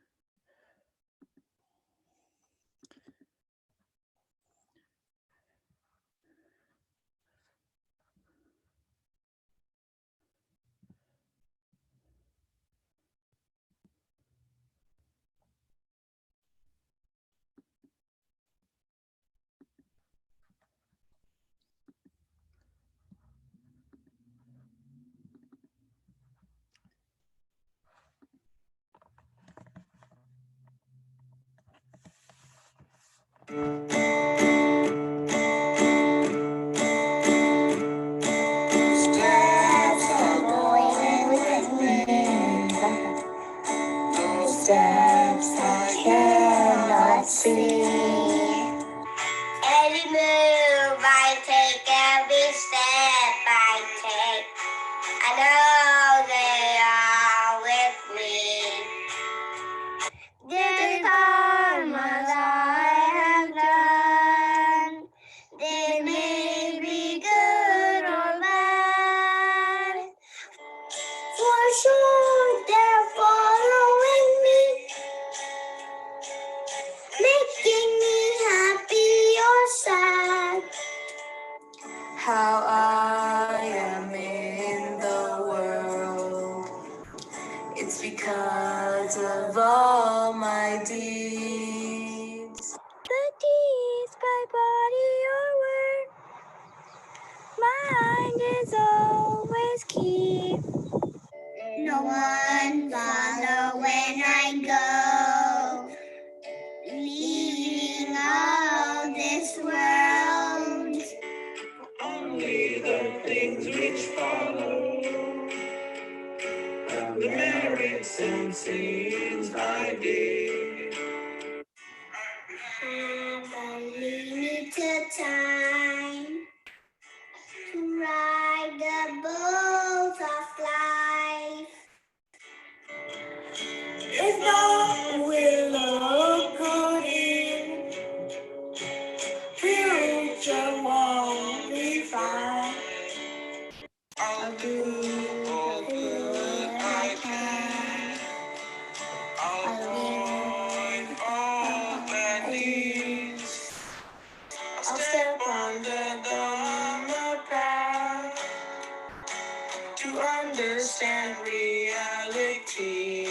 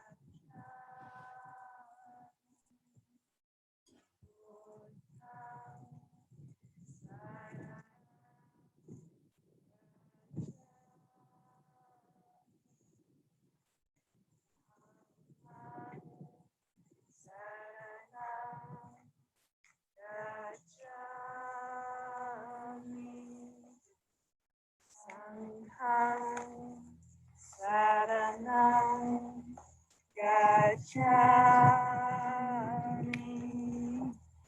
Buddhang Saranang Gacchami. Dhammang Saranang Gacchami. Sanghang Saranang Gacchami. Buddhang Saranang Gacchami. Dhammang Saranang Gacchami. Sanghang Saranang Gacchami. Buddhang Saranang Gacchami. Dhammang Saranang Gacchami. Sanghang Saranang Gacchami. Buddhang Saranang Gacchami. Dhammang Saranang Gacchami. Sanghang Saranang Gacchami. Buddhang Saranang Gacchami. Dhammang Saranang Gacchami. Sanghang Saranang Gacchami. Buddhang Saranang Gacchami. Dhammang Saranang Gacchami. Sanghang Saranang Gacchami. Buddhang Saranang Gacchami. Dhammang Saranang Gacchami.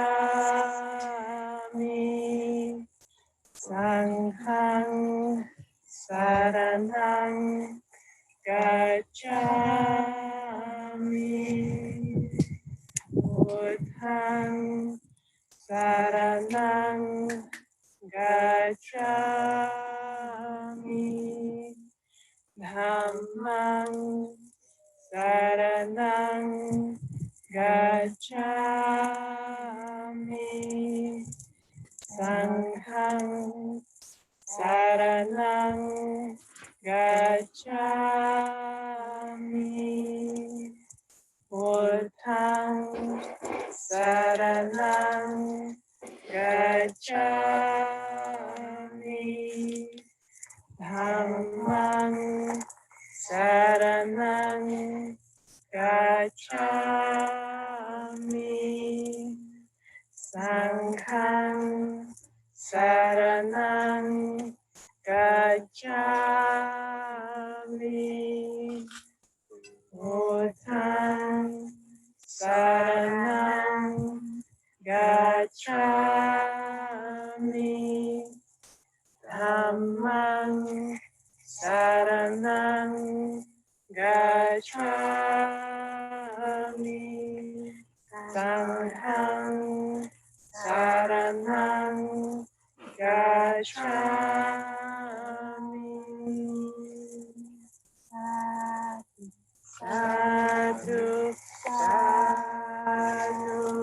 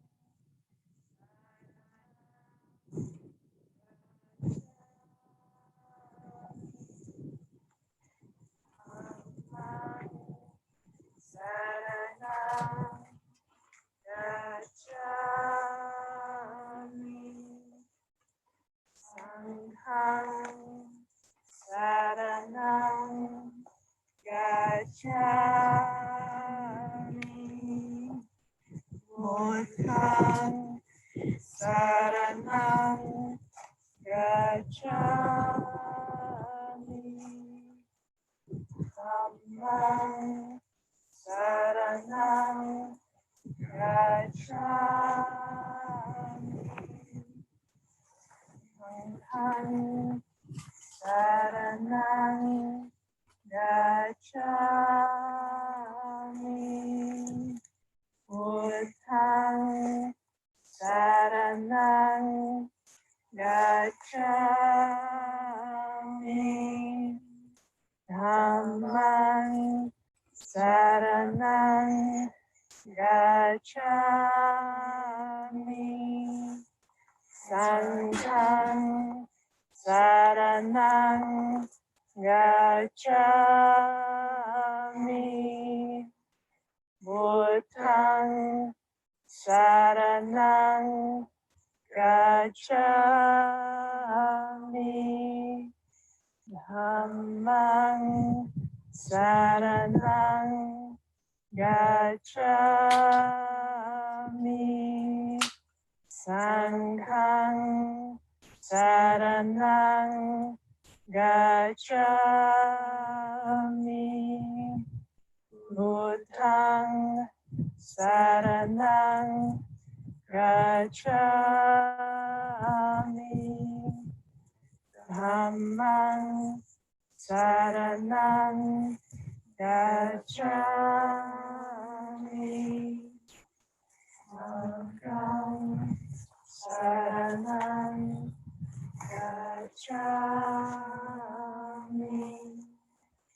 buddhaṃ saranam gacchami, dhammam saranam gacchami, sangham saranam gacchami, buddhaṃ saranam gacchami, dhammam saranam gacchami,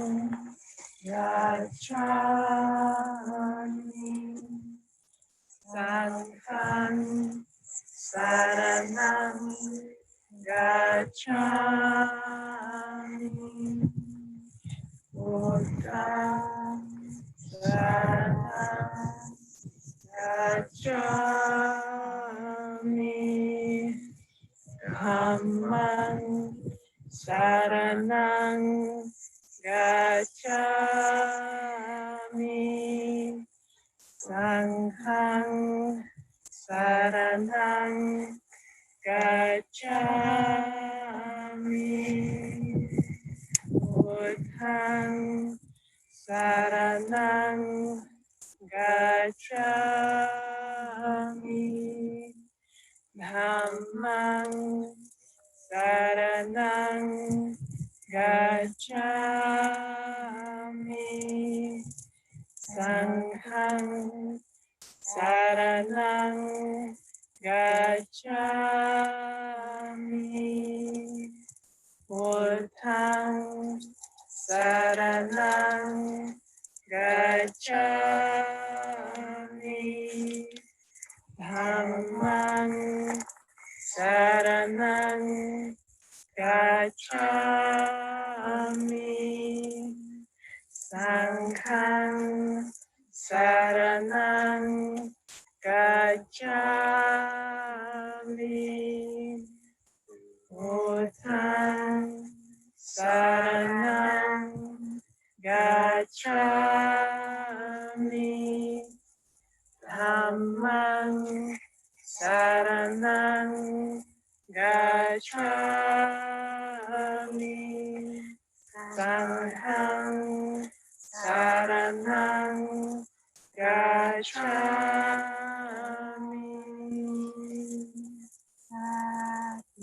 Sadhu, sadhu.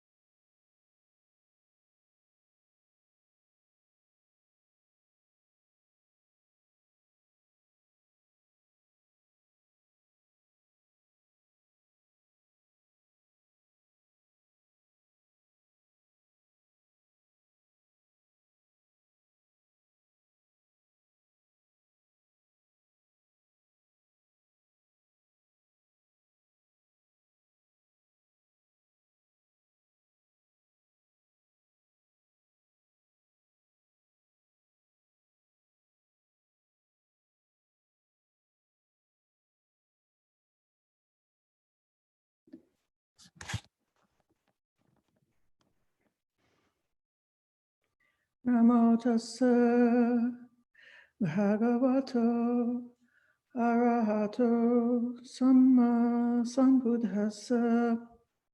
Namo tassa bhagavato arahato samma sambuddhassa.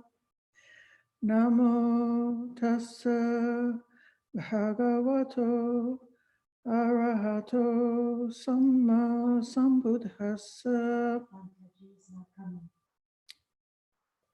No. Okay.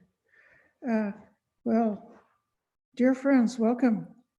I just got the word that although we thought that Bhantaji was coming this afternoon, he's not.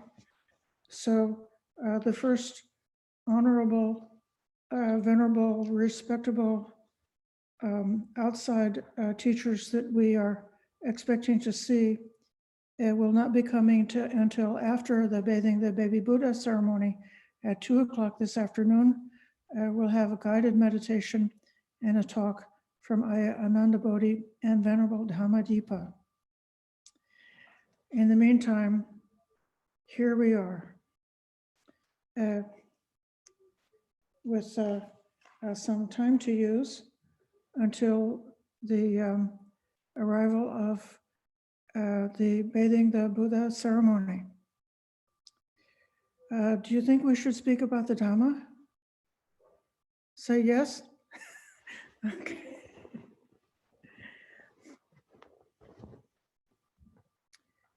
I'm just trying to look and see who is present among those who are good at giving spontaneous Dhamma talks.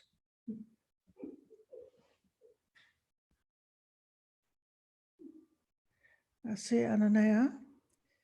I'm not seeing, I see Aranya co-host.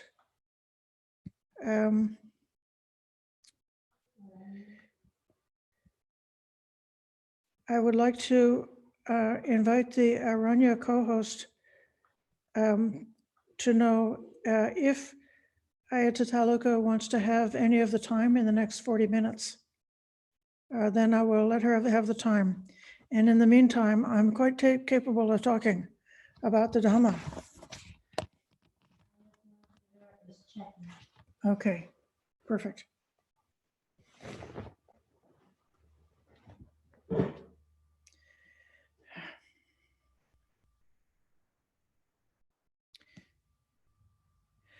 Dear friends, in the guided meditation this morning, we were speaking about metta meditation in terms of that practice being a means of seclusion, a way to finding viveka, the internal seclusion from the hindrances, and also thinking of the metta meditation as a means of protection. So the what is it that's being guarded or what it's being protected? According to where you look, sometimes it refers to whatever is evil, whatever is unskillful. Sometimes it refers to the hindrances, meaning those factors that are pointed out as hindering, making an obstacle to insight and hindering entering into meditation. And elsewhere, we may think of the difficulty in terms of the fetters, the most profound and deepest roots that keep us tied up here in samsara.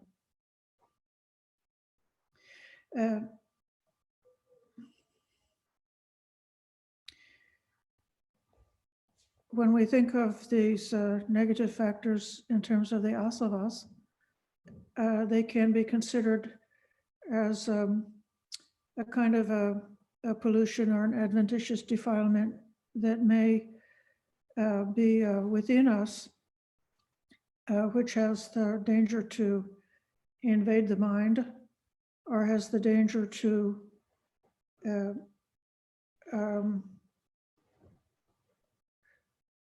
leak out, in effect, so that then our internal negative underlying tendencies become manifest in actions of body, speech, and mind, which then has a much more profound impact on our karmic destiny, and as well as the people around us. And then asavas also can be thought of as things that are outside, which then can be a kind of a toxin, a poison that is able to make us ill. So here's the hand, and a person who has perfect samvara, perfect protection from the asavas, could even have a teaspoon of poison held in the palm of her hand, and she would not become ill. Why? Because there's not any cut or any break in the skin. And so the poison is just sitting there on the surface without causing illness. So just the same way, when we have reached our development,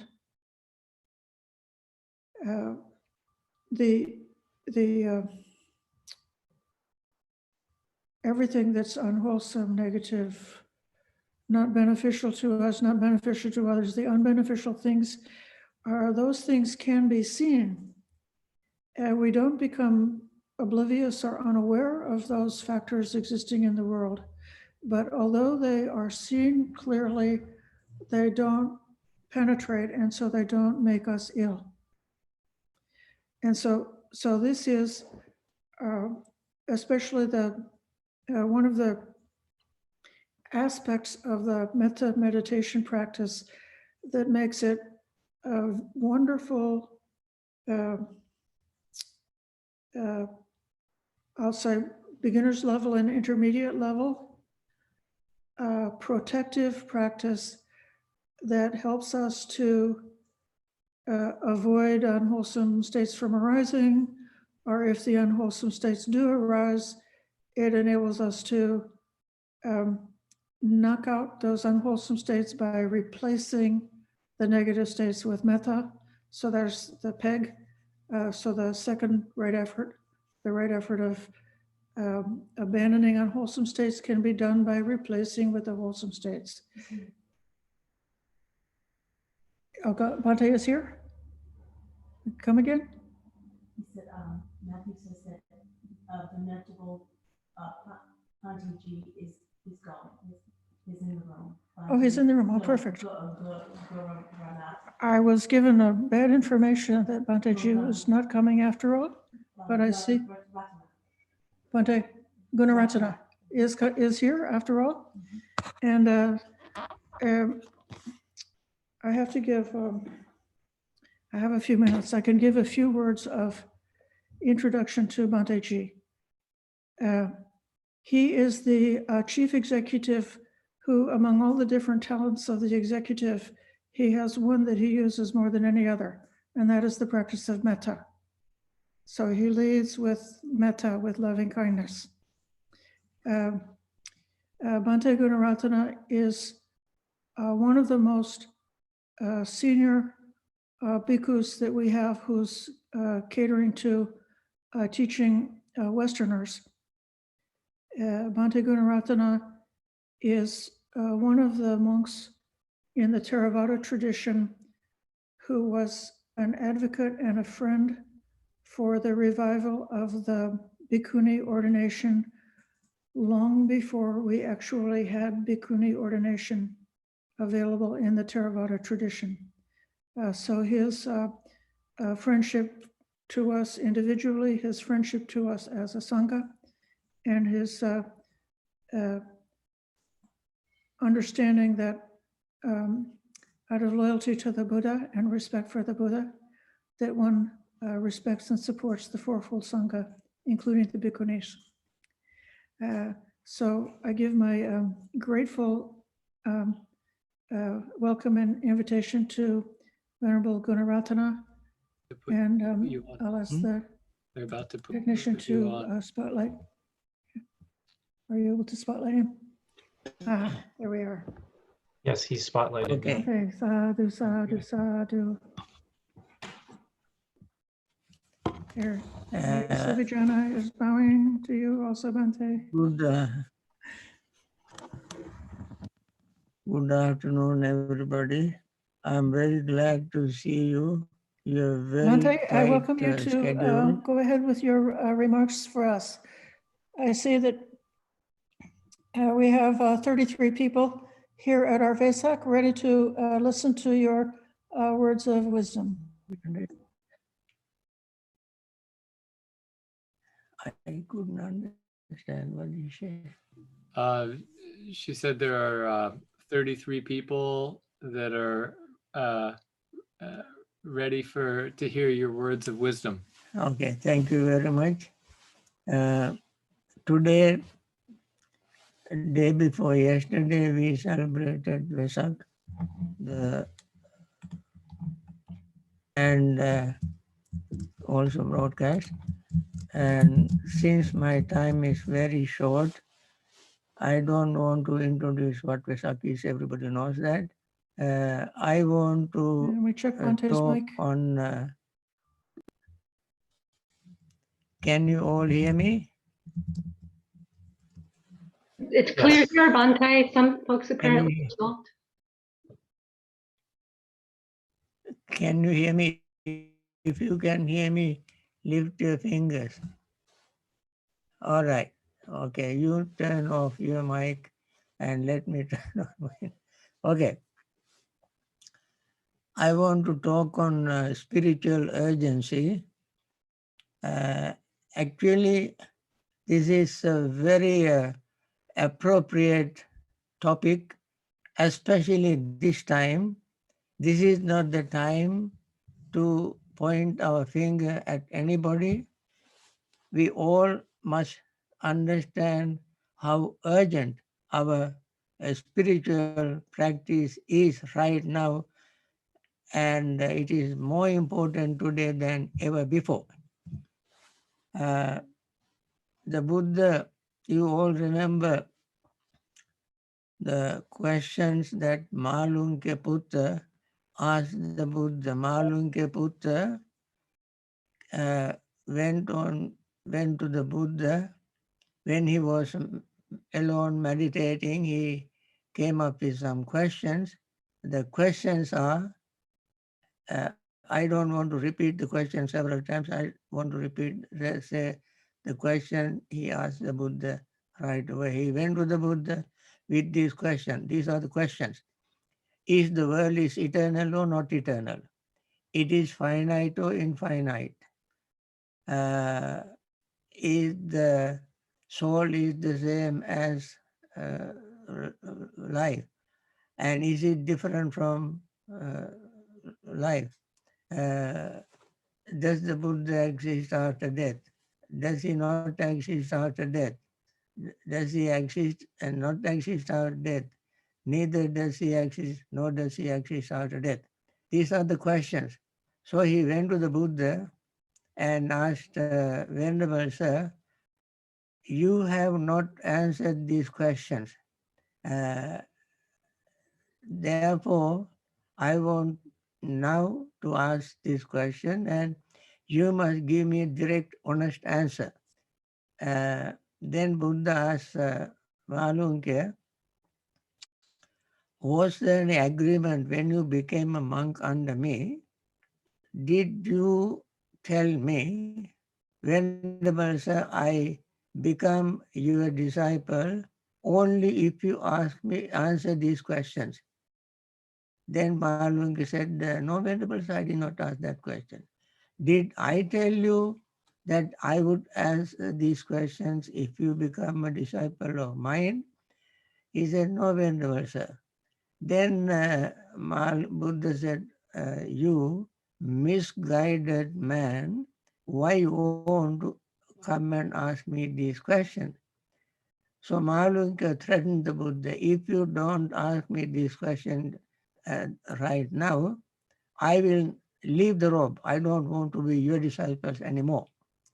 Then Buddha said, Mahalunka, if I did not tell you that answer this question, you did not ask me to ask this question when you are ordained. Now, why do you want to come and threaten me now? If you want to disrobe, and it's your business, you go and do that.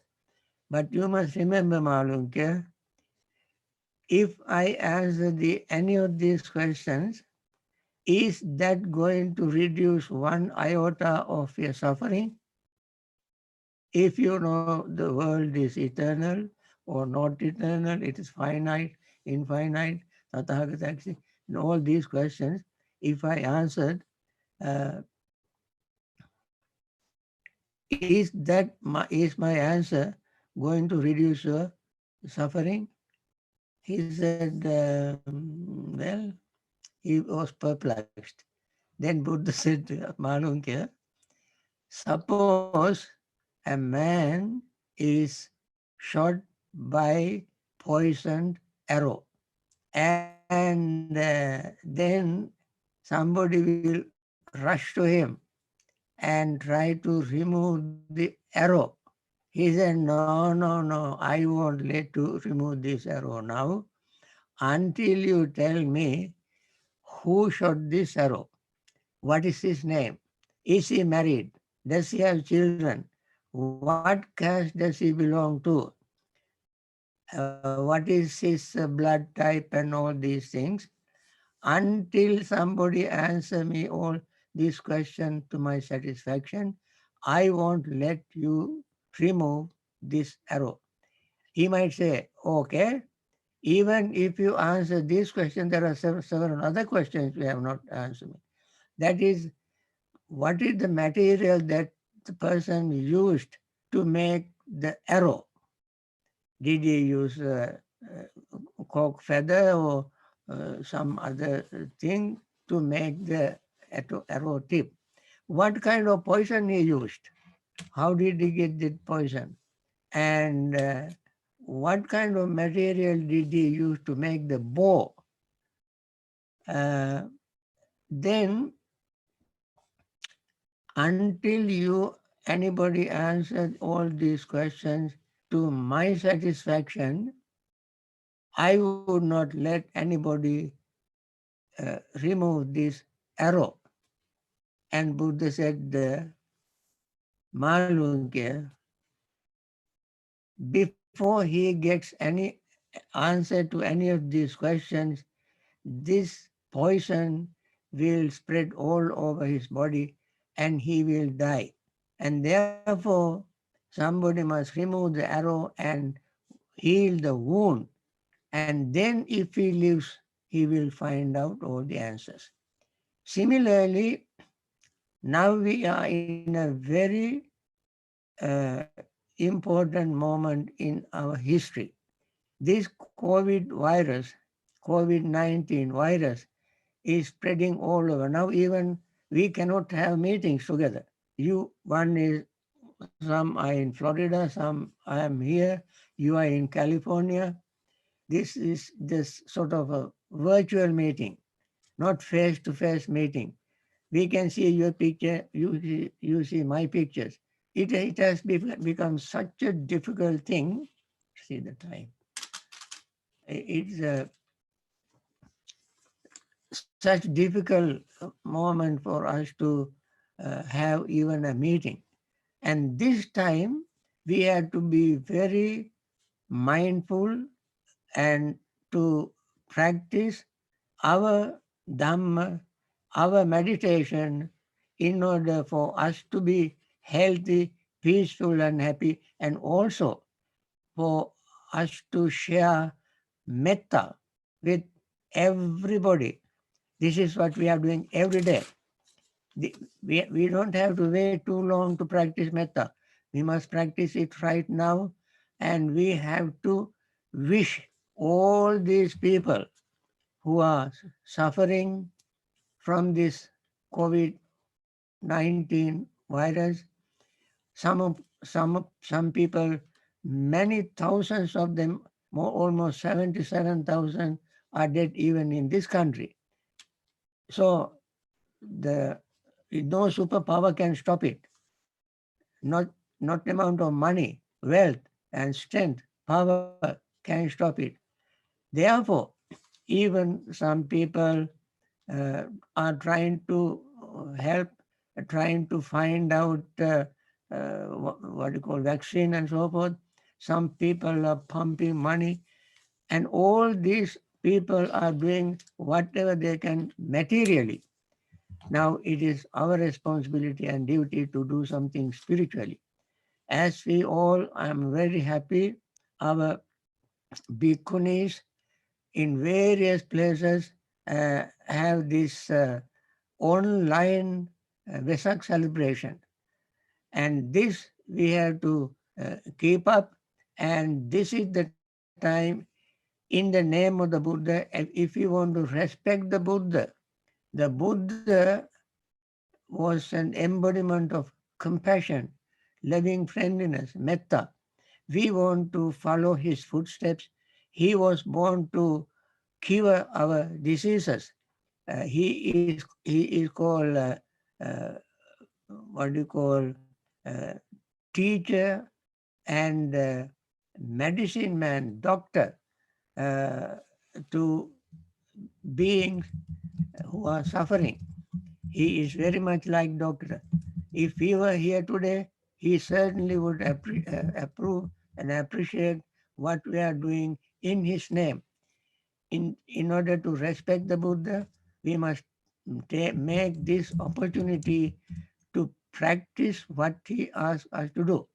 And this is the time we have to send our metta to everybody, those who are suffering, their relatives, friends. Some people are dead, their relatives and friends also are suffering. And we want to wish them to be free from suffering and return to their regular, normal life and be free from this virus. And also we want to practice metta and wish very earnestly that all those leaders who are in power must be very compassionate, understanding. They must have wisdom to make right decision to help these people to recover from their diseases. And therefore it is not time for, this is not time for anybody to point finger at anybody. This is the time that we all must come together, work together in friendliness and try to help these people.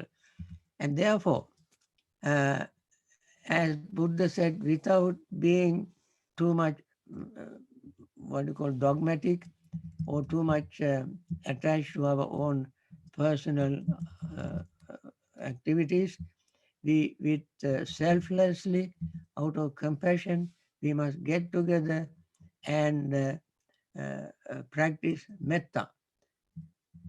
And then wish all of them to be free from diseases and return to their regular health. And friends, if we want to celebrate the Buddha's birth, enlightenment, and passing away, as Buddha said, if those who see the Dhamma sees the Buddha, we see the Buddha right now in our own heart and mind, who stands for peace and happiness. So we have to follow his advice, and we continue to do our practice. He said we practice it without belittling others, without criticizing others.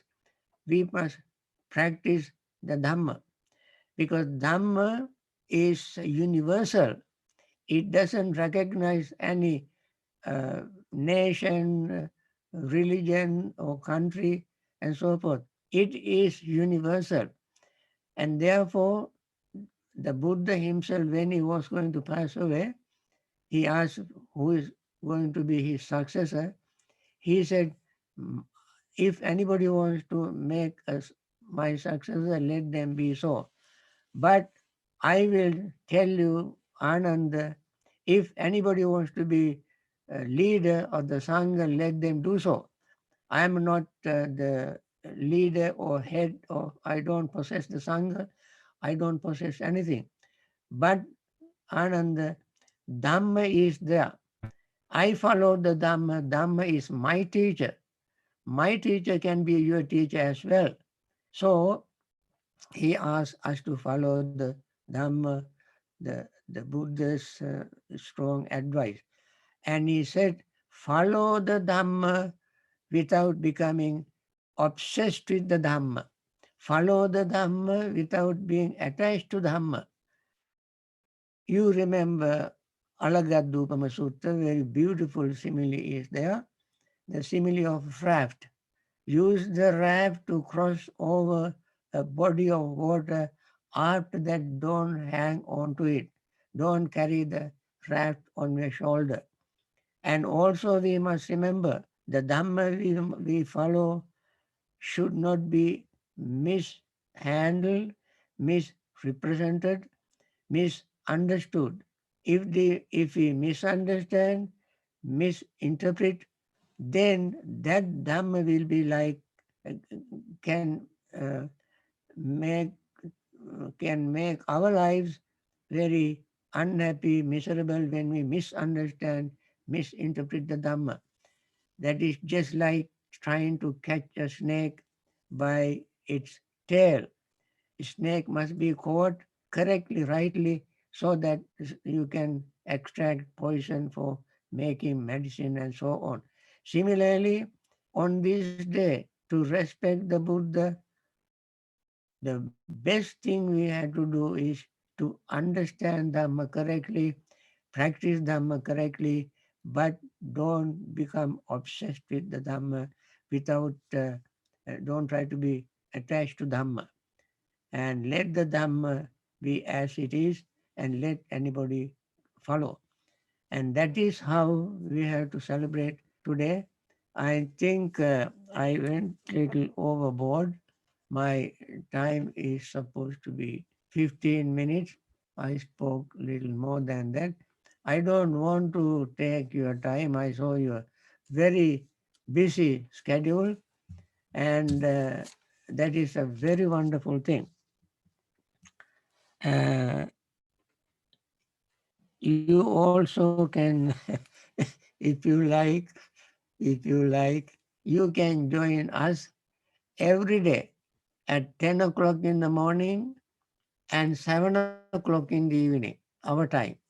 10 o'clock, I give a little guided meditation and meditate and give a little talk. I have been talking on dependent origination in mundane terms. So if you like, you can join. We can send you our Zoom link. And link in the chat room. Link in the chat room. This is my friend. He will send it. His name is Brian. He organized all these things for me. Thank you very much for listening. And I wish you once again very, very happy Vesak. And I wish you your program as a great success. Thank you. Thank you, Bante. I agree that this is compared to Bluetooth the time before. More than 200. I try to have something play from it. More than 200. Remember, I want to listen to my students. Question for you now. Bante, we have time. We have time for the Dhamma. Bante is muted. Can you unmute him?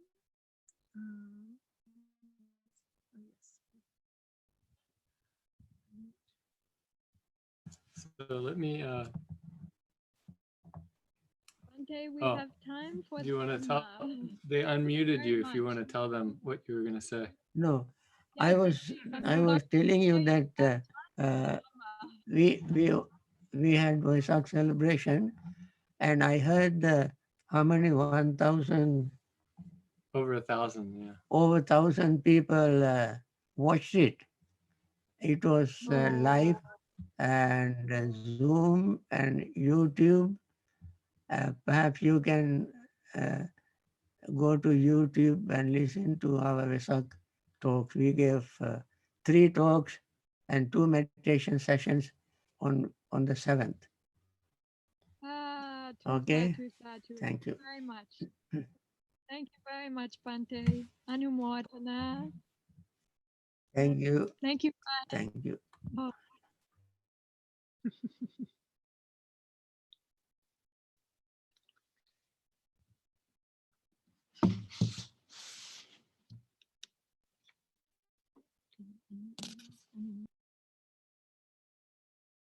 So with gratitude and appreciation for Bante's teaching, we know that when the teacher is well realized and speaking the accurate teachings of the Buddha, we don't really need to have many hours of Dhamma.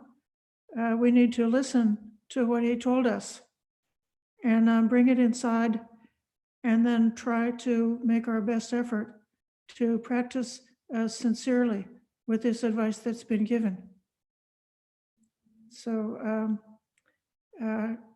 15 minutes is a precious drop of Dhamma for us brought into this program. I think Ayatotaloka and the Hermitage is ready, and I want to hear from them about going on to the next portion of our program.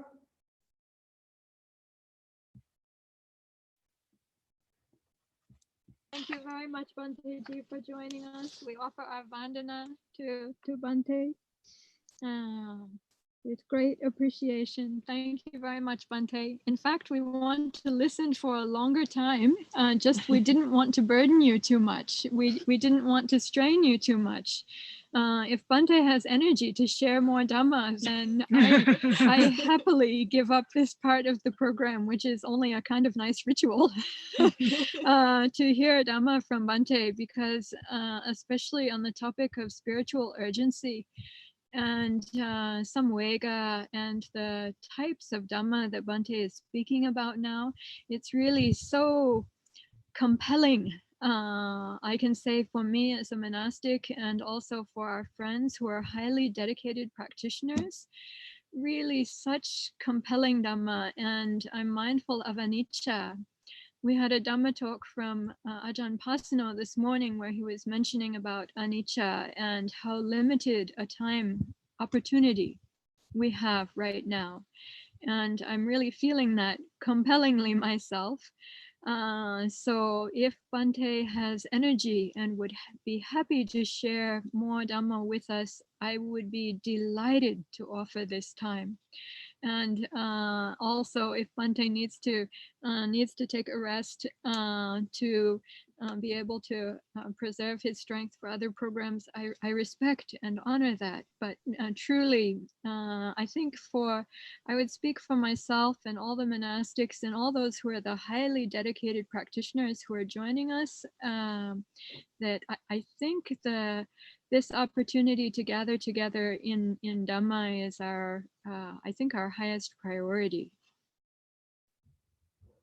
Thank you, Ayatotaloka.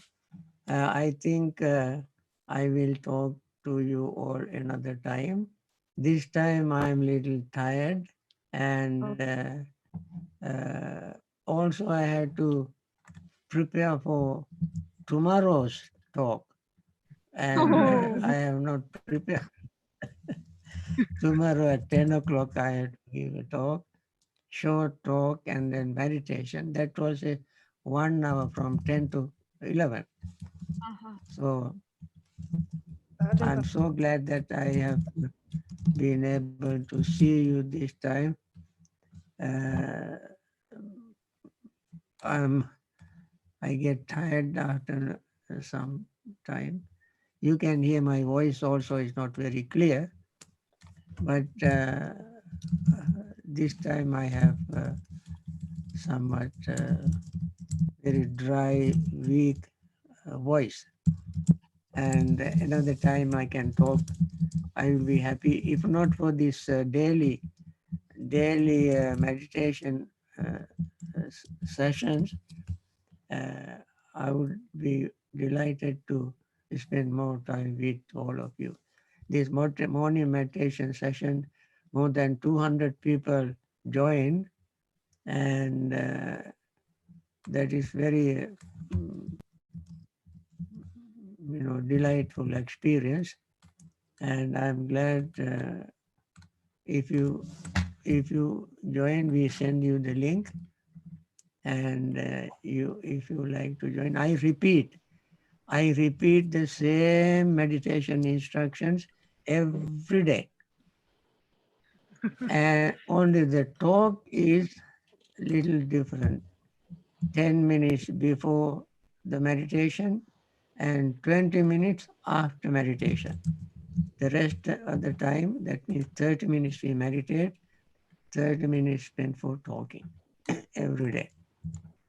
I started from the middle of March. So we continue. I don't know how long. We want to continue. If you like to join, please do so. Thank you For very now, much, I Bante. must say thank you. Okay, I sent them the Hmm? I sent them the link. Okay. You stand already? They have the link now. For Okay. sending the link. I was going to ask you to do. I would like for everyone to be able to know about this opportunity. Also, I'm here at Aranya Bodhi, and I want to express my enormous gratitude to Bante Ji for coming here with Pasano and checking out this land when it was offered and giving his blessings from the very beginning, even before we started up. And then also 10 years ago when we had the first Bhikkhuni ordination, then Bante Ji was the senior Bhikkhu here. Bante, Venerable Bhikkhuni Palanyani from Germany, who was ordained at that time 10 years ago, were here. She and her community in Germany were online earlier. The time is different, so finally they went to sleep, but they were on for the whole morning with us. And you were, Bante Ji, you were a part of ordaining her and the whole first group here. So we look at you as being like grandfather of this Sangha here. All of us and the Dhamma that we're sharing and our practice, you've been such an enormous part of that. You are such an enormous part of that. So really my my enormous gratitude, remembering how much you've contributed to our monastic community for so many years, and here at Aranya Bodhi, our Aranya Bodhi Hermitage, from the very beginning, coming here and offering your blessings on this forest land. Thank you very much, Bante. Okay. Okay. Bye. Okay, goodbye, Bante. Bye. We'll join you on your other. Okay.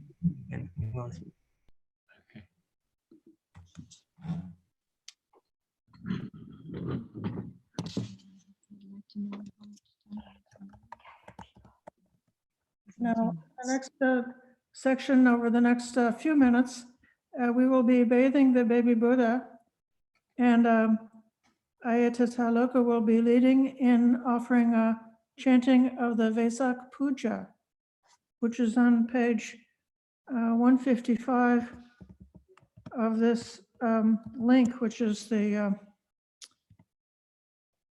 I just put it in the book. This is the Dhamma book. It's called a chanting guide.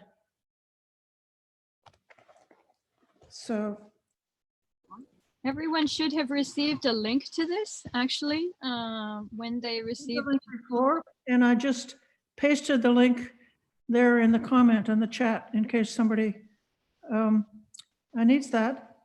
And if you pause a few minutes, the camera is going to move outside to the beautiful garden. And the few people here will be representing the bathing of the baby Buddha during this period of chanting. Good. Now, am I muted or am I making sound? You're live. Okay, thank you. Greetings to everyone. Good afternoon here in California time from the Aranyabodhi Awakening Forest Hermitage on the Sonoma Coast. This is Dhammadharini's Forest Hermitage. Venerable Bhikkhuni Sobhana Teri. Aya Sobhana, who was speaking with us earlier, is at our Dhammadharini Monastery in the Sonoma Valley, Sonoma Mountain area of Pengrove. And I entered retreat here at this forest hermitage at the end of our winter retreat period, intensive retreat time. And when I came out of retreat, it was coronavirus shelter in place. So I am delighted to still be here in the forest. And also so happy. Can I see who's here? Am I able to take a look? Penelope Penn, I'm so happy to see you here live from New Zealand together with Tara. I think I saw Tara on the side there for a moment. Christopher, glad to see you. Aya Sudama, I'm not sure if you're really there or not. So I just see a photo of you smiling. Shirley, there she is. Upasamaya, so happy to see you. Aya Sudama, glad to see you. Aya Sudama is in North Carolina, Charlotte. Here, Aya Sobhana has just magically reappeared in the front garden at our Dhammadharini Monastery beneath the Sonoma Mountain. It looks like blue sky and everything has become green there. I have not myself seen it like this year. The Bodhi tree's leaves have come out. I think the roses must be blooming. So that's at our monastery. And here we are in our forest hermitage. They're not that far apart as the crow flies, we say. But to drive about a bit more than an hour, hour and a half. So can I take a look at others here for a moment again? I just opened that has put it in the gallery view. Hang on. Okay. The non-gallery view. So Ananea, so happy to see you there, our Dhammadharini Director of Facilities. Ananea Potter is here with us, and thanks to her, our monastery is becoming such a great place for our monastics to stay and practice, and our hermitage also, like when the trees fall down, we're able to take care. When the road slides away, we're able to take care. Many thanks to Ananea and to the other friends of our Dhammadharini Support Foundation Board of Directors and all friends who are supportive in so many ways. This morning, I saw that someone offered a $5 donation for the Sangha Dana that's happening later on. And I just want to say how much a blessing and how important that is, because like the Buddha said, it's drops of water that fill the bucket. So we're experiencing those blessings.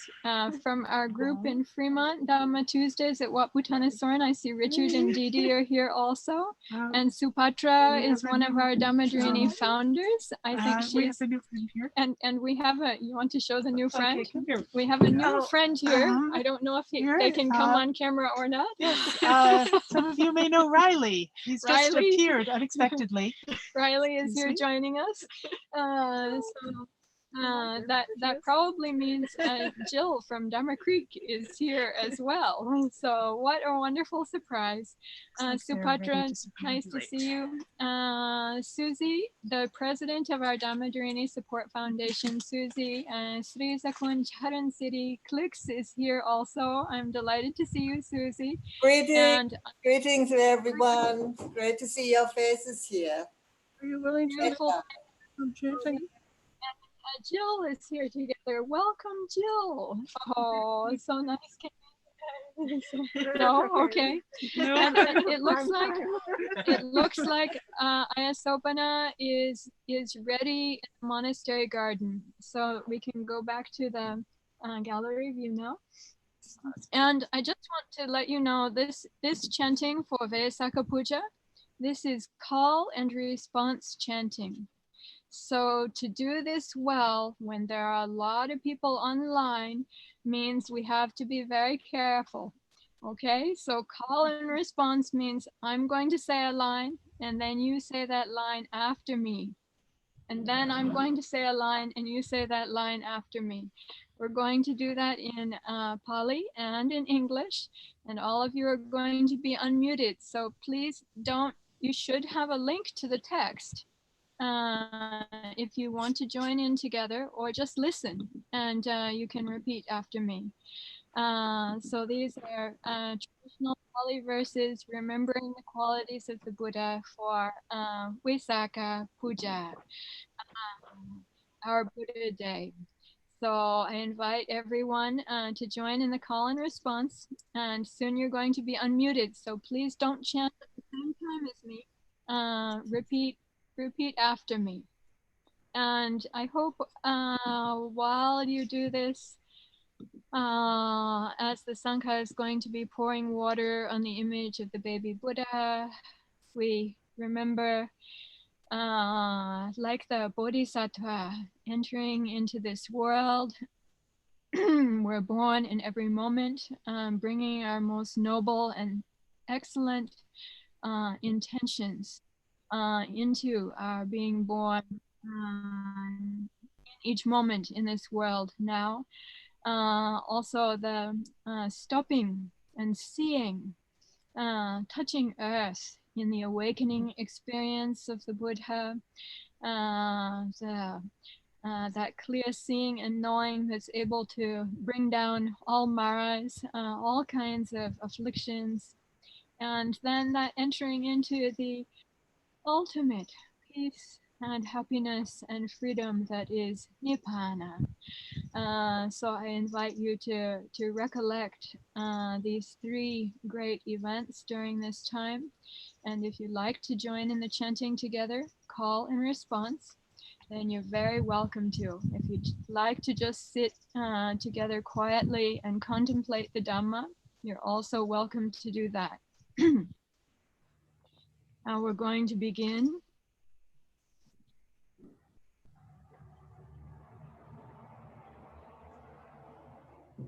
This first line, only the leader chants. Andamayang Buddha Sapagawato Pupapaganamakkarang Karomasen. Now let us chant the preliminary passage in homage to the awakened one, the blessed one.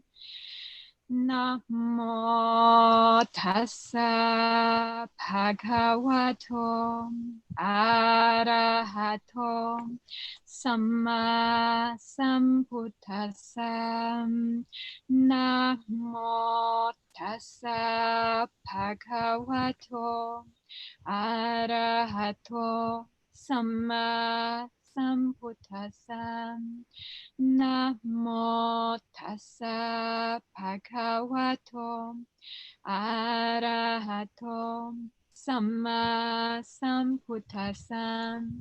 Homage to the blessed one, the worthy one, the rightly self-awakened one.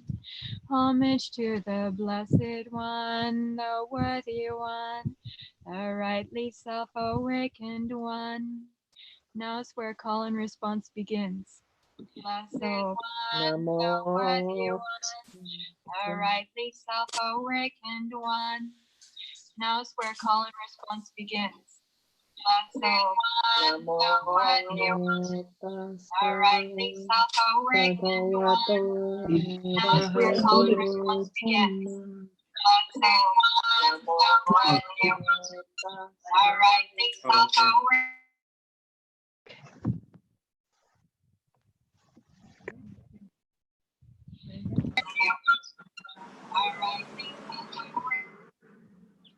We're having technical difficulties.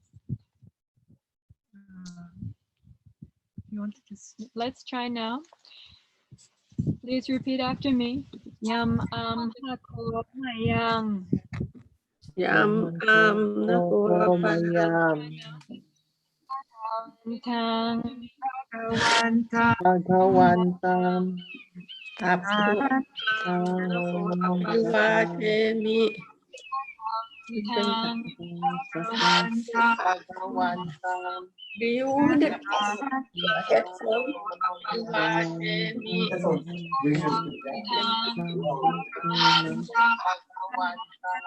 Do you want the Rochaman, the blessed one, the blessed one, to whom we have gone for refuge, to whom we have gone for refuge, is our teacher, and in whose Dhamma we delight, in whose Dhamma we delight. Ahosiko so bhagawa. Ahosiko so bhagawa. I'm not attacking you.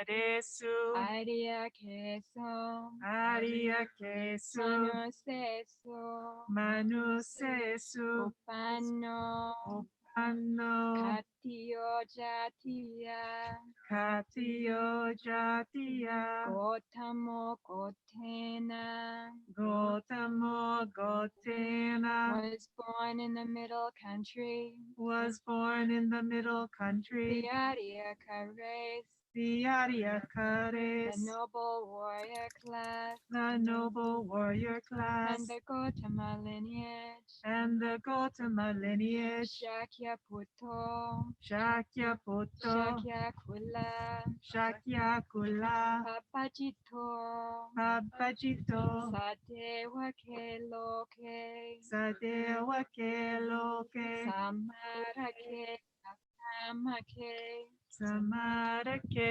Sabrahmake, Mani Pajaya, Sasamana Brahmaniya, Sadewa Manusaya, Anutaran, Anutaran, Samma Sampoting, Samma Sambodhi,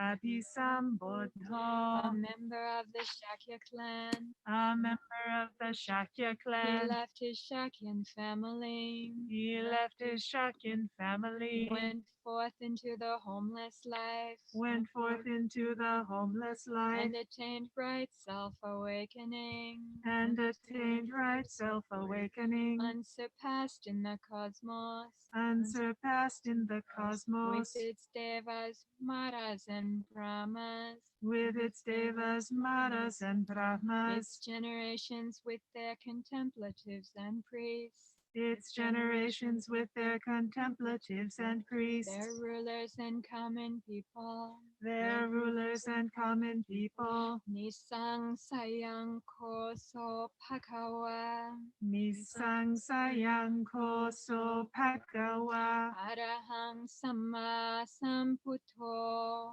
Arahang Samma Sambuddho, Vijjacharana sampanno, Vijjacharana Sampanno, Sugato lokavidu, Sugato Lokavidu, Anuttaro, Anuttaro, Bodhisattva sarati, Bodhisattva Sarati, Sattva deva manosanang, Sattva Deva Manusanang, Buddho bhagawa. Buddho Bhagawa. There is no doubt There is no doubt that the Blessed One is worthy that the Blessed One is and worthy rightly self-awakened, and rightly self-awakened, consummate in knowledge and conduct, consummate in knowledge and conduct, one who has gone the good way, one who has gone the good way, a knower of the cosmos,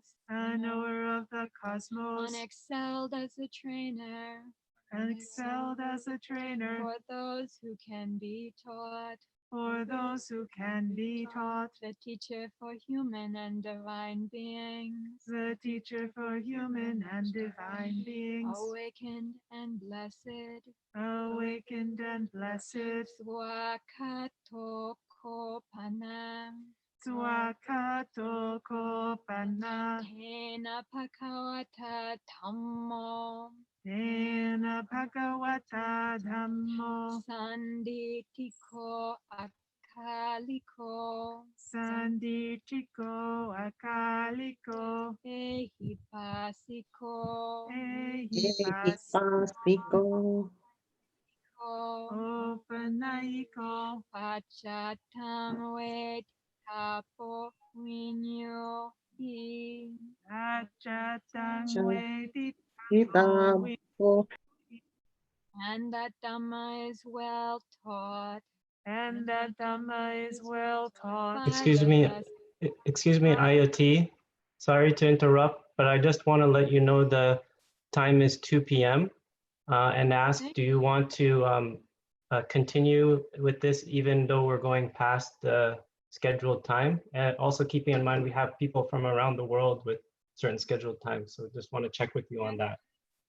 Thank you very much. We're nearly to the end. Great. Thank you for asking. Sure. And that Dhamma is well taught by the Blessed One. And that Dhamma is well taught by the Blessed One. here and now. Timeless, inviting all to come and see. Timeless, inviting all to come and see. Leading inward. Leading inward. To be realized by the wise for themselves. To be realized by the wise for themselves. Supatipanno kopanasa.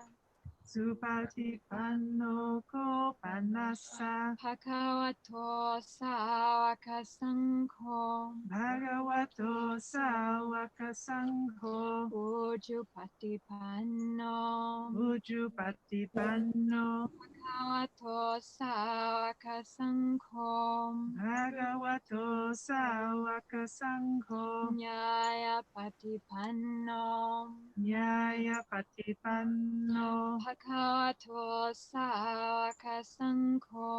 Bhagavato sāvaka saṅgho. Samichi patipanno.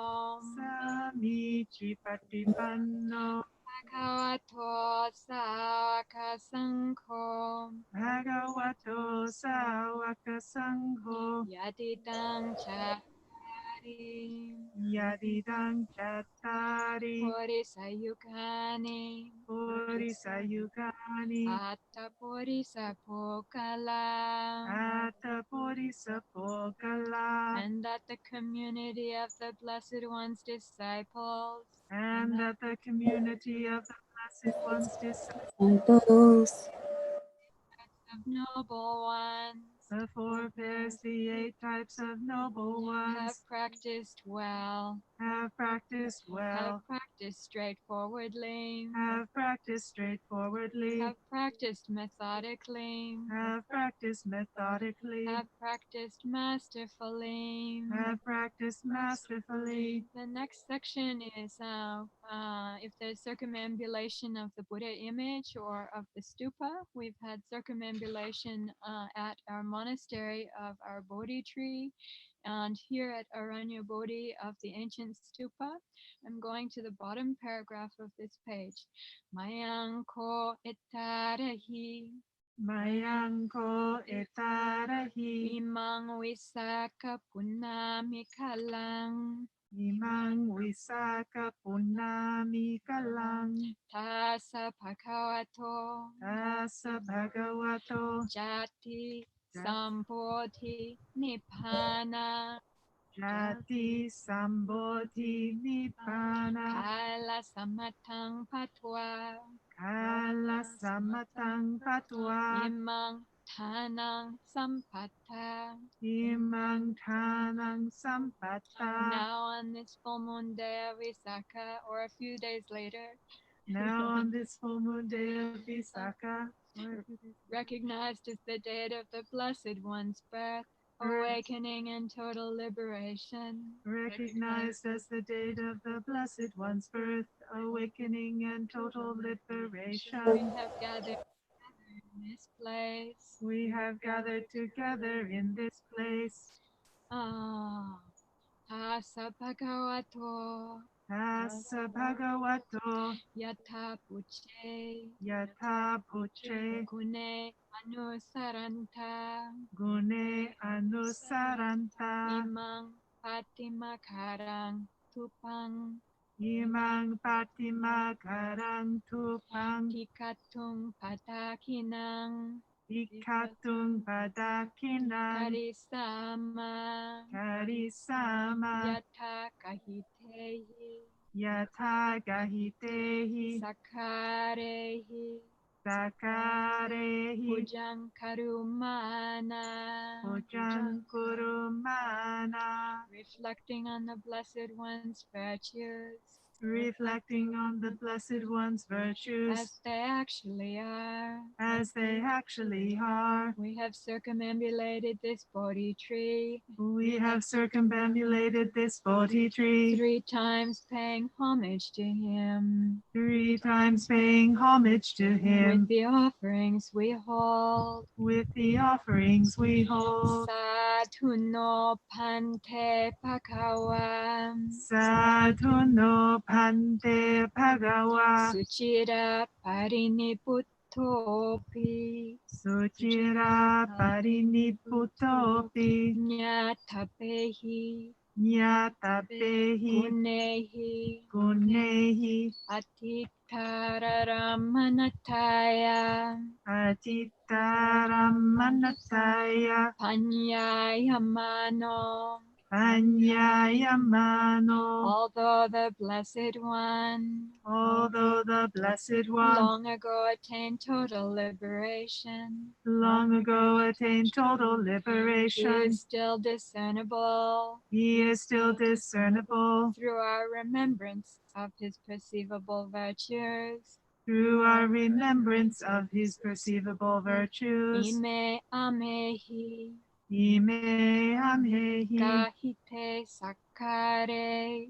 Gahite sakare. Patikan hatu. Patikan hatu. Amhakang. Amhakang. Dikaratang. Dikaratang. Hitaya. Hitaya. Sukhaya. Sukhaya. May he accept the offerings we hold. May he accept the offerings we For hold. the sake of our long-term welfare and happiness. For the sake of our long-term welfare and happiness. Sadhu. Sadhu. Sadhu. Anumodami. We would now like to invite our 2 p.m. program.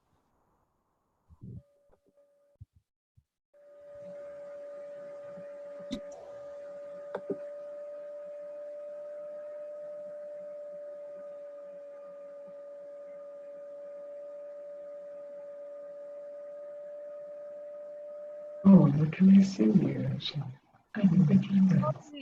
Welcome, Venerables. Welcome. Greetings, Thank you. Monastery in the foothills of Northern California. Thank you for joining us. Thank you. Thank you. We're happy to be here. Very nice. And thank you for beautiful puja. So today being Buddha Day,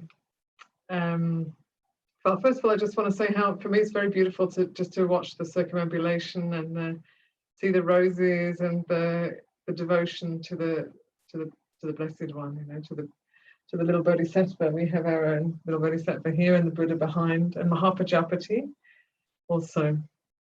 on our shrine. And I was just reflecting on, Vesak, for me, it's always been a very special day, even though I think in the Western world it's not honoured as fully as it might be, and definitely not as much in most places, not as much as it is in the Buddhist countries, where it's a huge and a very beautiful day of giving of oneself and of keeping sila and reflecting on the qualities of the Buddha.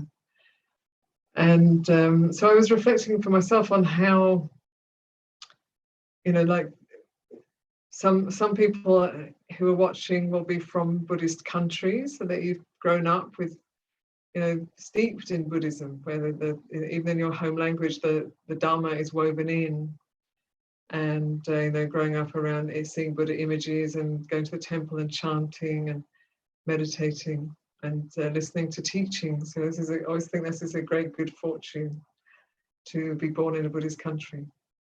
And then others have come to the Dhamma, to Buddhism later on, and out of those who came later, like myself, not born into it, some feel a deep devotion to the Buddha, and some don't particularly, which I always find quite interesting. So there are people out there who are not particularly moved by the Buddha as a living being who shared the teachings and who walked all those hundreds and hundreds of miles to take the teachings to people and laid out that beautiful, subtle and clear guidance and map for us to walk the path. And there are those who just want to go straight to the teaching. They don't want to get into anything else. And that's, as long as one applies the teaching, that's okay too. And for myself, there's always been a sense of devotion to the Buddha, great gratitude and devotion to the Buddha from the first time I heard the Buddha's teaching, when I was 14, Four Noble Truths. It's like completely life-changing for me. And really from that moment on, I've always felt a great love and devotion to the Buddha and enormous gratitude. And I've lived as a Buddhist nun for a long time, and whatever one does in one's life, it can easily just become like, oh yeah, just normal, and one can forget the preciousness of that, of this opportunity really of life to align with the Dhamma and to see the Dhamma in everything, actually, in any, it's always present in the flowers on the shrine, in the change of the environment from morning till night, in the moods that can go through a mind, in birth, aging and death, and all of that, is that the Dhamma is always teaching us if we care to look. And so it's just going to be short, but I wanted to read you a little poem from this book. It's called The First Free Women, and it's a contemporary poetic translation of the Therigatha, the teachings of the awakened nuns. And this is the poem of Sujata, born at the right time. The day began just like any other. We dressed, ate breakfast, and went to the park. As we were passing the Ananja woods, I remember someone saying, "Let's go see the monastery." We pushed open the door, and there he was. How did I know? It was the eyes. I sat down, and the Buddha taught me the Dhamma. You there, be ready. Does today feel just like any other day? So often today does feel like just any other day. We wake up and then have a little story of who we are, what's going to happen. But today is the day for awakening. Today is the day that we're invited to see the truth of the way things are. Every day, but we don't remember.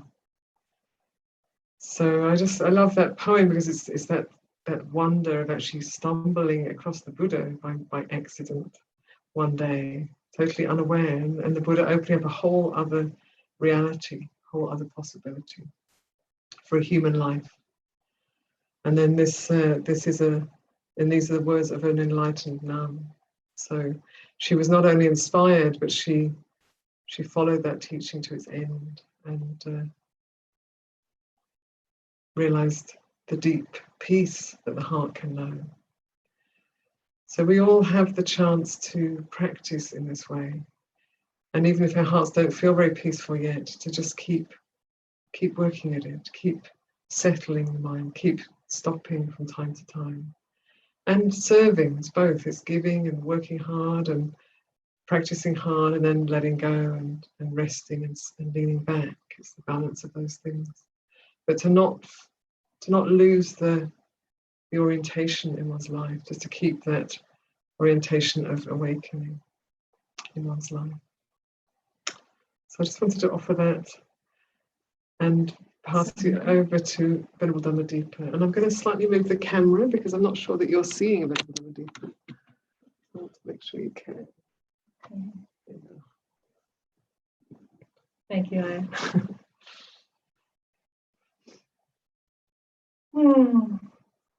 Yeah, so I have also been thinking in terms of Buddha Nusati, in terms of recollection of the Buddha and what that might mean to us today in these times.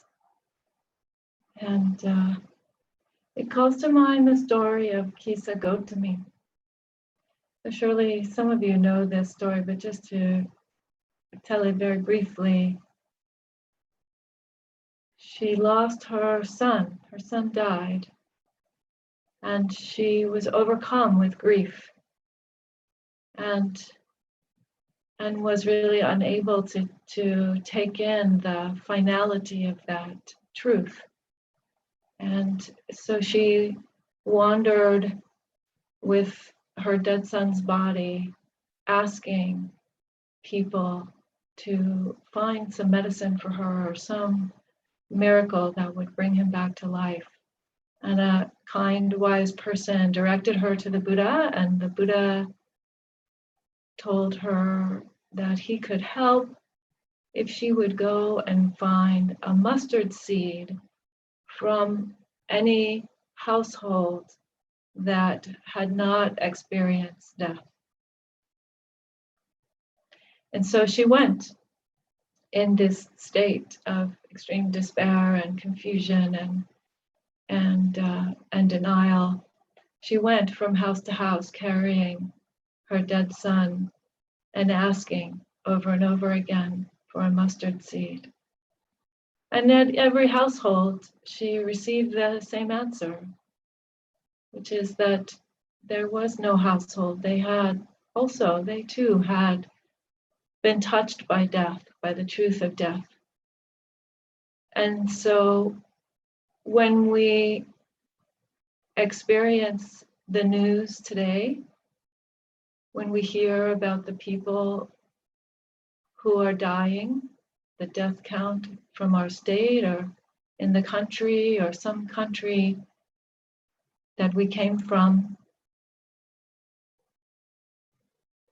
we can be reminded of this teaching. We can be reminded of the fact that, as the Buddha said, the nature of a human life is to encounter death. And if we are willing to face that teaching with wisdom and kindness, then it will open up a whole new possibility. It will open up the possibility of transcending that. But first we need to remember how to be with that teaching. We need to remember not to fall into despair or into denial, but to do as the Buddha did when he went forth. You could say that was one of the main things that motivated him. was his own encounter with his own mortality, and his deep, deep understanding, even then, as the Bodhisattva, that this was not just his problem, but this is the world's problem. This is equally our problem. And he later on would show Kisa Gotami, that she could encounter in her own experience that truth and allow it to turn her toward a life that led to liberation. Complete unbinding. So we too can turn toward that truth in a way that's full, in a way that brings more clarity, in a way that helps us to understand both the universal nature of our human experience and our specific, our personal karmic circumstance, teaching us, demonstrating for us these very truths, these very same truths. So I hope that we can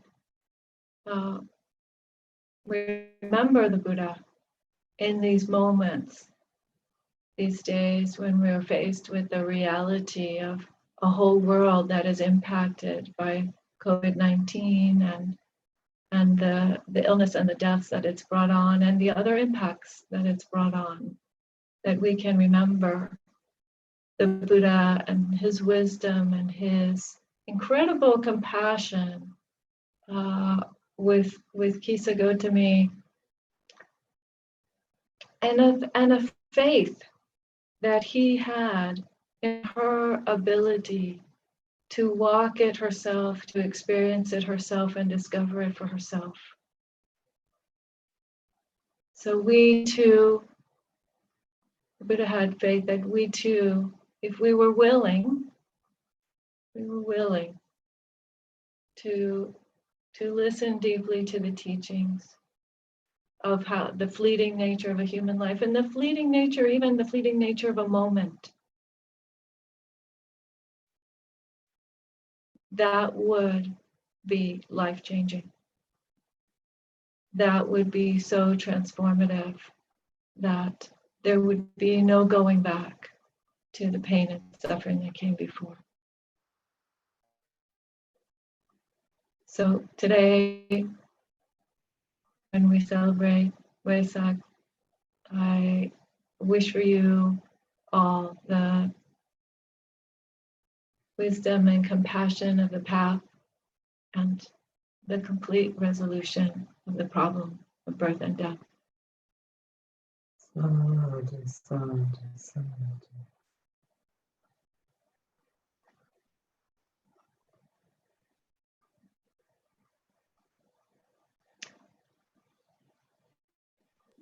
So it appears that we have a few more minutes. Should we just sit in meditation for a bit? Would you? Ask if, would you entertain one question? If somebody, not myself, but if, I think there may be enough time for one question from somebody.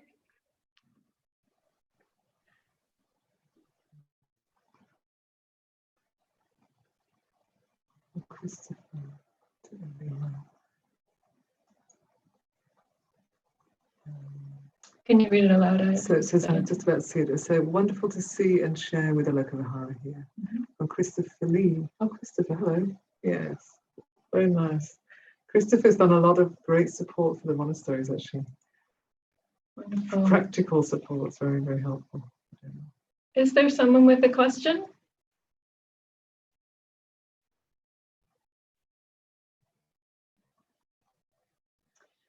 Can we just sit? We would like to just sit for a few minutes. Yes, let's just sit. We're speaking about devotion to the Buddha, gratitude for the Buddha, and then and his, I love deeper speaking about his faith in our own potential to awaken, even a woman who seemed crazy when she arrived in front of him. His faith in our ability to awaken and given the right conditions, guided in the right way. So Just like to invite us to sit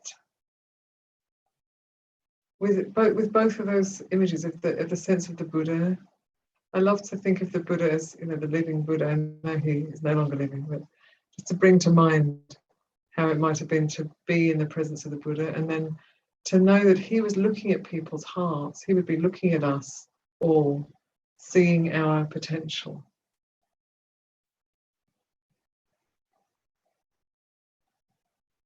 So let's just sit with that a moment.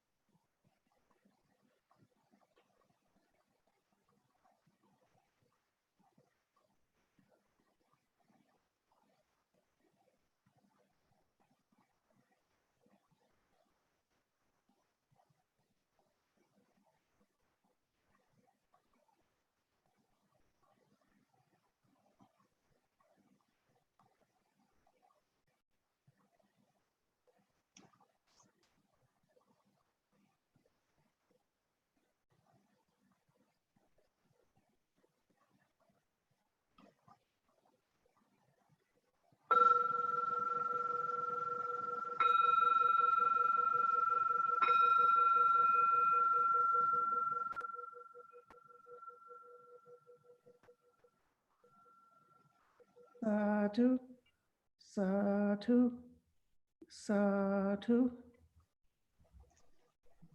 Thank you for the opportunity to join in. Very wonderful occasion.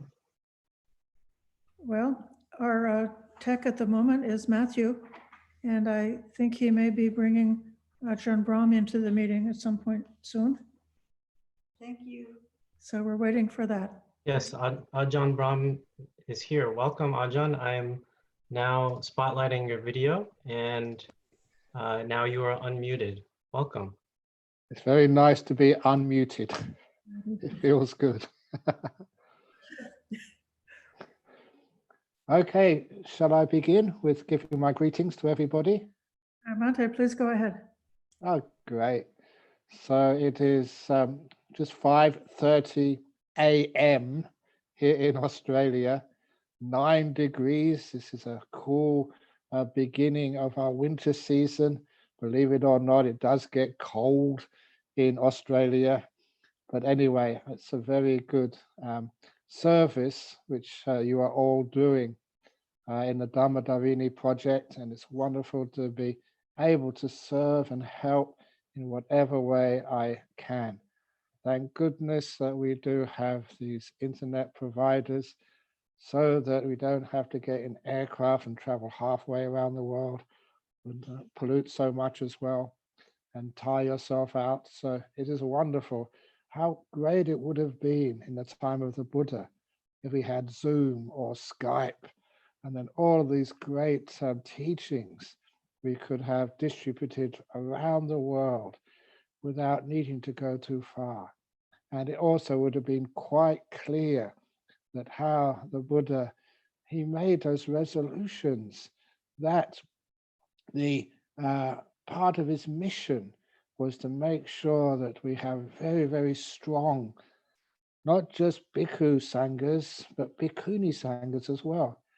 To me, it's what they call like a no-brainer. It's obvious that we do need to get everybody, give everyone the chance, however we can, to be able to practice the Dhamma in its fullness, 100%. And of course, one of the reasons I accepted this invitation at such a very early hour, I should be in my cave meditating, but nevertheless, I do recall with gratitude when Ayatata Loka came all the way to Perth to perform the ordination of 4 nuns as bhikkhunis. And I still have gratitude for that her sacrifice in coming such a long way. And that was just over 10 years ago now. But the Bhikkhuni Sangha in Australia is strong and it's growing. And we just finished building some more kutis in the forest for them, or rather they did the building. And it's wonderful to see just how they are so well respected by all parts of the Buddhist community here in Australia. And those parts of the Buddhist community, it's not just the Australians who go in great numbers. It is, well, if you want to make any distinction, there is also the Sri Lankans, there's the Malaysians, the Singaporeans, the Thais, the people from Laos, Cambodia, Burma, India, even yesterday from Mongolia. We have people from all over the world. They respect the fact that Buddhism doesn't just teach, but it practices, that how we talk is how we live. And when we say we wish to give loving kindness, compassion, opportunity for all beings, we want to practice that to make sure that people see that it's not a hierarchy. The Buddha laid down the Sangha rules as a democracy, where every monastic who lives in one area has a vote. And even though that, it's my 46th year as a bhikkhu now, but even so, I only get 1 vote in a community session. And even a person I ordained this morning also gets just 1 vote. So I have that equality there. And that equality, that fairness is so important, not just in monastic life, but also in our world. It's actually to teach that by a person's actions, by their wisdom, by their kindness, by their goodness, by their merits, then they should be listened to and they become great examples, leaders of our world. It's easy to give talks, especially like me, because I talk so much. I think I mentioned, I think last time I was in California, that I've going to start a society, another society for people who talk too much, like me.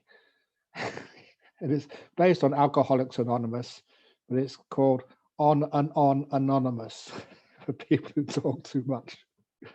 But anyway, it's not just talking, it's a practice as well.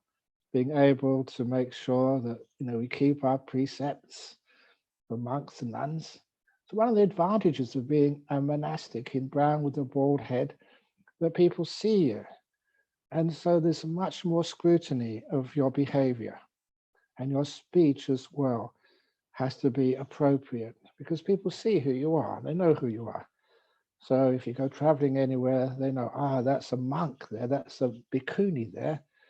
And so it's not so much feeling everyone is looking at you. It's a fact it reminds you that you're wearing the robe of the Buddha. These are the hairstyle of Buddha. That these are just your uniform, for want of a better word. And it just shows actually who you are, which means even that sometimes the people who've never seen you before, they come up and ask, can you please give me some service? I'm having a problem with this, or my meditation is not so good. And so it's a symbol that you can really help much more in this world. And also that you do have the opportunity by keeping the precepts of not having your own money and living very simply. I just come out of my cave, which is just next door, a very simple room. I never allow computers in there because for me, that's the holy place. And it's wonderful to be able to teach, to give and serve. And when I'm serving others, it's like I'm not thinking about myself. You abandon the personality, which is seeing those bhikkhunis over in the Dhammadharini project, and they abandoned so much. And it's wonderful to see just how they've sacrificed so much over these years and build up their community, their bhikkhuni Sangha.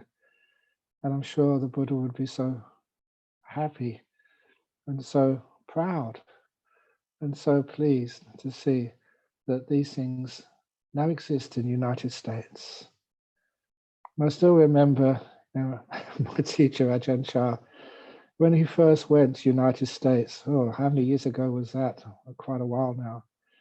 And when I think it was at the Insight Meditation Society in Barre, Massachusetts, they asked him the question, what do you think of Buddhism in the United States? And his famous answer was, Buddhism hasn't arrived in the United States yet. I think that was in front of Jack Cornfield and Joseph Goldstein and others. But now, if even Ajahn Brahm came to the United States now, he would see there is thriving monks and nuns, bhikkhunis. And I think he'd say, well, yeah, I think Buddhism may have arrived in the United States now. The full traditional, meaningful, laid out by the Buddha, taught by the Buddha, advised by the Buddha, all those teachings, all those practices can now be found in the United States and through other countries of the world. That's a magnificent achievement.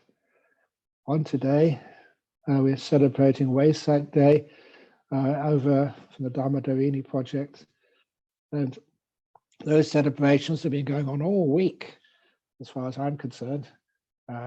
Over here in Perth, we did our main one last week, and we've done ones for Singapore and for Melbourne and so many Vesaks, but I don't mind because it's a wonderful thing to celebrate. It's a wonderful thing to remember the Buddha's words and how he advised us to practice and to build up our Buddhist tradition. This was remembering the day the Buddha was born and enlightened, and finally passed away. And the time between his enlightenment and passing away, just so many years, 45 years. I've been a monk now for 45 years. Perhaps it's time for me to go. I don't think that my disciples will let me go that easily. But anyway, I'm in very good health and very fit and very happy and still serving a lot. But nevertheless, the Buddha in those 45 years taught, encouraged, and inspired people to live according to the Dhamma. And to live according to the Dhamma is, if you are a woman and you have a lot of faith, and it's possible for you to become a bhikkhuni.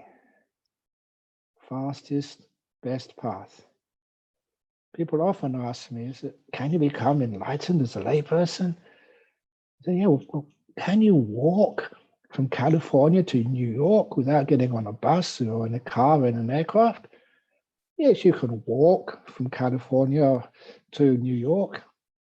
But there are buses, there are trains, there are vehicles, which makes it far easier. They're there.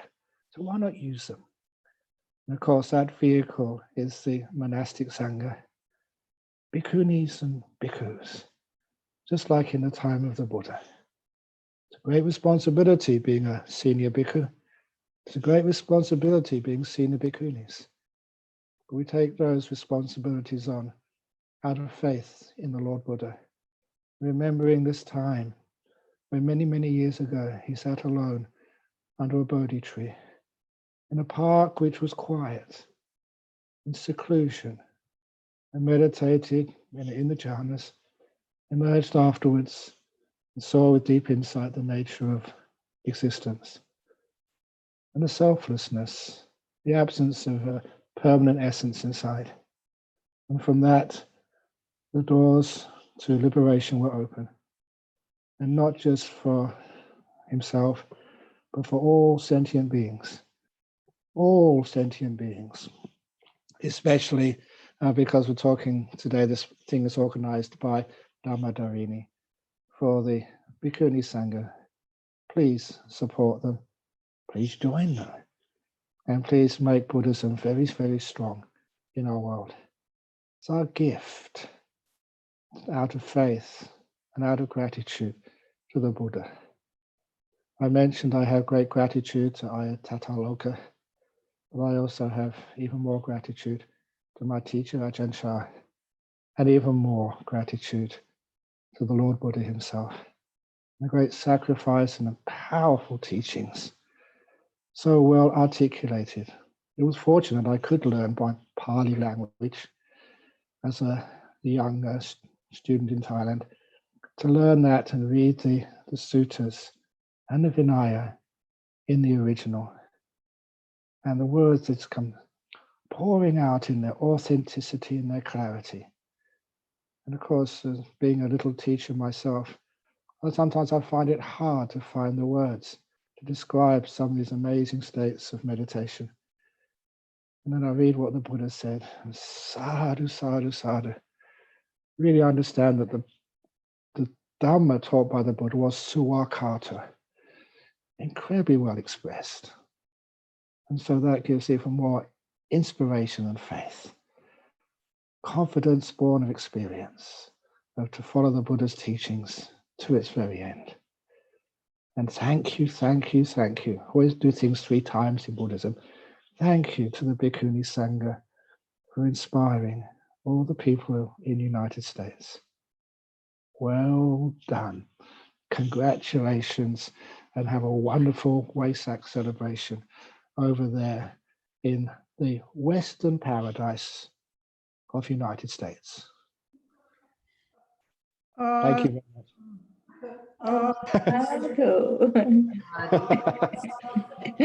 Sadhu. Very good.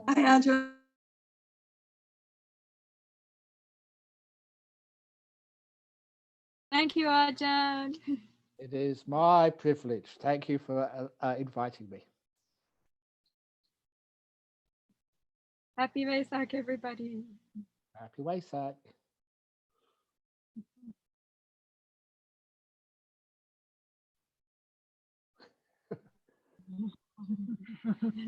Okay, I'm unmuted. Yeah. Okay. Hi. Took you out of the spotlight, Monte. Yes, at last. Am I supposed to go now? Oh, well, you can stay for the Sangha Dana if you like, which is our next only a 15-minute segment, which I believe is going to be assisted by our president, Susie Clicks. Ah, yes. That's probably best if I just let you take the center stage now, because so it's very good. You look very healthy. So well done. Sadhu, sadhu, sadhu. Bye-bye. Thank you.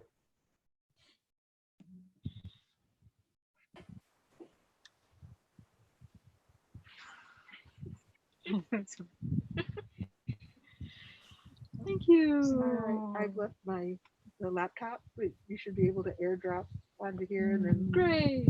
Okay. and then I'll come back, around somewhere before 7 and pick it up again. Okay. Okay. Thank you. Oh, I'm glad I could. Friends, I'm going to be bringing Susie in a few moments, and I want to explain the procedure that we're going to try to get something like the wonderful feeling of community and the joy and generosity that comes when you have a great Sangha Dana at your local temple. Susie is going to be reciting this offering of the Sangha gifts, which I shared on the screen there. And then after that, we're going to try to go into the kind of view where the grid view, where everybody is visible in their little blocks on the screen. And if you have thought in your heart about something that you would like to offer and what you would like to give, you may consider either just putting your hands up or just holding something up in front of the screen that is symbolizing to you your wish of giving. And then we'll all enjoy and appreciate all of that giving, which is coming from so many different individuals. And then this is not a very long session.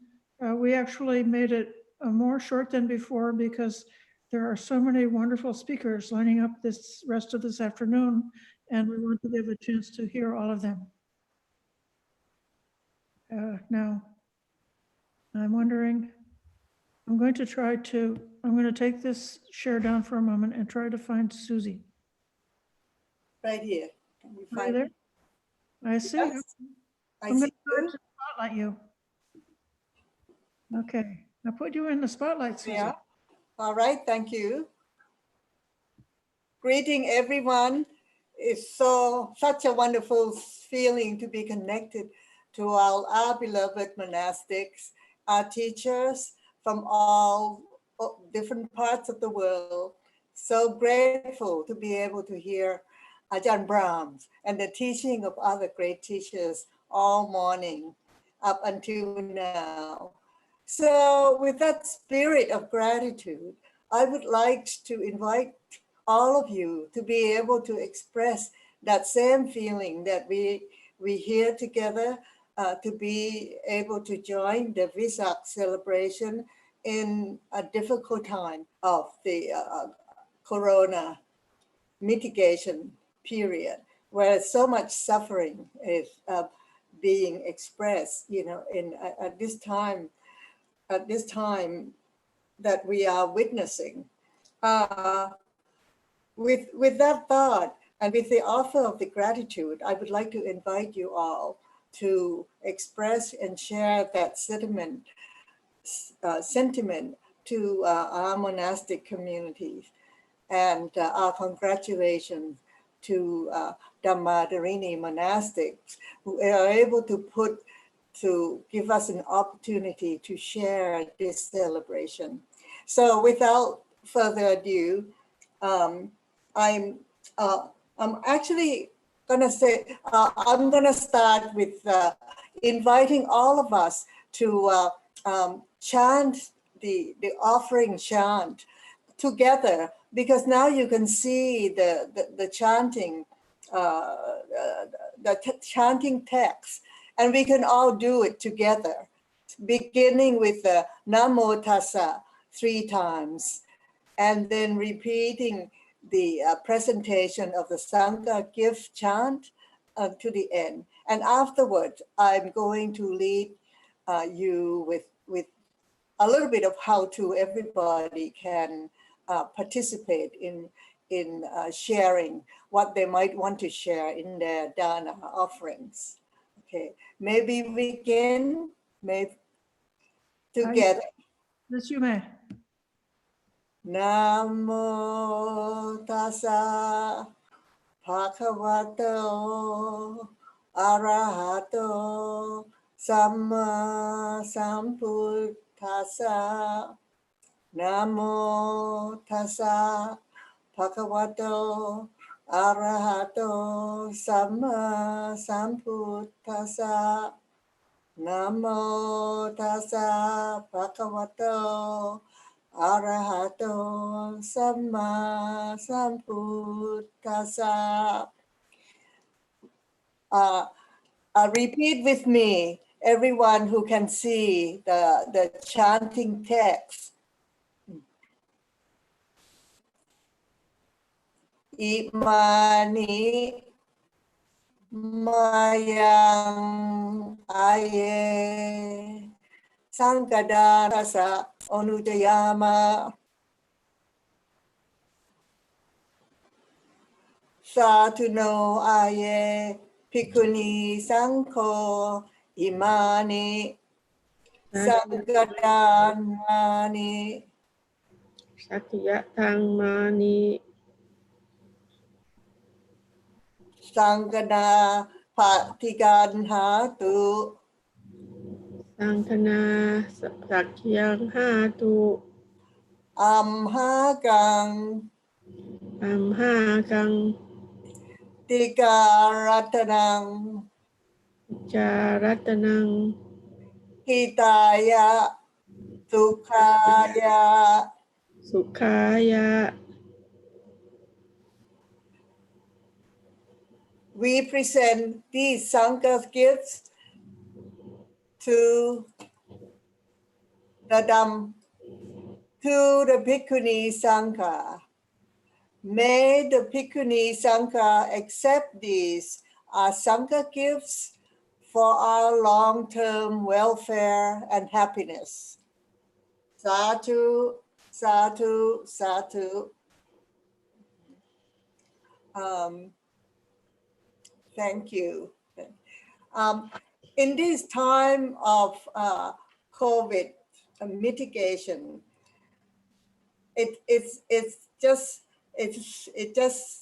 sad that we won't be able to come together in person and share the joy of offerings to our Bhikkhuni community in person. But there are many ways that we can do, and some people have done that already by providing online support, dropping off their Sankadana at the door of the monastery, or mail some danas to the monastery already. But today we can do a little bit of sharing that on our dana as we usually do. So I invite you to show, and express some of your gratitude and your dana that you wish to share with the community. For example, and talking about maybe the best way to do the dana is probably online. And I would like to inform you that we now have a new revised website, that Dhammadharini website, that you can participate in the online donation through clicking the button See the menu button here on top? On the top right-hand corner. And from that, it will take you to the support button.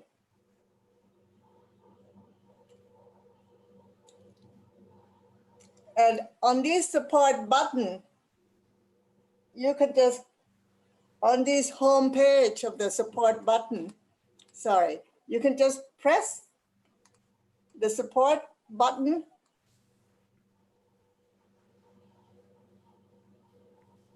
Oops.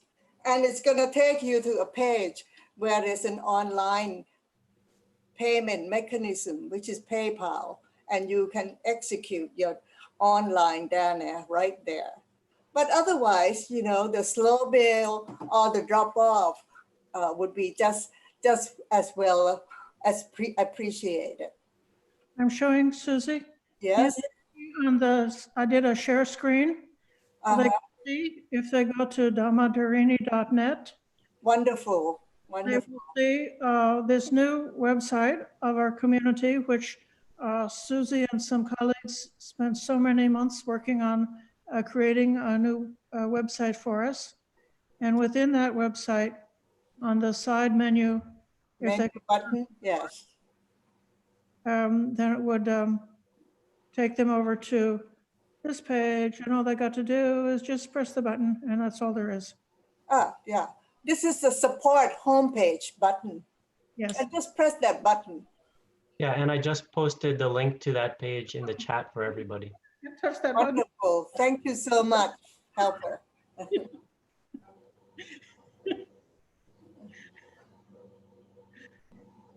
And that's a choice, how you want to do that too. So there's many ways that you can have options of how you wish to do. Now I invite you back to the community page so that I can invite any of you who wish to share some of your information about the Sankadana with the monastic. Okay. I'm going to start anyway. So I'm Susie, would like to offer the Sankadana on the general category on the occasion of Vesak to Dhammadharini.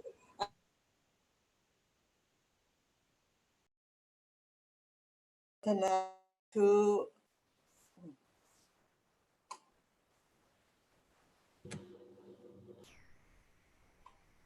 I unmuted Shirley.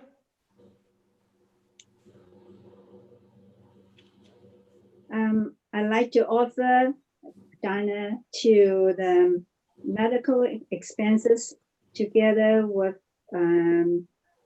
expense for the mortgage and also the teacher's kuti.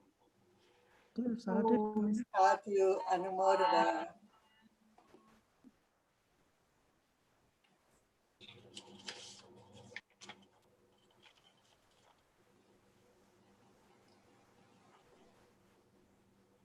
We're not skillful enough to see everybody who wants to speak. Clarification in the chat box. If you'd like to share via the chat box, that's also okay. Yes, that's.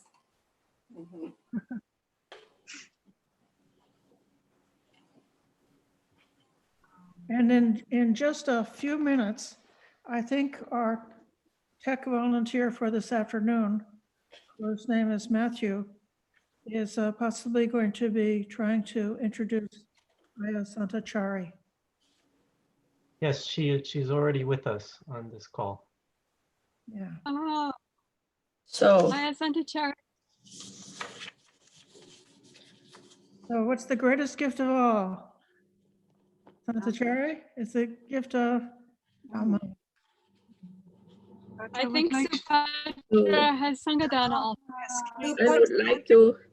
I would like to offer Sankadana to Dhammadharini's monastery for the general category for anything that is needed.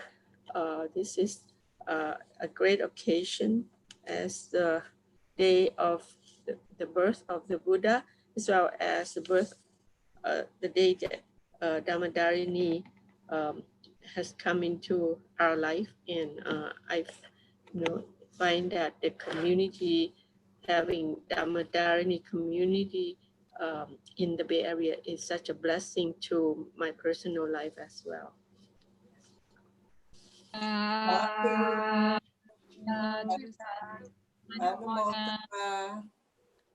There are many other people who have offered, we know, and so we want to think about sharing blessings with everyone who has offered.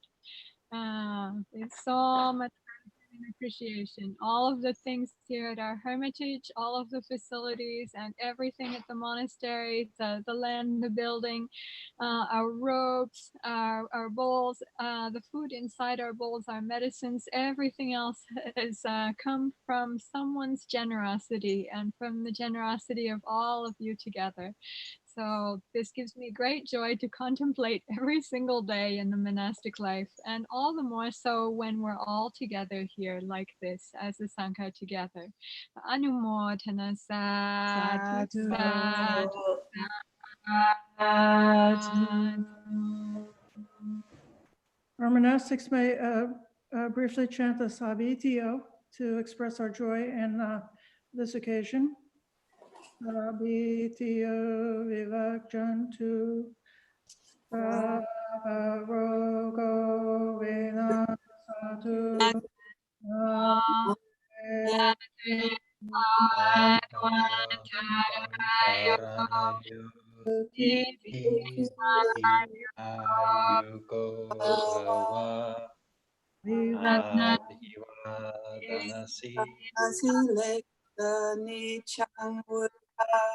Apacayino Tataro Dhamma Vadhanti Ayuvarno Sukham Balam.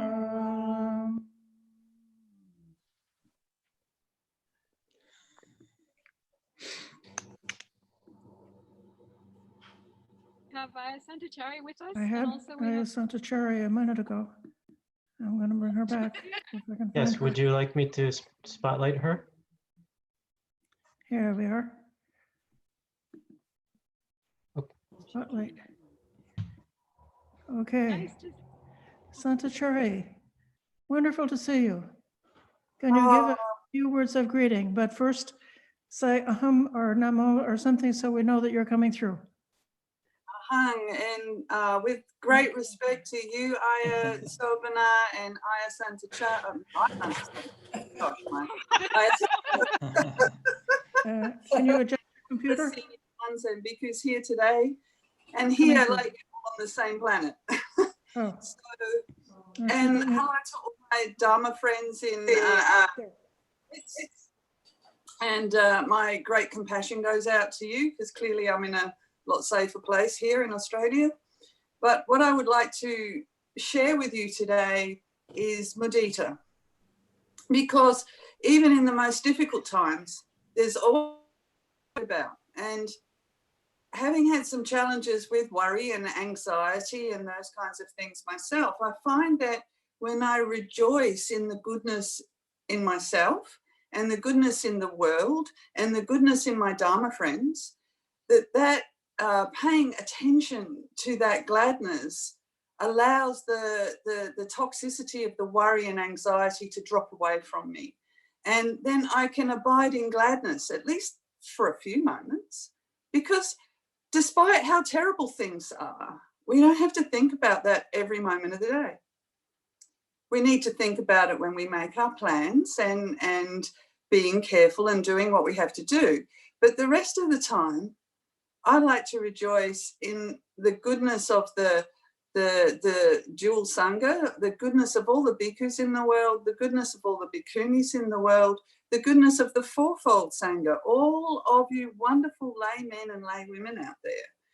All of us together, the fourfold Sangha, we are developing that virtue and goodness. And that virtue and goodness that together that we develop and that we help each other develop is our rock to stand on. That virtue, that goodness, that generosity, that capacity to actually hold, develop and generate joy and gladness even in the darkest of times. This is the rock that gets us through. This is how we save ourselves. This is how we are our own savior, or at least one of the ways. So I rejoice. I rejoice in your goodness. I rejoice in you including me. Thanks, guys. And you feel really nice. Thank you so much. And I just want to rejoice and share that rejoicing with you and encourage you, invite you to rejoice with me that there are people of virtue in the world. That's us. We're the ones with virtue. We're not the only ones either. There's lots of people with virtue around, and I rejoice in that. That's what keeps us safe. That relying on the Buddha's Dharma by developing our virtue, our goodness, our generosity, and our joy, our happiness. And when we spread that joy and happiness around, we make our own lives better and we make the lives of everybody around us better. So that's my sharing tonight. I think it's afternoon there. It's early in the morning here, and winter. So please enjoy your summertime, and sadhu, sadhu, sadhu. Thank you. Back to the nuns of America.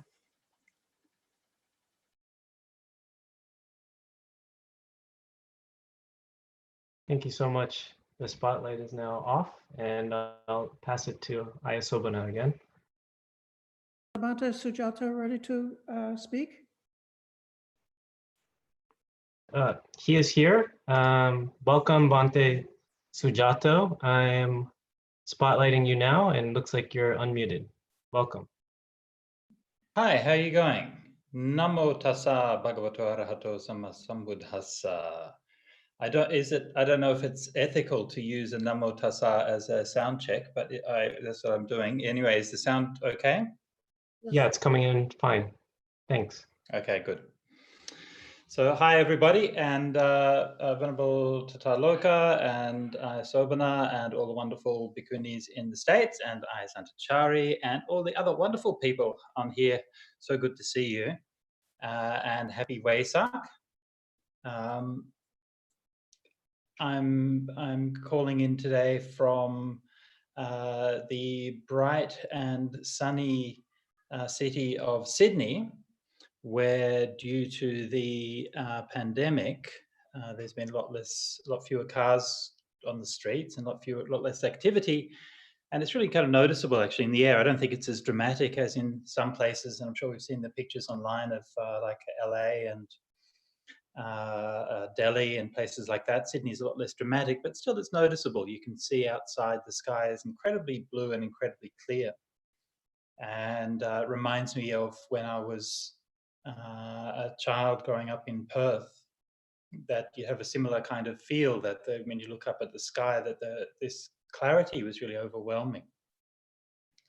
And I was also really struck by this last year. I was on a retreat. I taught a retreat in Central Australia, and at that retreat, if any of you have ever been to Central Australia, you have to imagine that it's just like, it's so far away from everything. It's just like, I mean, there isn't a city for 1,000 miles in any direction. And the air is so incredibly bright and clear and pure. One of the first nights that we went there, it was the full moon, and we climbed up a hill and we were watching the full moon, and it was just stunning. It was just to see the brightness and the clarity of the sky and of nature is just something which is quite stunning, which we forget sometimes.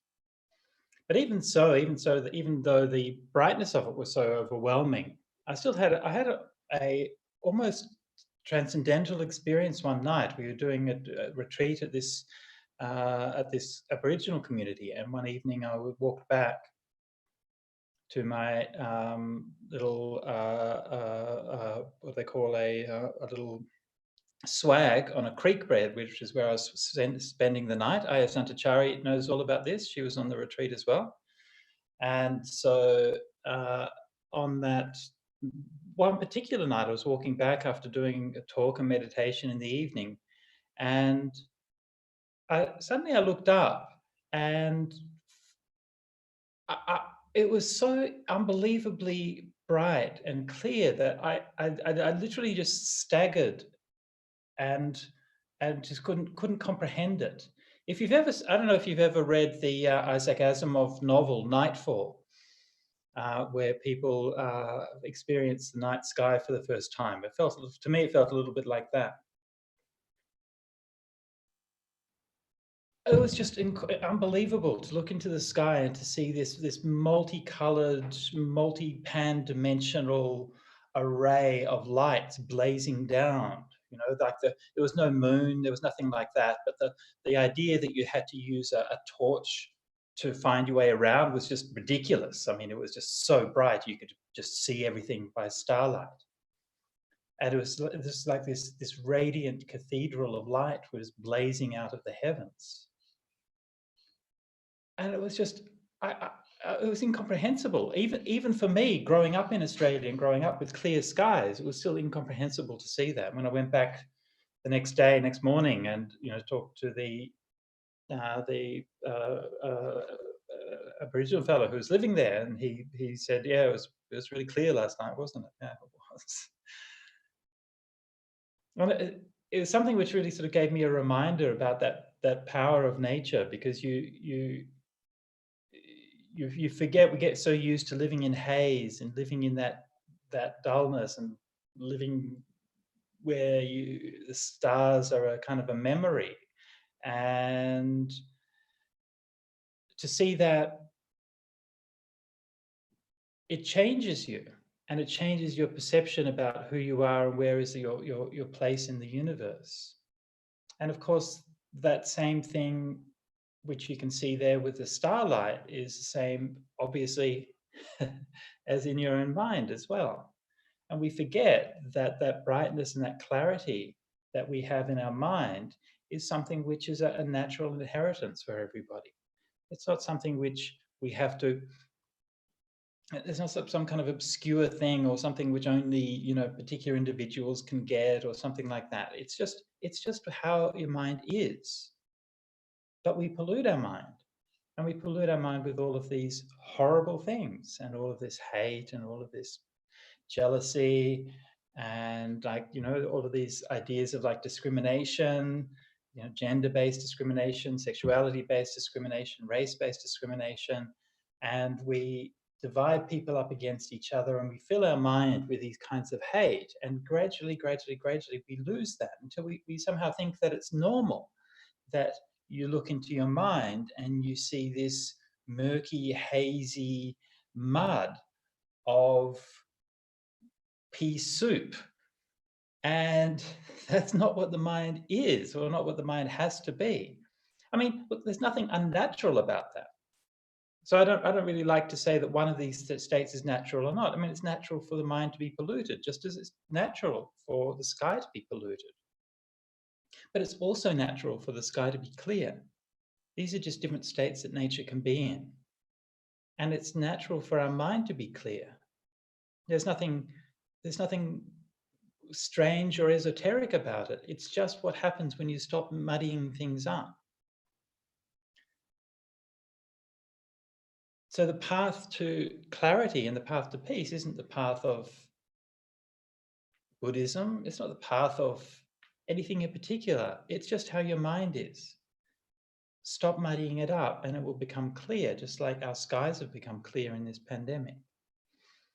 So one of the things which I've struggled with and worked with for years is these kinds of discrimination and inequality that we find even within Buddhism. And as we all know, that the bhikkhunis in all the different places have had a real kind of struggle to just to exist and to be and to practice the Dhamma. And sometimes what we forget is that what we are doing in treating human beings as human beings and in treating nature as nature, this is the easy thing. This is the ordinary thing. It's the normal thing. Creating discrimination is what takes energy. And creating discrimination creating inequality, setting up boundaries between people, dividing people, that's what takes energy. That's what obscures the clarity and the love that is a natural state for human beings to have. So in one sense, we have to think about like the work that we do to overcome these things and to reform and to move in a positive direction. But at the same time, never forget that actually we don't have to do any of those things, just as we don't have to do anything to make the sky clear. It's natural for the sky to be clear. We just have to stop polluting it. It's natural for our minds to become clear. We just have to stop polluting them. And it's natural for Buddhism or for a spiritual path to have flourishing communities of bhikkhus and bhikkhunis, to accept joyfully people from different backgrounds, different castes, different races, different ages, different genders, different sexualities, whoever. All of those things are natural. If only we could stop putting all of that time and effort, that wasted energy, into putting up barriers between people, dividing people, and playing out our own desire to harm and our own desire to hurt in the wider sphere. And I know that sometimes, you know, for myself, I have to say, sometimes it feels strange and frustrating to have to keep on trying to say and do things that really should be very basic and very ordinary. We shouldn't have to argue with people that treating women as equals is a good thing, right? This is not a kind of it's not a difficult concept to grasp, or shouldn't be a difficult concept to grasp, yet here we are.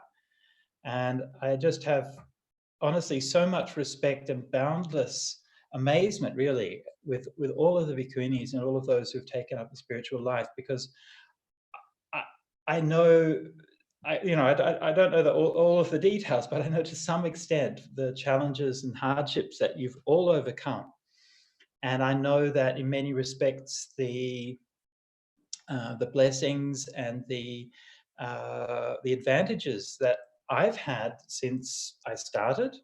It's the very first day I walked into Wat Nanachat, and they gave me a place to stay, and they looked after me, and they put me on a track to ordination that was just normal and ordinary. And all of those advantages that I've had, and every single step of the way, I know that bhikkhunis have had to struggle with these things and struggle to try to do what really should just be normal. So I have incredible respect for them and amazement that all the bhikkhunis have stuck with it, and that they've retained their faith and they've retained their joy, and that we, the Buddhist community, are so blessed to have them, their presence and their wisdom. If I may extend the metaphor just a little bit, we have more and more brilliant stars in the sky now, more multicolored stars in the sky. And if we are to provide a Dhamma that is of meaning and benefit to people, not just people today, but people tomorrow, and not just people in some imagined past, but people in the real life, then the bhikkhunis will be a part of that, and they will be a part which will lift us up, and which will be an inspiration for people everywhere.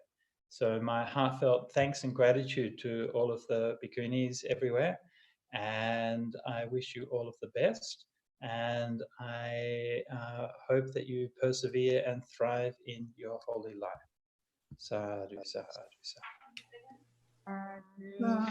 Sadhu, sadhu, sadhu.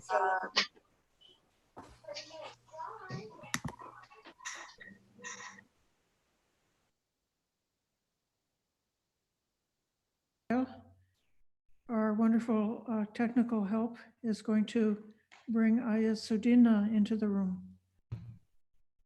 I see that Ayasudina is here. Yes, Ayasudina is now unmuted, and I've just asked you to start your video. Is that possible on your end?